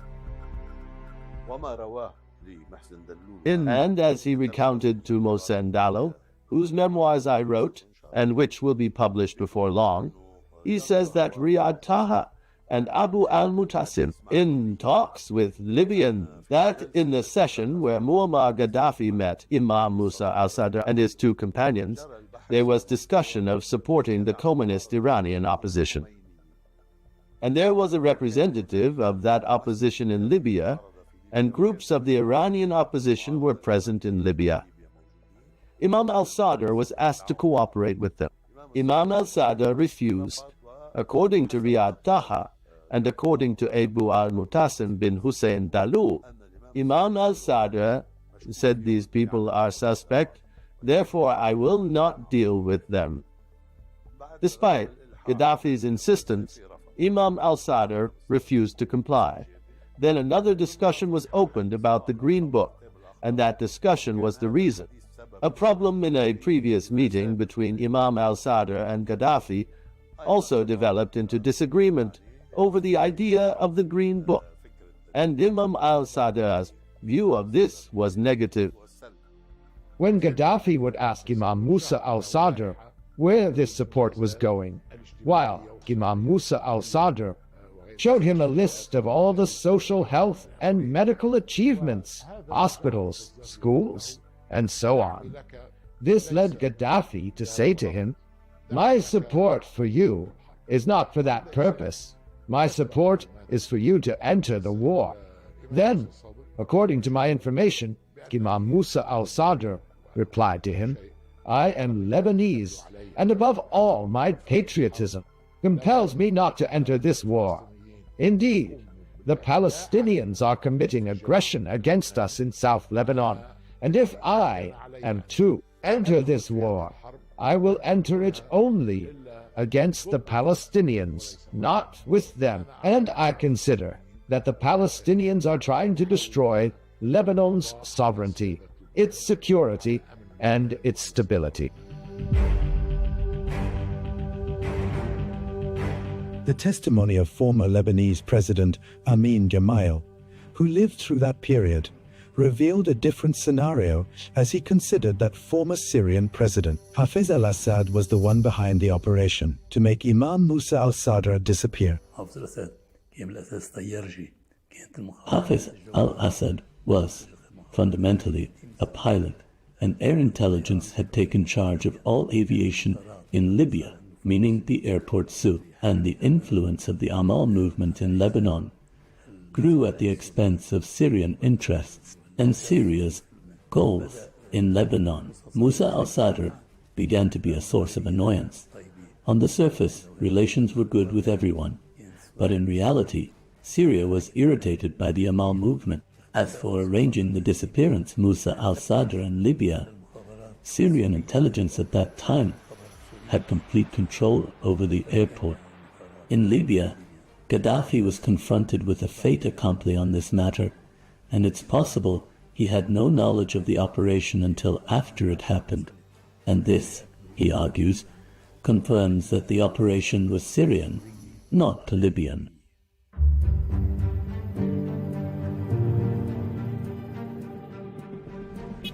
In late August 1978, a delegation of Arab journalists was in Tripoli, West, to meet Colonel Muammar Gaddafi. Among the delegation was the Lebanese journalist and former MP Mohammed Kobani, who by chance met Imam al-Sadr in the corridors of the Al-Shati Hotel. He later became the last Lebanese to see him alive. In his testimony, he recounts that the Imam appeared calm and told him he would leave for Italy the next day.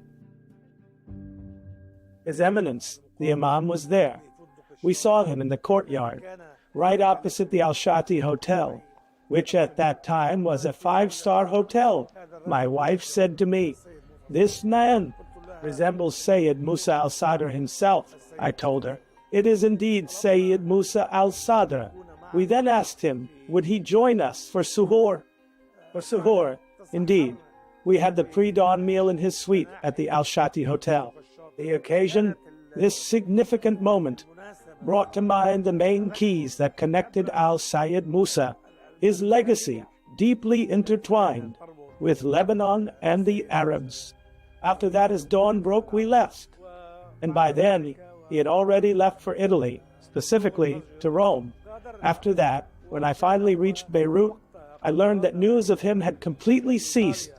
The reception at the airport was not up to par at Tripoli Airport on August 25, 1972. The Libyan media published only a small item and did not cover the Imam's visit. What most caused the Imam's displeasure was that he spent 6 days waiting at the Al-Shati Hotel in the capital, Tripoli, and the appointment with Muammar did not happen until the 31st. Thus, the Imam intended to meet Muammar and then leave for Paris as planned, to visit his wife, who was ill at the time in Paris, where she was being treated. So, the intention was to head to Paris immediately and not to attend the Al-Fateh celebrations on the 1st of September. The next day, the Imam was going to depart. He wanted to meet Muammar and then leave. He was moving about without any guards, and when I spoke with the Libyan ambassador, Salih al-Duroki, who was my friend, I said to him, "How is it that the Imam has no protection?" He said to me, "Here I am a citizen, not an ambassador. Therefore all I have is my own car, and I've given it to you. Do as you wish." And that's what happened. Kobani's testimony added a new dimension to the mystery. It shows that Musa al-Sadr was convinced his trip to Libya would end safely, before its final hours turned into a riddle that has pursued the truth for more than 4 decades. But the Imam did not go to Rome. He did not depart for Rome on that night, the night of August 31st, and we obtained judicial rulings from Italy that nullify the entire Libyan narrative. Muammar Gaddafi relied on the story of departure to Rome. The statement of his foreign ministry on September 17, 1978, 17 days later, said that the Imam had left for Rome on an Alitalia flight that evening. This is a lie, a charade, and we invalidated it with final Italian court judgment. Al-Sanusi, who was present at this meeting, that is, the head of Libyan intelligence, was tasked with making Imam Musa al-Sadr disappear. Gaddafi told the security men who escorted Imam al-Sadr to Gaddafi's tent to dismiss him. Here the wording became ambiguous to them. Dismiss him, meaning take him away, or dismiss him, meaning finish him off, eliminate him. Here the plot was lost, and the official Libyan story became that Imam Musa al-Sadr and his two companions left Libya for Italy and vanished there. But the Imam, at least, and this is confirmed information, was detained at first in the Yanzar area, on the outskirts of Tripoli, an apparent security zone, a type of security detention within houses, and he remained there for several years. Then the Imam was moved among several prisons. We verified that for extended periods, and we could no longer obtain more information.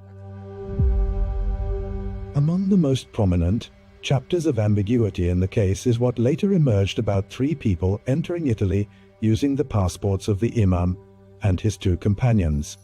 This identity theft operation was later documented in airport records, which sent the investigations spinning in circles and opened the door to endless questions. His passport was used to prove that he left Libya and entered Italy. So, a person, a man who resembled him, was selected, and this passport was presented. He left Libya and entered Fiumicino Airport in Italy using Imam Musa al-Sadr passport. Therefore, in the Italian police records, it appears that Imam Musa al-Sadr entered Italy. The Imam never boarded the plane. The intelligence officers who impersonated the Imam and his 2 companions are known by name: Al-Ruhaibi and his 2 associates, Mansouri and Samun.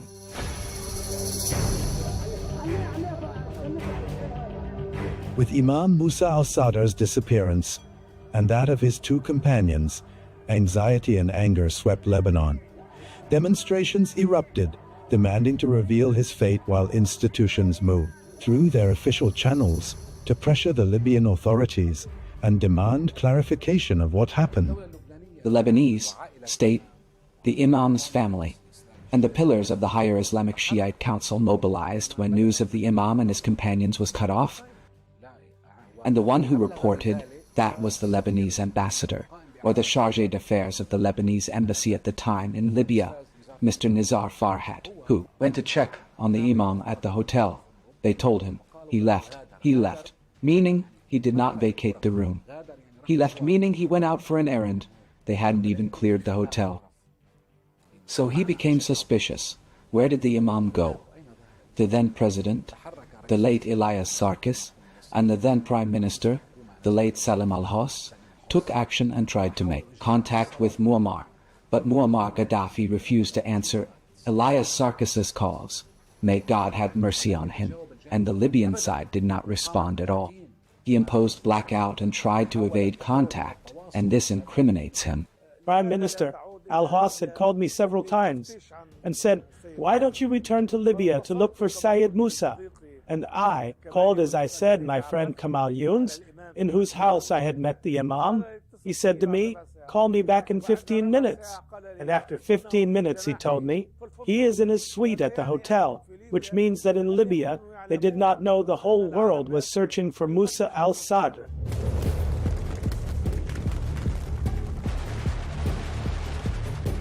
With the fall of Muammar Gaddafi's regime in the autumn of 2011, it was believed that the doors of truth would finally open. An official delegation, a delegation from Lebanon, including state representatives and Imam al-Sadr's family, set out for Tripoli, hoping to unravel the mystery of his disappearance. They toured official headquarters and security centers and met officials of the Libyan Transitional Authority in an attempt to seize any thread that might lead to the whereabouts of the Imam and his two companions, but despite media momentum accompanying the visit, the delegation returned to Beirut empty-handed. In truth, when the regime fell, we immediately went, as an official follow-up committee tasked by the Council of Ministers, to Libya, to the capital, 3 days after the regime's fall, in October 2011.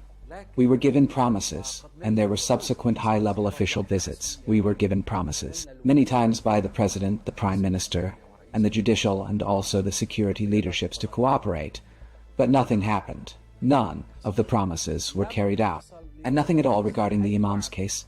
No serious investigations were carried out, even with Abdullah al-Sanusi, and the pillars of the regime who were imprisoned in Libya, among them Abdullah Hajizi and Farah, Abu Ghalia, and Ahmad Ramadan. There was never any serious investigation in the Imam's case. We, through investigations, found the Imam's clothes, or what is believed to be his clothes. They contacted our Lebanese brothers in Benghazi and then in Tripoli, and we arranged for a judge from the Lebanese government to coordinate with the investigative committee and the prosecutor general's office. There was suspicion about a certain body, a certain grave, in a certain place. That grave, a mass grave, was not exhumed except with the knowledge of some of our brothers. In Lebanon, the judge attended and the members attended. The grave was exhumed, and a sample was taken from that body, which is believed. God knows best, whether it was the Imam's body or someone else's. We left the matter to the Lebanese government and authorities, as they have many scientific and technical means, and we entrusted the matter to them. He may have been imprisoned. Perhaps he's still in another prison we don't know about, or maybe he was moved elsewhere. But he is not the person who went to Italy. That is something certain, real, and factual.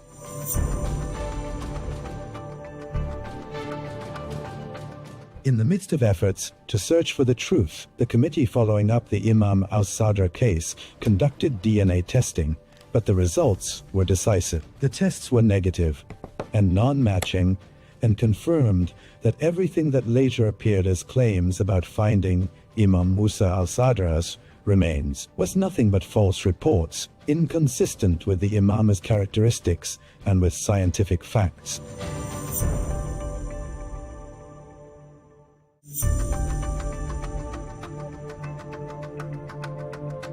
After decades of ambiguity, the kidnapping of Hannibal Gaddafi in 2015 revived the file of Imam Musa al-Sadr and his two companions and pushed it again to the forefront of the Lebanese scene. Hannibal was living in Damascus as a political refugee after the fall of his father's regime, before he received a call from a security officer named Captain Fatima. It appeared to be a chance to meet the Syrian regime's leader, Bashar al-Assad, but that invitation was a carefully laid trap. Once he arrived at the agreed point, he fell into the hands of an armed group that transported him to Lebanon via rugged mountain roads using military corridors, in order to avoid any Syrian inspection.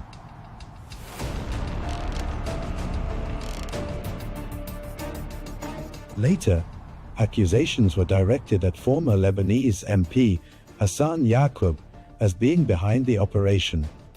As long as the total consensus of those who like and those who dislike says there is no real, serious action of substance, except for the matter of Hannibal Gaddafi, who is under the hand of the Lebanese judiciary, and one person described this as a trove of information. The central question: if I am accused of arriving at this result, then why did the world rise up against me? I was arrested, and there was an attempt to assassinate me physically, politically, and in the media, and the matter is still ongoing. After days of secret detention, Hannibal appeared in a video with bruises on his face, issuing an appeal to anyone who has any information about Imam al-Sadr to disclose it.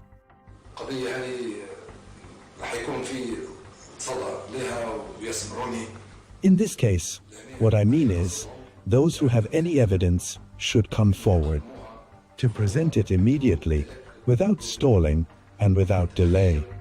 He was handed over to the Lebanese authorities and has been detained since on charges of withholding information about Imam Musa al-Sadr's disappearance. Was not yet 2 years old when the incident occurred. 10 years have passed, during which he remained in detention without a clear trial, amid criticism from various human rights organizations. Hannibal's problem is that he is Hannibal Muammar Gaddafi. That is Hannibal's problem. That is his only crime. Of course his case is moving even before international courts. There is also contact with global human rights organizations, including Human Rights Watch, which wrote an official report. That is, it contacted the Lebanese authorities and conducted its investigation and procedures regarding this file, and it issued an official public finding that he is a political detainee and an arbitrary detainee, and that he should be released immediately. He decided to withhold the rest of the information and told the judicial investigator, "I will not say the rest of the information until I am on the plane. This is a crime, an offense," so he was immediately detained. A person who has exculpatory information might try to withhold it at first and hold out, but not for 11 years. If Hannibal had any information, he would have given it from the first moment. Hannibal has no information.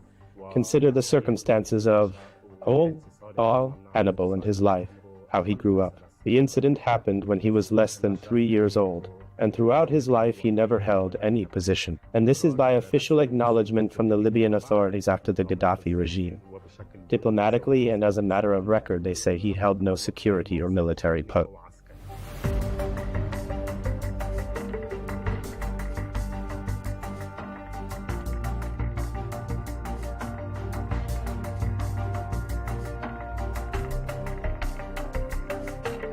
The one who undertook to make the Imam disappear was Abdel Salam Jalad, but without Muammar Gaddafi's knowledge. Hannibal tried to say that. For 8 years, no judicial procedure has happened with him to this day, and he has not yet met the judge, and note the judicial investigator. Handling Hannibal's case, the judicial investigator had previously issued an indictment decision, and referred the case to the Judicial Council before the arrest of Hannibal al-Gaddafi. Here we may speak about whether he has the authority to look into his case. In any event, the file is with him, but it has still been in the investigative phase for 10 years. For the judiciary to be fair at least, if he has information or is involved in any crime in this context, he should be tried, an indictment should be issued, and the case sent to the Judicial Council, and the Judicial Council should determine his sentence if he is not innocent, and decide his punishment if he is not innocent. It determines his sentence. The Lebanese Minister of Justice at the time, Major General Ashraf Rifai, considered that the detention of Hannibal Gaddafi was carried out unlawfully. On the day Hannibal Gaddafi was detained, I was traveling outside Lebanon, and even the Minister of Justice does not have authority over sitting judges, whether they were trial judges or prosecutors or others. He was detained. After I returned, I learned he had been initially detained. 10 years have passed since, and I say again, this detention is neither legal, logical, nor normal. It is merely an expression of the Sunni's weakness. Were the Sunnis truly stronger, he would not be detained at all. According to Islamic law, no bearer of burdens shall bear the burden of another, meaning that when he was 2 years old, he bore no responsibility for anything. Fundamentally, even if the regime headed by his father was responsible, and the intelligence services in Libya were responsible, the child at 2 years old is absolutely not responsible. At the time which Musa al-Sadr disappeared, Hannibal was 2 years old. What could he possibly tell? He was not involved in any of these matters, and had no role in intelligence or politics. His detention is strange, and it does not do the Lebanese system credit. To say that Hannibal Gaddafi took part in the operation of the change, or in the kidnapping, how could he have taken part when he was 2 years old? That is not the point. The point is what Hannibal Gaddafi said. In the investigation, he declared he knows, but he stipulated he would not disclose that information until the aircraft stairs, when he departs and is released. As for Hannibal, he does not believe in the fairness of the Lebanese judiciary. For him, he sees that those who kidnapped him in this manner are outside prison, while he has been in detention for 11 years. All the agreements related to human rights, from domestic law to the Constitution, to the international conventions Lebanon has signed, have, in Hannibal's case, all been violated.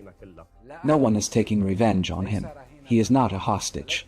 We did not stalk Hannibal, and we were not concerned with Hannibal or anyone else.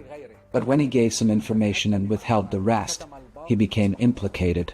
He is in the process of taking legal action before the international judiciary toward securing his release and even toward filing a claim against the Lebanese state for injustice, for the inequity and deprivation of liberty to which he has been subjected for 11 years. Amid the swings of time and the shifts in the Lebanese scene, the lines of the last letter Imam Musa al-Sadr sent from Algeria remain to the Minister of Education at the time, Edmund Riz, testimony to a man who carried his country's burdens to the very last moment. A letter he wrote with a heart preoccupied with the teachers' issues in Lebanon while far from his land, to affirm that his constant concern was none other than Lebanon and its people. This was the last letter.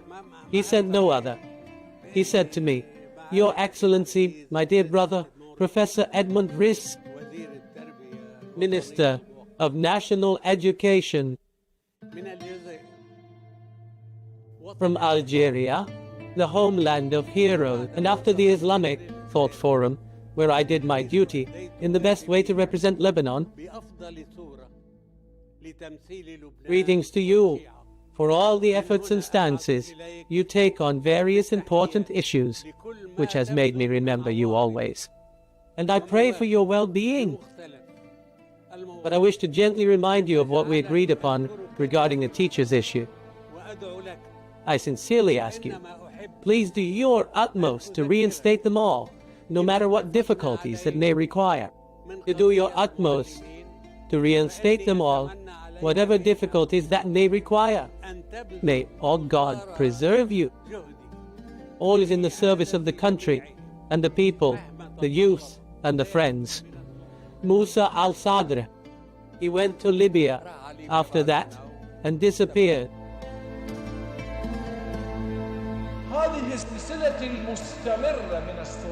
This continuing series of conflict between oppressor and oppressed, however you label both the oppressed and the oppressor. But that heart that beat for the homeland suddenly fell silent in late August 1978, leaving a deep void and hanging questions. 4 decades have passed, regimes have fallen, faces have changed, and this case has remained a riddle shrouded in silence, resistant to oblivion, as if the Imam departed on a journey with no return, leaving behind a people who await him and a homeland that awaits the truth and a justice yet unborn.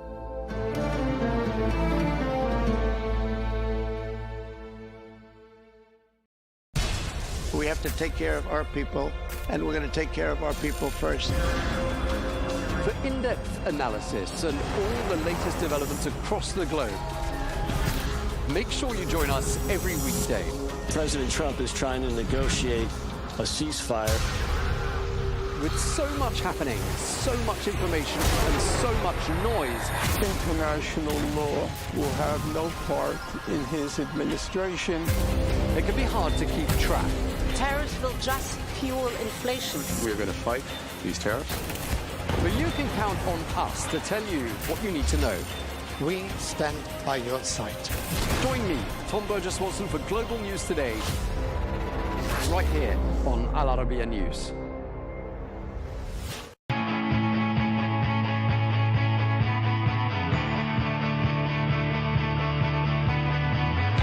Welcome to the metropolis, the big city. This is where tech, trends, and culture meet. Meet the people. See the sights. Walk the city streets. And experience the lifestyle.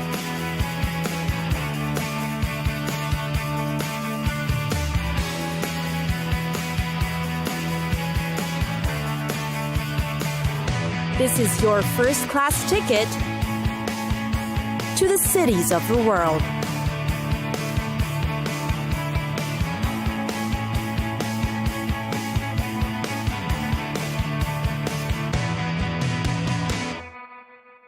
Oslo, one of the world's largest capital cities, Oslo. What's remarkable about the place is only 20% of the area has been developed, and the rest of it are parks, protected forests, hills, and lakes. Parks and open spaces are essential in Oslo's landscape, and they can easily be accessed from almost any point from the city. The center is very convenient, with trails and passages that connect to the public spaces and pedestrian-friendly areas. Just the same, amid its natural attractions, Oslo likewise boasts a rich cultural scene you should see. Among its famous landmarks are the sculptures of Gustav Vigeland. You can stroll through the town center to witness many of its historical structures. One of the popular attractions is the 1,000-year-old Viking ship. Get to know the Norwegian capital better by walking through the old neighborhoods in the Oslo Fjord.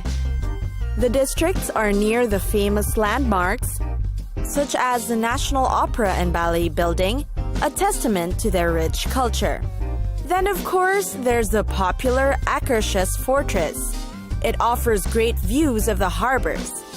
Nearby, there is the Museum of the Norwegian Resistance and a chapel which houses the remains of the original medieval castle. You'll also see the weapons of the armed forces and find out about their defense groups. There's the Center of Government and Administration, the City Hall and Parliament. The City Hall is one of Oslo's greatest landmarks. It is enormously huge, with an imposing square building that's built of concrete faced with brick.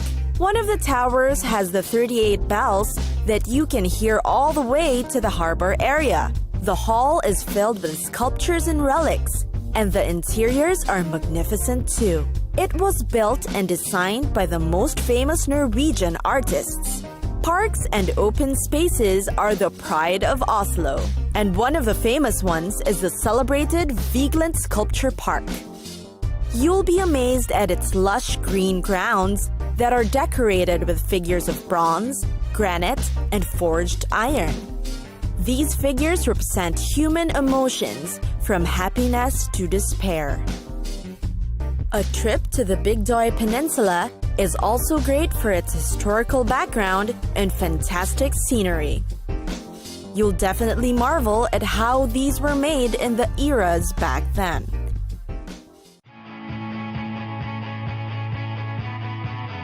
It's time for us to go! Pack your bags and get your tickets ready. And we'll see you on the next destination. Catch us again next time on Cities of the World.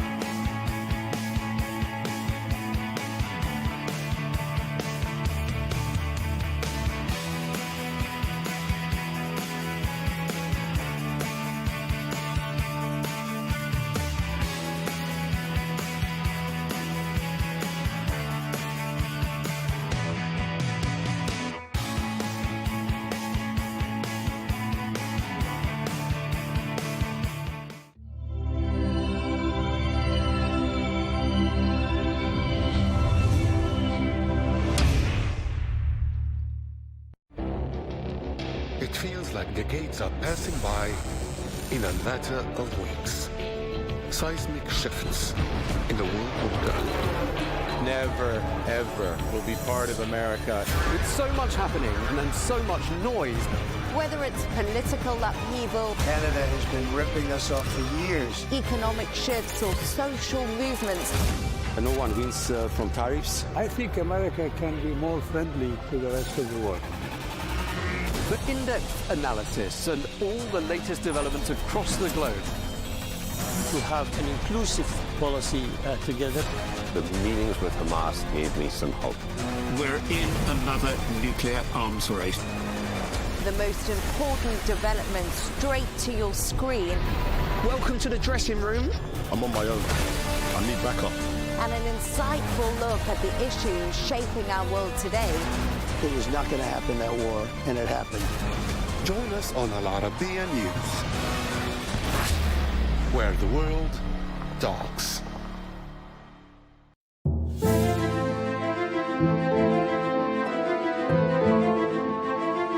It is the oldest crop known to humanity.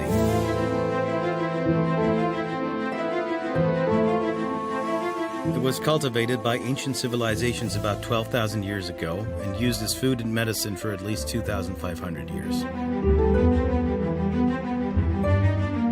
Cannabis was once believed to be a natural remedy for pain, nausea, and muscle spasms, and was sometimes used as an appetite suppressant and for post-traumatic stress disorder.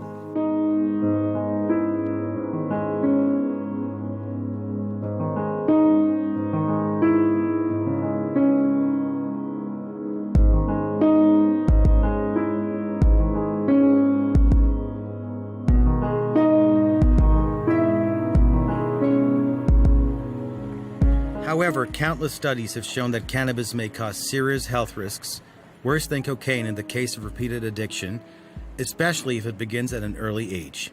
This was confirmed by a psychiatrist at the University of Ottawa, Mark Salmi.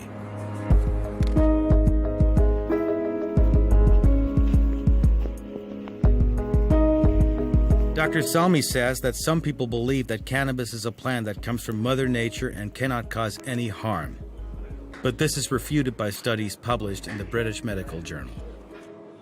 People don't die from cannabis overdose, but it can have other serious consequences for physical and mental health, says epidemiologist Deborah Hazen of Columbia University. According to a study published in the Journal of the American Heart Association, people who regularly use cannabis are more likely to suffer heart attacks and strokes. Some of the risks of regular cannabis use include drug use psychosis, where a person experiences delusions or paranoia, severe depression, dry mouth, fatigue, and a temporary loss of touch with reality.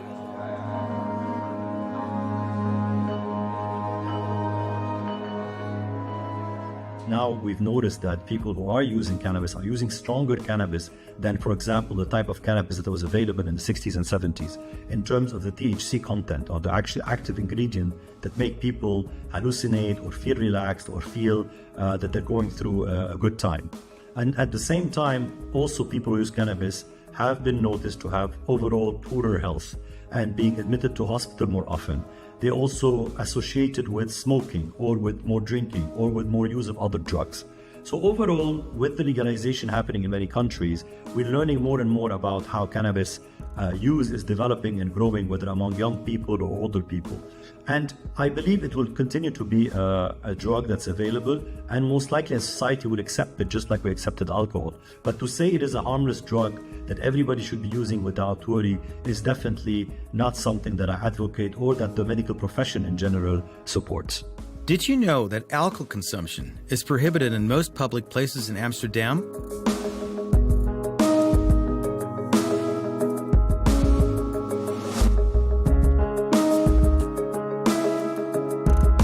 Contrary to popular belief, cannabis is not legal in the Netherlands, but since the 1970s, it has been tolerated to a certain extent. Coffee shops may not store more than 500 grams of cannabis, and they may not sell more than 5 grams per day to the same customer. The cultivation and supply of cannabis are also illegal, meaning coffee shops are technically operating outside the law when they receive stock. Sometimes the suppliers are opaque and may even be affiliated with criminal gangs.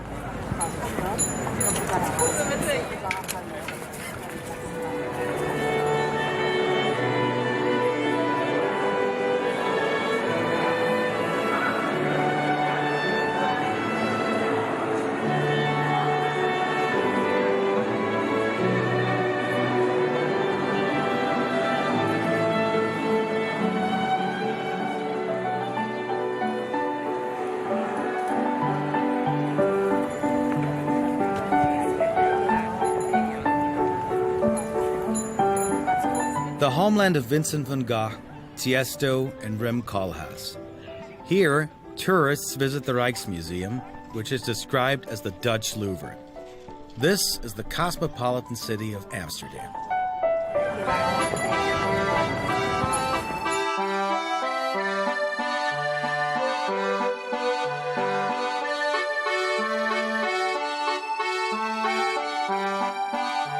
The Netherlands, despite its small size, is a global agricultural powerhouse and a major exporter, earning it the nickname the grocery store of Europe.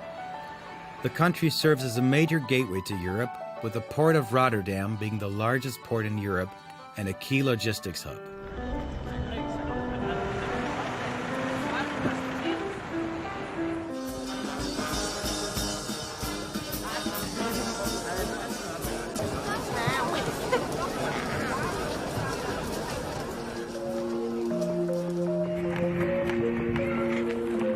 Amsterdam, the Netherlands' most famous city and cultural capital, is also one of Europe's most prominent financial centers. The city of canals, museums, and theaters is visited by millions of people every year. But what percentage of these tourists visit for the smoking freedom in its coffee shops? While the Netherlands was the first country in the world to allow the free use of cannabis in public since the late 1970s, with conditions and restrictions, this policy was intended by the government to limit the risks of hard drug addiction. However, in recent years, the Netherlands has been plagued by the growing influence of powerful drug gangs and the violence of organized crime.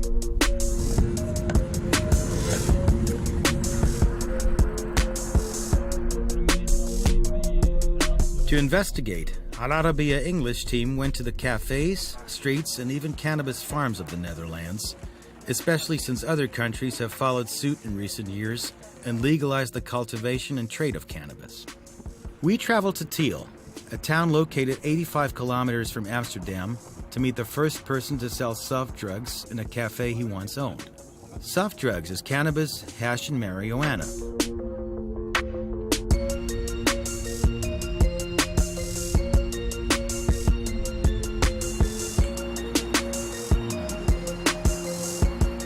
Werner Bruning, who opened Malo Yalo in 1973, the first coffee shop in Amsterdam to sell soft drugs. This coffee shop system partially was set up as such that one of us would pretend he was just a visitor, sitting in front of the bar and selling hash and grass. And that I, as an owner, allowed this guy to do so because he gave me a lot of smoke if I wanted and so, things like that. You can suggest a kind of a fairy tale. And that made it impossible to close the shop down because they could arrest the dealer, but they couldn't arrest me. I was the owner who was saying, "Oh, I don't know, I don't care either," and that was it.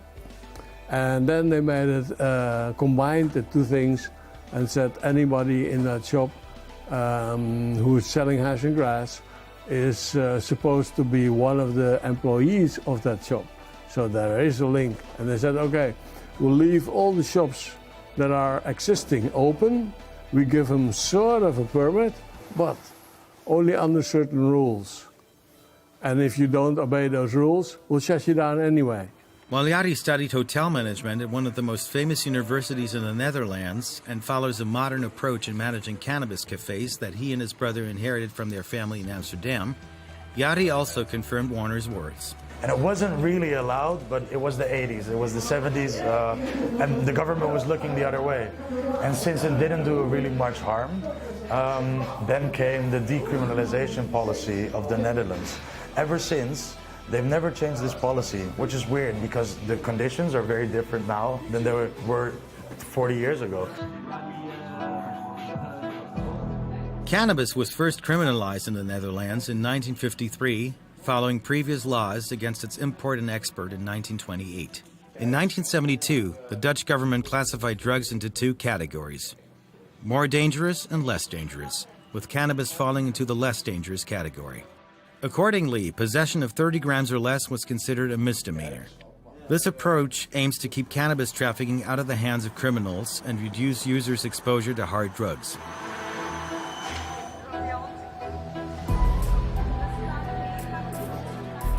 Dan van Gogh, we spoke with via Zoom, is a researcher at Trimbos, the National Research Institute for Mental Health Care, Addiction Care and Social Work, responsible for informing government policymakers about mental health issues affecting the Dutch. It's a loophole. It's a clear loophole in our current policy for many years already. You are allowed to buy cannabis from a coffee shop, but nobody knows what actually it is that you are buying, since there is no control whatsoever or criteria whatsoever, and this needs to be improved, of course. And this is why other countries, they have moved forward. They are doing that already from the start. You can buy and sell small amounts of cannabis without fear of prosecution in the Netherlands, but its commercial cultivation remains illegal. This is how observers describe the state of the cannabis market and its laws in the Netherlands. We went to meet Saeed, a second-generation Moroccan in the Netherlands who has run a cafe selling soft drugs for 20 years in a suburb of Amsterdam. We asked him about the difficulties he faces in his business and how drugs are purchased and sold to customers. The thing with coffee shops, one of the things, you can only have 500 grams inside. If you have 501 grams and they come inside to check your business, they will close you for like 2 weeks. The second time, you have more than 500 again, they will close you definitely. They come and they check some people's pockets, and somebody has drugs, they shut you down. So it's a really delicate business. If you sell a customer more than 5, you're breaking the law. If they find out, they close you. Now, we can sell this, we can sell the weed, we can sell the hash, we can buy it, but if they see us buying it, we're trafficking, so that's against the law. We can buy it, but they cannot see us buying it.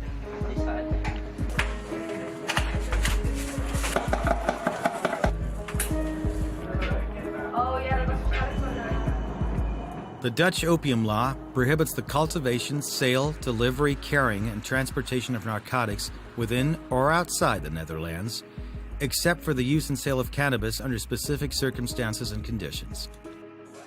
These conflicting laws in the Netherlands mean that a cafe owner cannot obtain a bank loan, as can a bar owner who sells alcohol. This policy forces them to convert their white money into black money. Everything that happens in the coffee shop, completely transparent.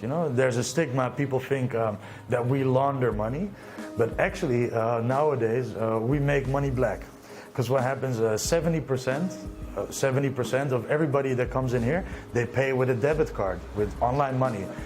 But all the weed that we buy, or all the cannabis we buy, we need to do cash. So I cannot go to a grower and pay with my bank card. So what do? We go get 10 bank cards, and every day go to the ATM, get the money from the ATM. So I have white money on my account. I take it out of the ATM with thousands at a time, and then it's black again, right? It's because it's disappeared. And then I can use it to pay the grower or the supplier for the cannabis.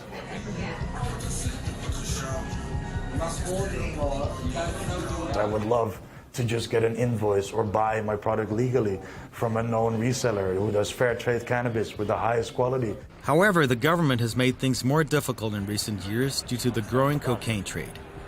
Amsterdam municipality has banned the opening of new cafes there, and the only way to do so is to purchase an existing one. This is known in the Netherlands as the Cannabis Cafe Ban Policy.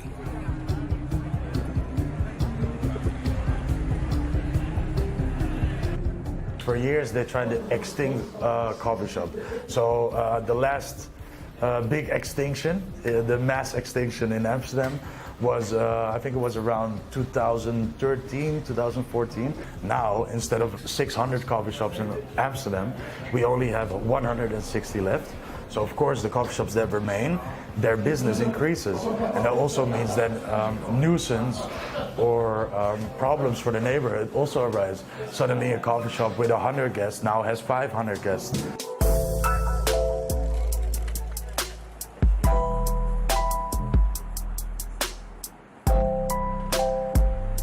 The mayor of Amsterdam wants to attract tourists to the city's wealth, beauty, cultural institutions, and art museums. She sees a large cannabis market with many links to organized crime. An investigative journalist, famous for his investigations into hard drug smuggling in the port of Rotterdam, was assassinated.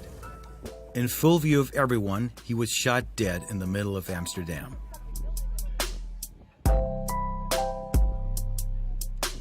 Drug policy is targeting public health, basically, so it takes care of the people who use drugs.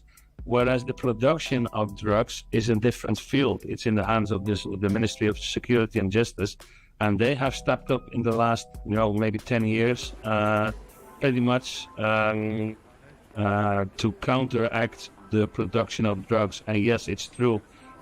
We are, it's not something to be very proud of, but the Netherlands is the #1 producer of both ecstasy and amphetamine in the world. And also methamphetamine is growing in the Netherlands. So there's a lot of production taking place in the Netherlands, not for our domestic market, but for the world, basically. And this is something that, it should be attacked, but it's different. Then you are attacking the production of drugs.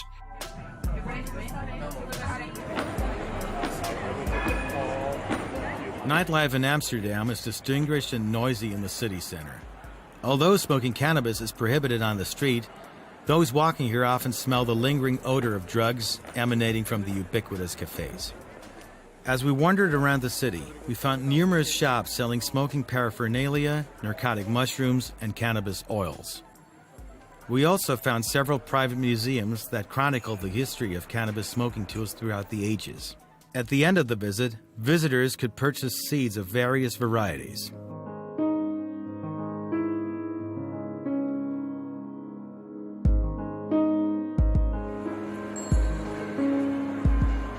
Like in Holland, here you can grow 5 plants. Yeah, but there is a but. You can grow the 5 plants, but you can grow them in your garden. So you can grow the 5 plants outside. But once you grow them inside to make good weed, stronger weed, that's more effective weed, it's not allowed.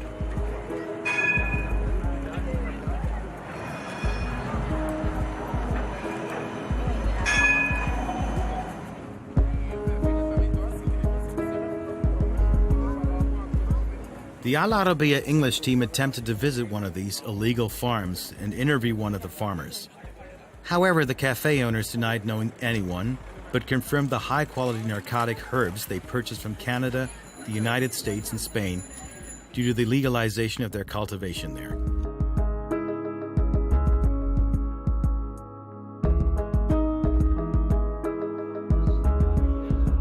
Why is it interesting to buy weed from Canada or from the United States or from Spain? Because the quality there is getting higher. If you can do it legally, the quality will automatically rise. But because of the law, we can sell a space cake here in Holland, but that's about it.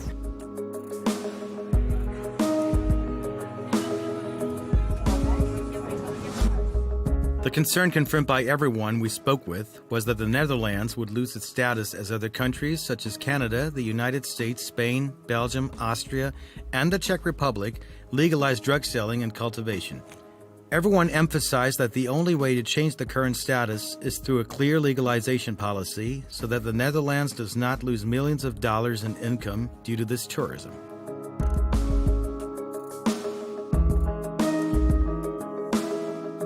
So how can a coffee shop have 30 strains on the menu with only 500 grams?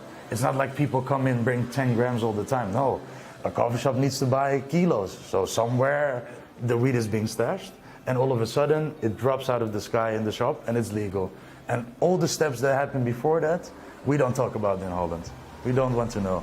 But I think it's important that we do come to know and that we do check all these steps and make sure that the right steps are being taken and there's no more contamination. For a safer product, better for the client, more income for the government, and also for us as an entrepreneur. I don't want to have the risk of closing down my business by a single mistake. It's a weird law. They call it gedoogbeleid, like this, and that is the law. There's no store where you can go buy it. You just buy it from the growers. Yeah, we have to buy it from the growers. We cannot buy it from the store. And so they say, okay, buy, but don't let us see you. We didn't go far from the city center to meet a foreigner who lives in Amsterdam and enjoys going to the only bar in the suburb that allows smoking and drinking alcohol at the same time. It's close to home. I live quite close. It's good. You can smoke and have a drink here, which is relatively unique. I enjoy the fact that it's legalized here and that I can smoke when I want and whatever. That's great. That's how I believe it should be.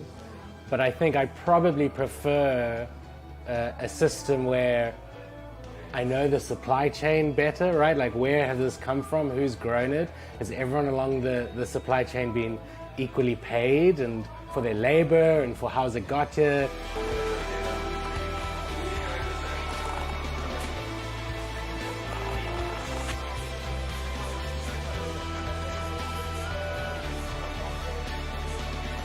We live in an individualistic world where we all are forced into our own bubble in our cell phone, and it all revolves around Instagram and the metaverse. Nothing is about the real world anymore. And there's many people, especially people of age, for who it's a great addition to their life to come to the coffee shop every day, have their cup of coffee, be among the people, be in society. And I think there's social cohesion and safety when people come together and talk together.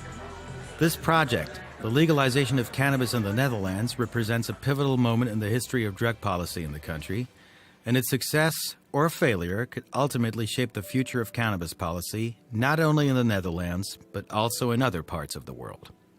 We spoke with researcher Dan van Ka about the government's future policy regarding the legalization and cultivation of cannabis. We're doing experiments with the municipalities, whatever the supply of the cannabis will be regulated by a few cultivators, so to speak, and we will see what the effects will be of that. Also in terms of health, because, the quality of the cannabis being sold. We do that because we run a THC monitor at the Klimas Institute, but it's only a few coffee shops that are involved in that.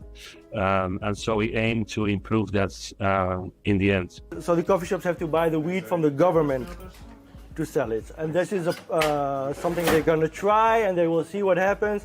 And if it works out okay, then that's what they're going to do all over. So we will see in the future what will happen with that. So if the government will start selling to us, we will be happy.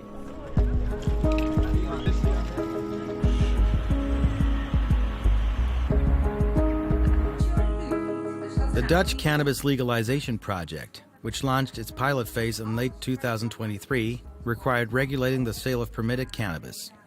Farmers and traders demanded a law that would protect them and regulate their work in this field, but the project was full of challenges. Warner, who gave up his coffee shop business and importing herbs and bulbs for cultivation, now confines himself to treating people with cannabis oils and teaching them how to make THC oil. I do medical marijuana, and I promote the usage of medical marijuana oil because these people don't do it for fun. They do it because they have no other regular solution. This place is a place where we train people to make their own THC oil. I developed an apparatus, a machine, and it's called the cannulator. And we teach people how to make it themselves. The course is 2 hours. People come to this course. We tell them to go to the coffee shop first, buy 5 grams of grass, and process it while we're here during the class. Then they've made their own oil for the first time in their life.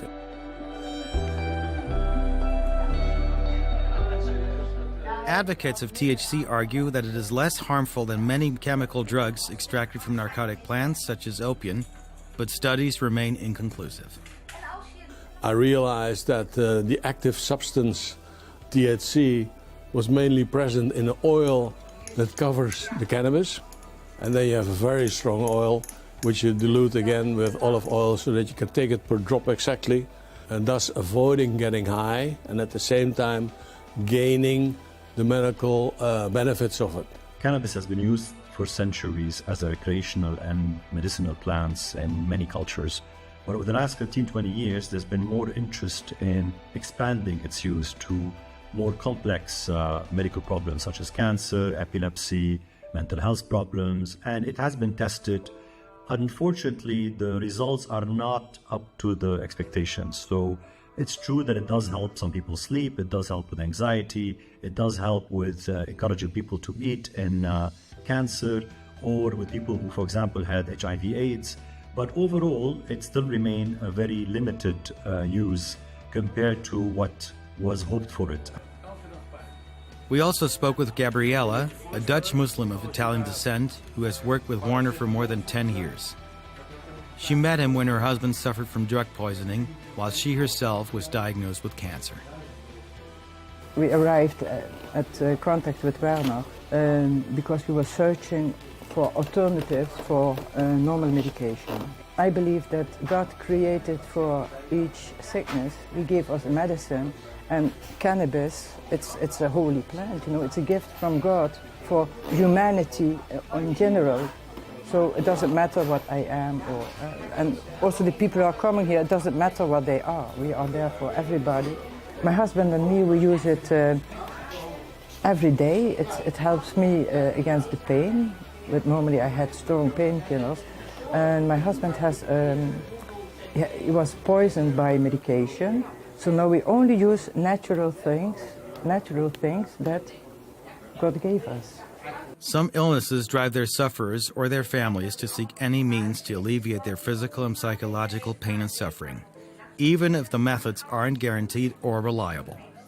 This is part of what Gerard, a retired pharmacist, had to say when he came to learn how to make oil because he hadn't learned it in his academic studies.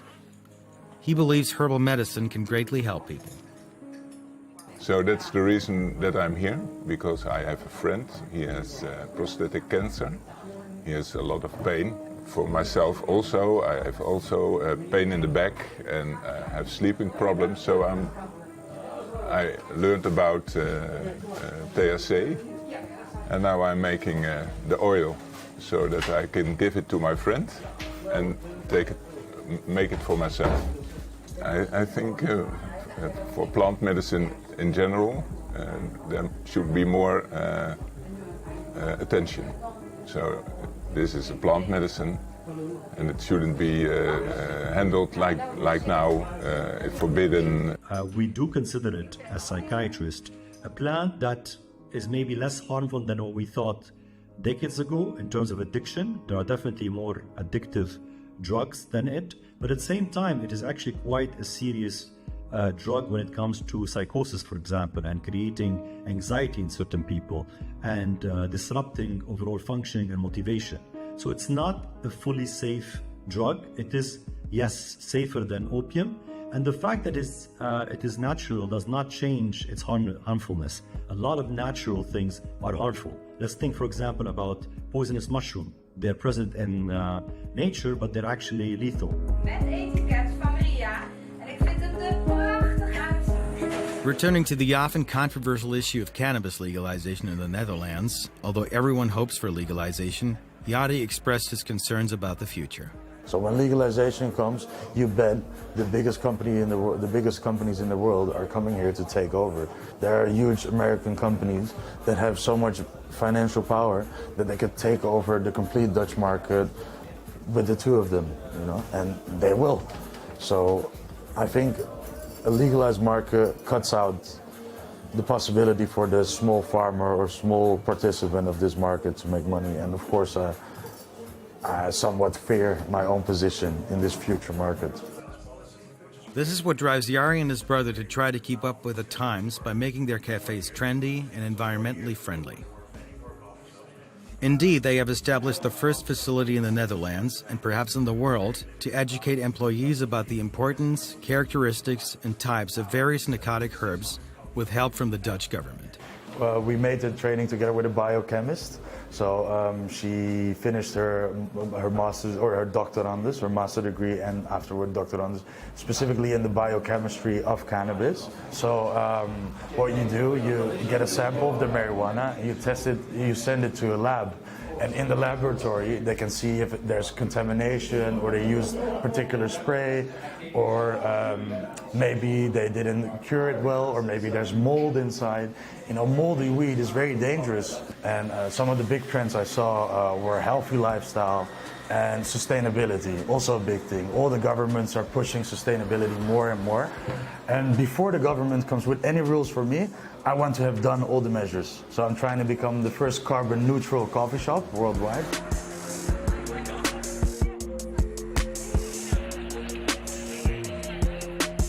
We try to meet with our contact officials at the Ministry of Justice, but were unable to do so. We only communicated via email and received a response from the Minister's media office several weeks later. However, we did not receive conclusive answers to all our questions. In Mr. Halshauer's response, he stated that the Netherlands has tightened penalties for hard drug offenses in recent years and emphasized that the government does not encourage such trafficking. This is why we wanted to reduce the number of people coming from abroad to our coffee shops, because we believe it's a national problem, and we cannot be the supplier of drugs for Western Europe or something like that.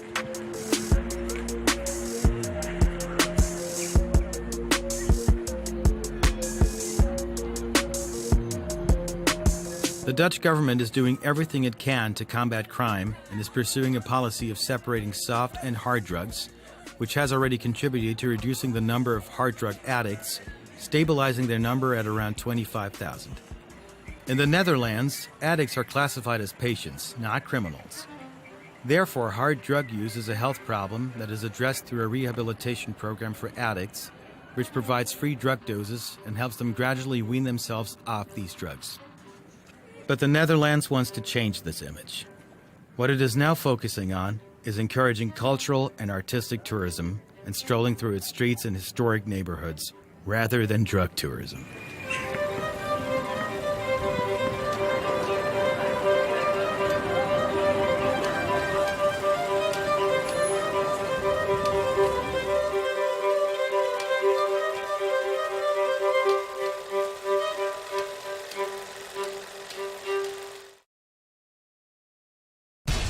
We have to take care of our people, and we're going to take care of our people first. For in-depth analysis and all the latest developments across the globe, make sure you join us every weekday. President Trump is trying to negotiate a ceasefire. With so much happening, so much information, and so much noise, International law will have no part in his administration. it can be hard to keep track. Tariffs will just fuel inflation. We're going to fight these tariffs. But you can count on us to tell you what you need to know. We stand by your side. Join me, Tom Burges Watson, for Global News Today, right here on Al Arabiya News.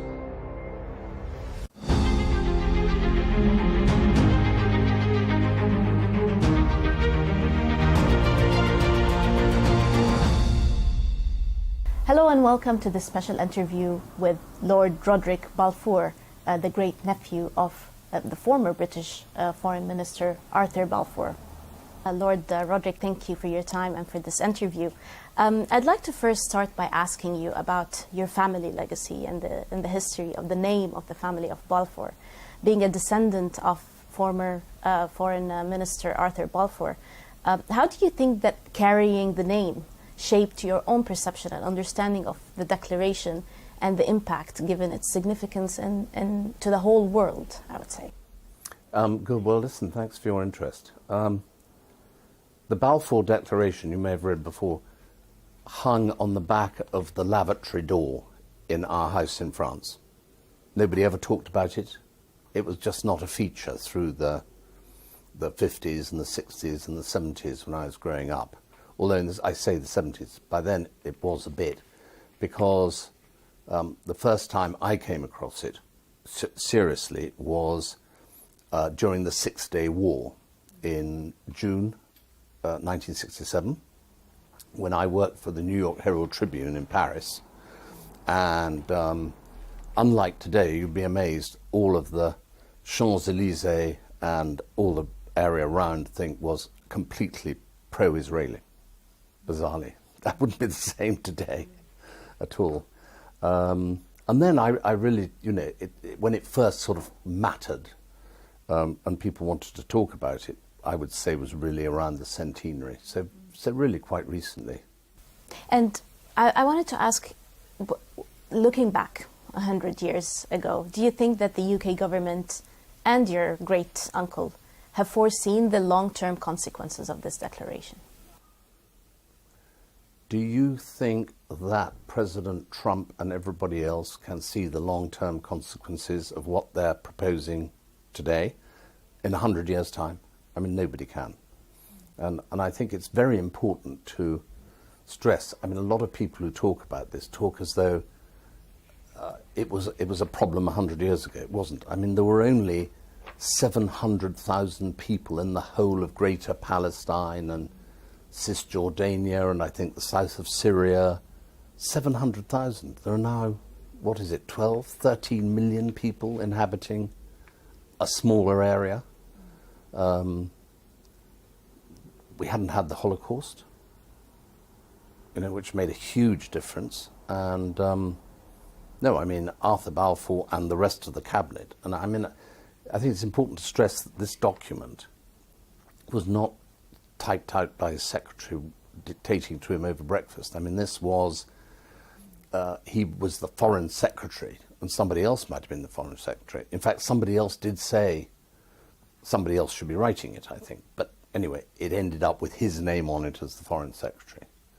And before moving to, I will ask you a bit more about the declaration itself, but before moving to that part of the conversation, I have a question about how you talk about the Balfour Declaration in your own family. Is it usually a source of pride, or is it usually a source of controversy?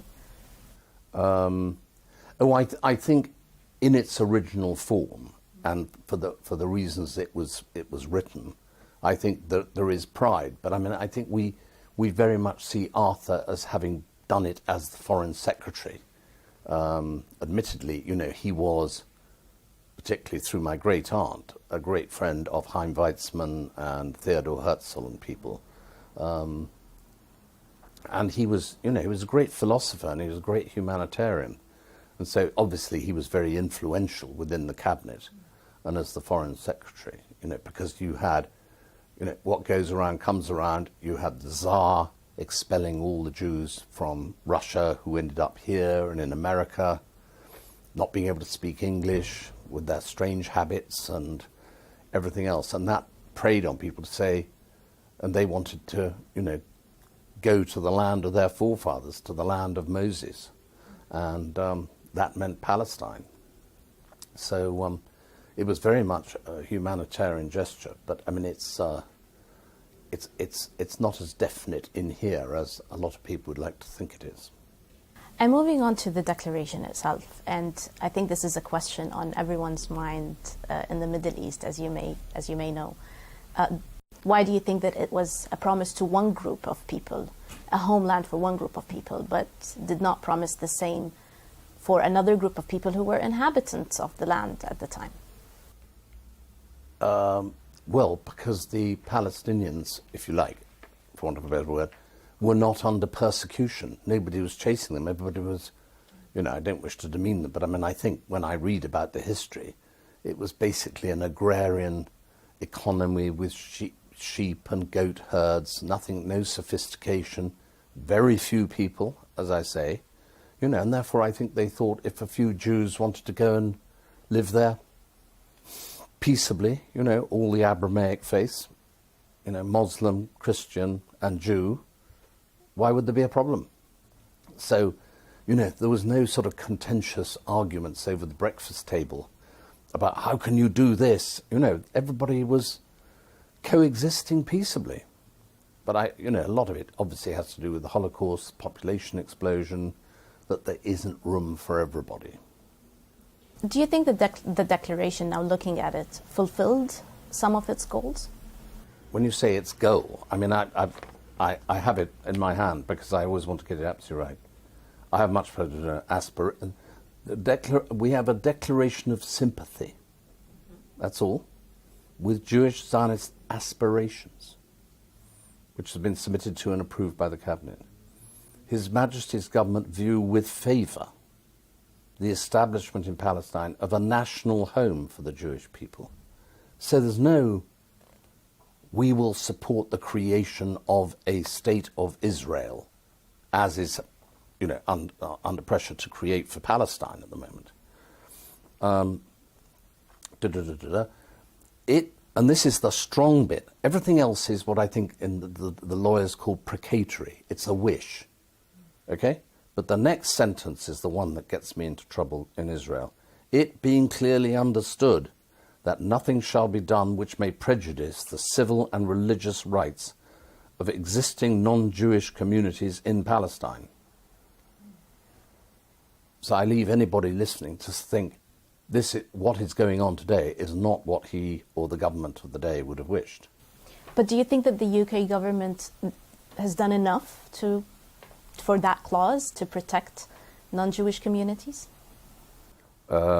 That's a very good question. I mean, when you say done enough, I mean, I felt for many years the United Nations, who got involved in the Congo, in Sudan, in all these other places, never really got sufficiently involved in the Holy Land.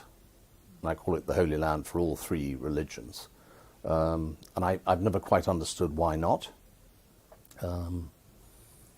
And particularly as, you know, one has to say it, but Israel has never attacked anybody else. I mean, they've gone off and done these missions in recent times, but they've never wanted to wipe out the Palestinians. I mean, the occupation of the West Bank and these settlements under the very right-wing Israeli factions, you know, is not something. I mean, that goes completely contrary to this, as well as to United Nations resolutions and things like that. So, you know, what could we do, just Britain? I mean, it wasn't a, you know, we came out of it after the mandate finished in 1947-48, and the State of Israel was announced, recognized by the US, recognized by the United Nations. You know, they were a sovereign nation by whatever other means you want to call them. So, you know, it wasn't up to us to say, you are contravening the declaration. I would have liked it if they had, and the United Nations had said, you know, we're going to come in here and sort things out, because it's contrary to the declaration. I'd like to move to the to UK's historical decision to recognize Palestine last week. And this was an important day for a lot of Palestinians and Arabs in the whole world. Mm-hmm. What do you think of this recognition, and do you think that it was a step taken too late? No, I don't at all. I think that again, with the United Nations help and everybody else, there should have been a far greater effort to deal with the two-state, the two population problem much earlier, whereby there would have been far more democratic regimes in both Gaza and the West Bank, and instead they've just been able to run riot and do whatever. I mean, the West Bank hasn't had elections for 20 years. Gaza has been ruled by Hamas. I mean, are these, in their present condition, are these really suitable entities for us to recognize as a state? I'm not sure. But I mean, it's symbolic. It shows that we are in favor of the two-state solution, but there's got to be a lot more before it actually means anything. And do you still believe in a two-state solution? Do you think that with today's circumstances that it's still a viable solution? Well, clearly the Israelis don't think so. And I don't think Hamas thinks so, because Hamas want to get rid of Israel, and Israel doesn't trust any of the Arab countries while they're run as, the Palestinian enclaves, until they have a reassurance that they're not going to be populated by people who swear death to Israel from the river to the sea. So you've got these two blocks who are implacably opposed to each other. And I suppose that's what, you know, love him or hate him, but, you know, President Trump is actually somebody who at last is not just muttering warm words, but actually getting on and doing something, and I think has realized, and obviously done a lot of talking around the Middle East and with other Islamic countries, who, you know, you will know yourself because you're from there.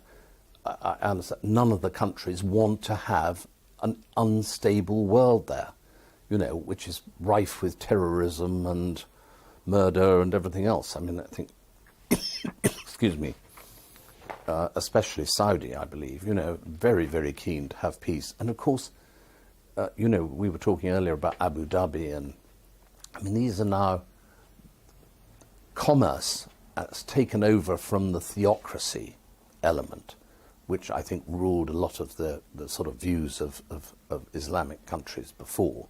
And now they're major economic powers. They don't want to see war and terrorism on their doorstep. So I think that's why they're, as I understand it, giving their full support to this effort, the Trump effort.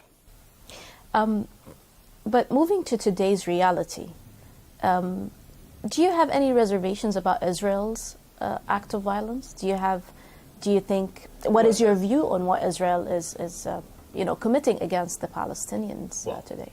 I think you've got to take that in two halves. I think the West Bank is something that really has got to be stamped on. That is so contrary to the declaration and against the United Resolutions, things which we were talking about. But Gaza, how has Hamas allowed this to happen and not said, listen, please don't bomb all our houses and think we will surrender the hostages? I mean, one feels, and this is evidently what everybody else feels through the Trump proposal, that Hamas, he said it, Hamas has got to be neutralized because they're the destabilizing force. But I think the West Bank and Gaza are, but I'm no lawyer, I'm not a professional historian, so these are just my personal opinions, but you've got to separate the West Bank problem from the Gaza problem. And how's your relationship with the Palestinians and the Israelis, if you have any? Well, I've not really come across too many Palestinians per se who live in Palestine, but I have come across a lot of the Arabs who live and work in Israel.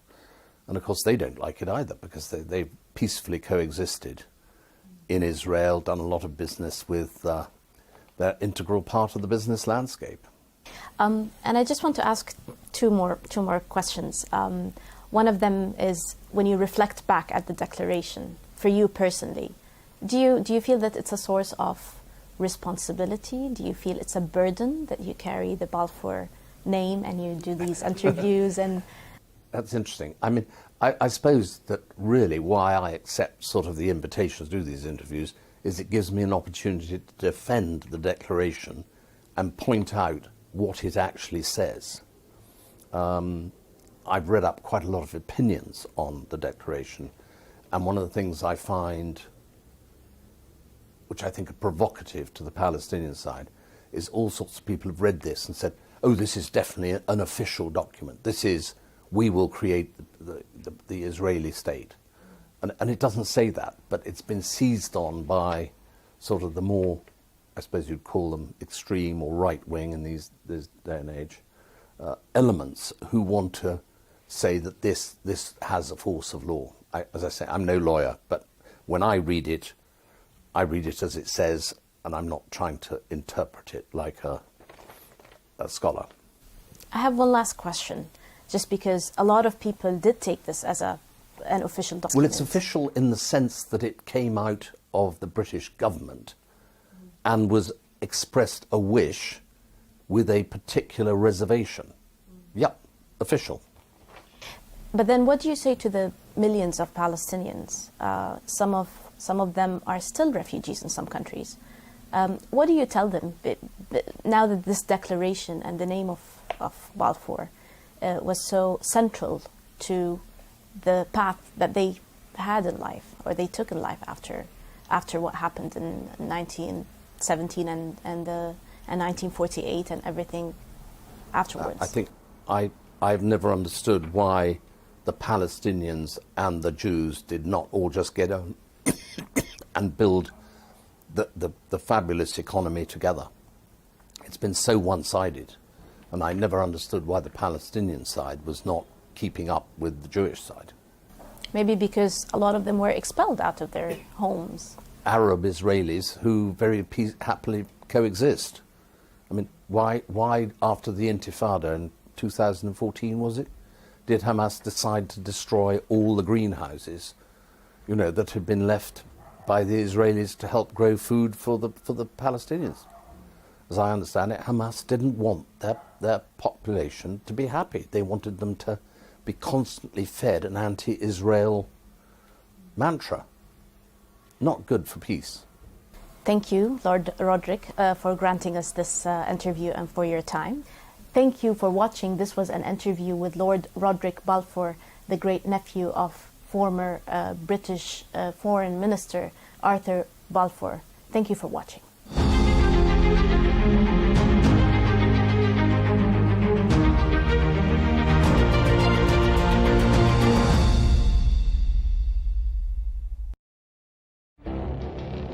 It feels like decades are passing by in a matter of weeks. Seismic shifts in the world order. Never, ever will be part of America. With so much happening and then so much noise.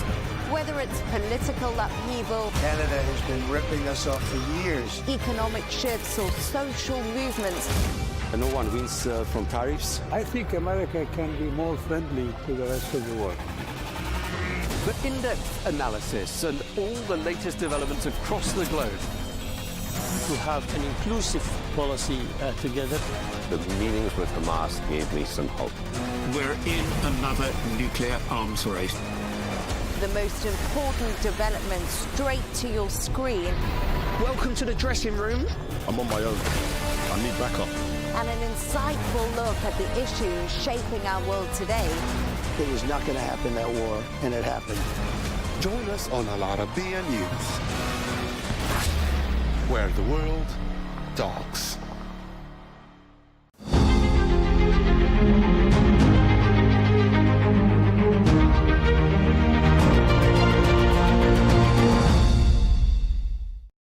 First of all, we are very excited to have this regional hub established in Riyadh. It coincides also with a 50-year partnership that has been extremely productive over the years. But I see it actually as a bigger undertaking. As you know, the World Bank is probably best known for its financial support to developing countries, but we are at the same time also a knowledge bank. We have gathered an enormous amount of experience, knowledge of different development experience from Asia to Africa to Latin America. And so we would like that to put the whole knowledge bank on a new level. That means how we work with each other, how we experiences are shared, and we would like to do that together with the countries. So therefore, I think it is very important that we capture the richness of the diversity of the membership. And this means that Saudi Arabia has some very interesting experiences, development experience that it could share with the world. Equally, we would like to continue with a strong advisory role to the Saudi government. So we thought that first this comes all nicely together, but we would not want to see that only Saudi specific, but that Saudi Arabia has a role to play regionally and globally, and we very much welcome this role. Can you give us an update on the Global Knowledge Hub, which was recently established in Saudi Arabia about a year ago, and what role did it play in job creation? Well, what is very important is what the Saudi government has been doing, for example, on the digital agenda, as well as artificial intelligence. I saw firsthand, for example, the Seha hospital, that is the first virtual hospital and is serving 230 hospitals here in the kingdom. This is actually fascinating because it is not only a great experience here, but it could be a very important experience for countries that have similar challenges around the globe. Another example is how the Saudi government has been easing doing business for startups, how to set up companies. You can here now set up a company within minutes. I saw that yesterday, and I was quite impressed about this. And I asked also which other countries have that ability. And right now there is no country that can actually establish a company that fast.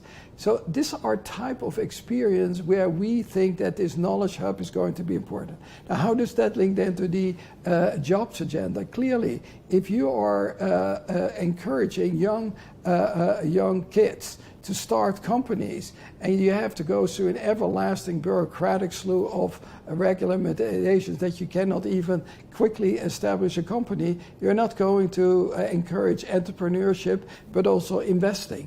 I think these are the type of things where we are seeing that it is important to create the enabling conditions for investment, for entrepreneurship, for initiative.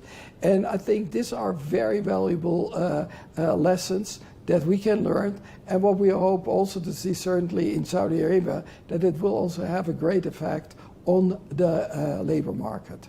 In an ever-shifting environment and with the constant changes happening in the job market, what role does the World Bank play in job creation, and to what extent does the private sector contribute to the availability of opportunities? So first, the dimensions. In the next 10 years, about 1.2 billion young people will reach the labor market. Projections, which should not be destiny, suggest that only 400 million will find jobs. So there's a huge gap. So that means, how can we actually close that gap, create actually opportunity, but also hope for the new generation to thrive in life? That means that the World Bank has been saying we should all focus laser sharp on job creation, particularly for young people, and we have to do that through different angles. One is clearly to create the enabling environment. What you have been doing, for example, to ease the opening of a firm is a great way of starting. Secondly, we will need enabling investments that can be from education to infrastructure is very important. But then certainly the public sector will not create the jobs that are needed. It will be the private sector. So there we need to see what is actually prevented the private sector to actually do even more than what they are doing now. And that means to look at issues that constrain their activities, but also to see how can we actually encourage them to embrace digitalization, AI, discover foreign markets. So those kind of things will need to be done. We are actually active in all of those three areas. The World Bank is also actually a World Bank group, so we have two strong private sector arms and two public sector arms. They will need to have to work together with governments, but also with the private sector to make it happen.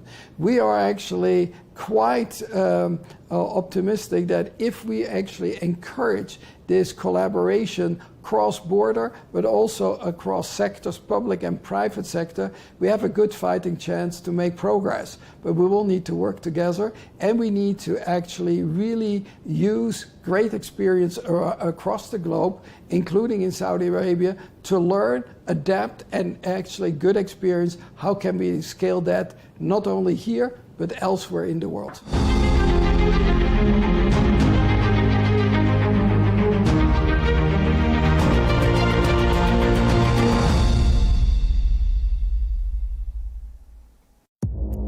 Our allies, in many cases, are worse than our enemies. Stay informed and connected with the latest international headlines. There obviously is a risk. From breaking news to in-depth analysis, it would appear that this war is coming to an end. Who buys this stuff?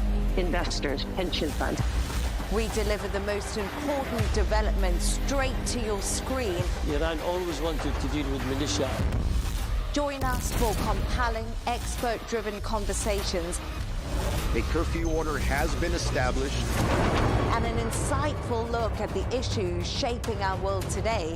There are lots of proposals about European architecture for security. I'm Leigh Ann Gerrans, and this is W News. We dealt with this when I was Chief of Staff in the first term. Where you don't just hear the headlines, you get the full story.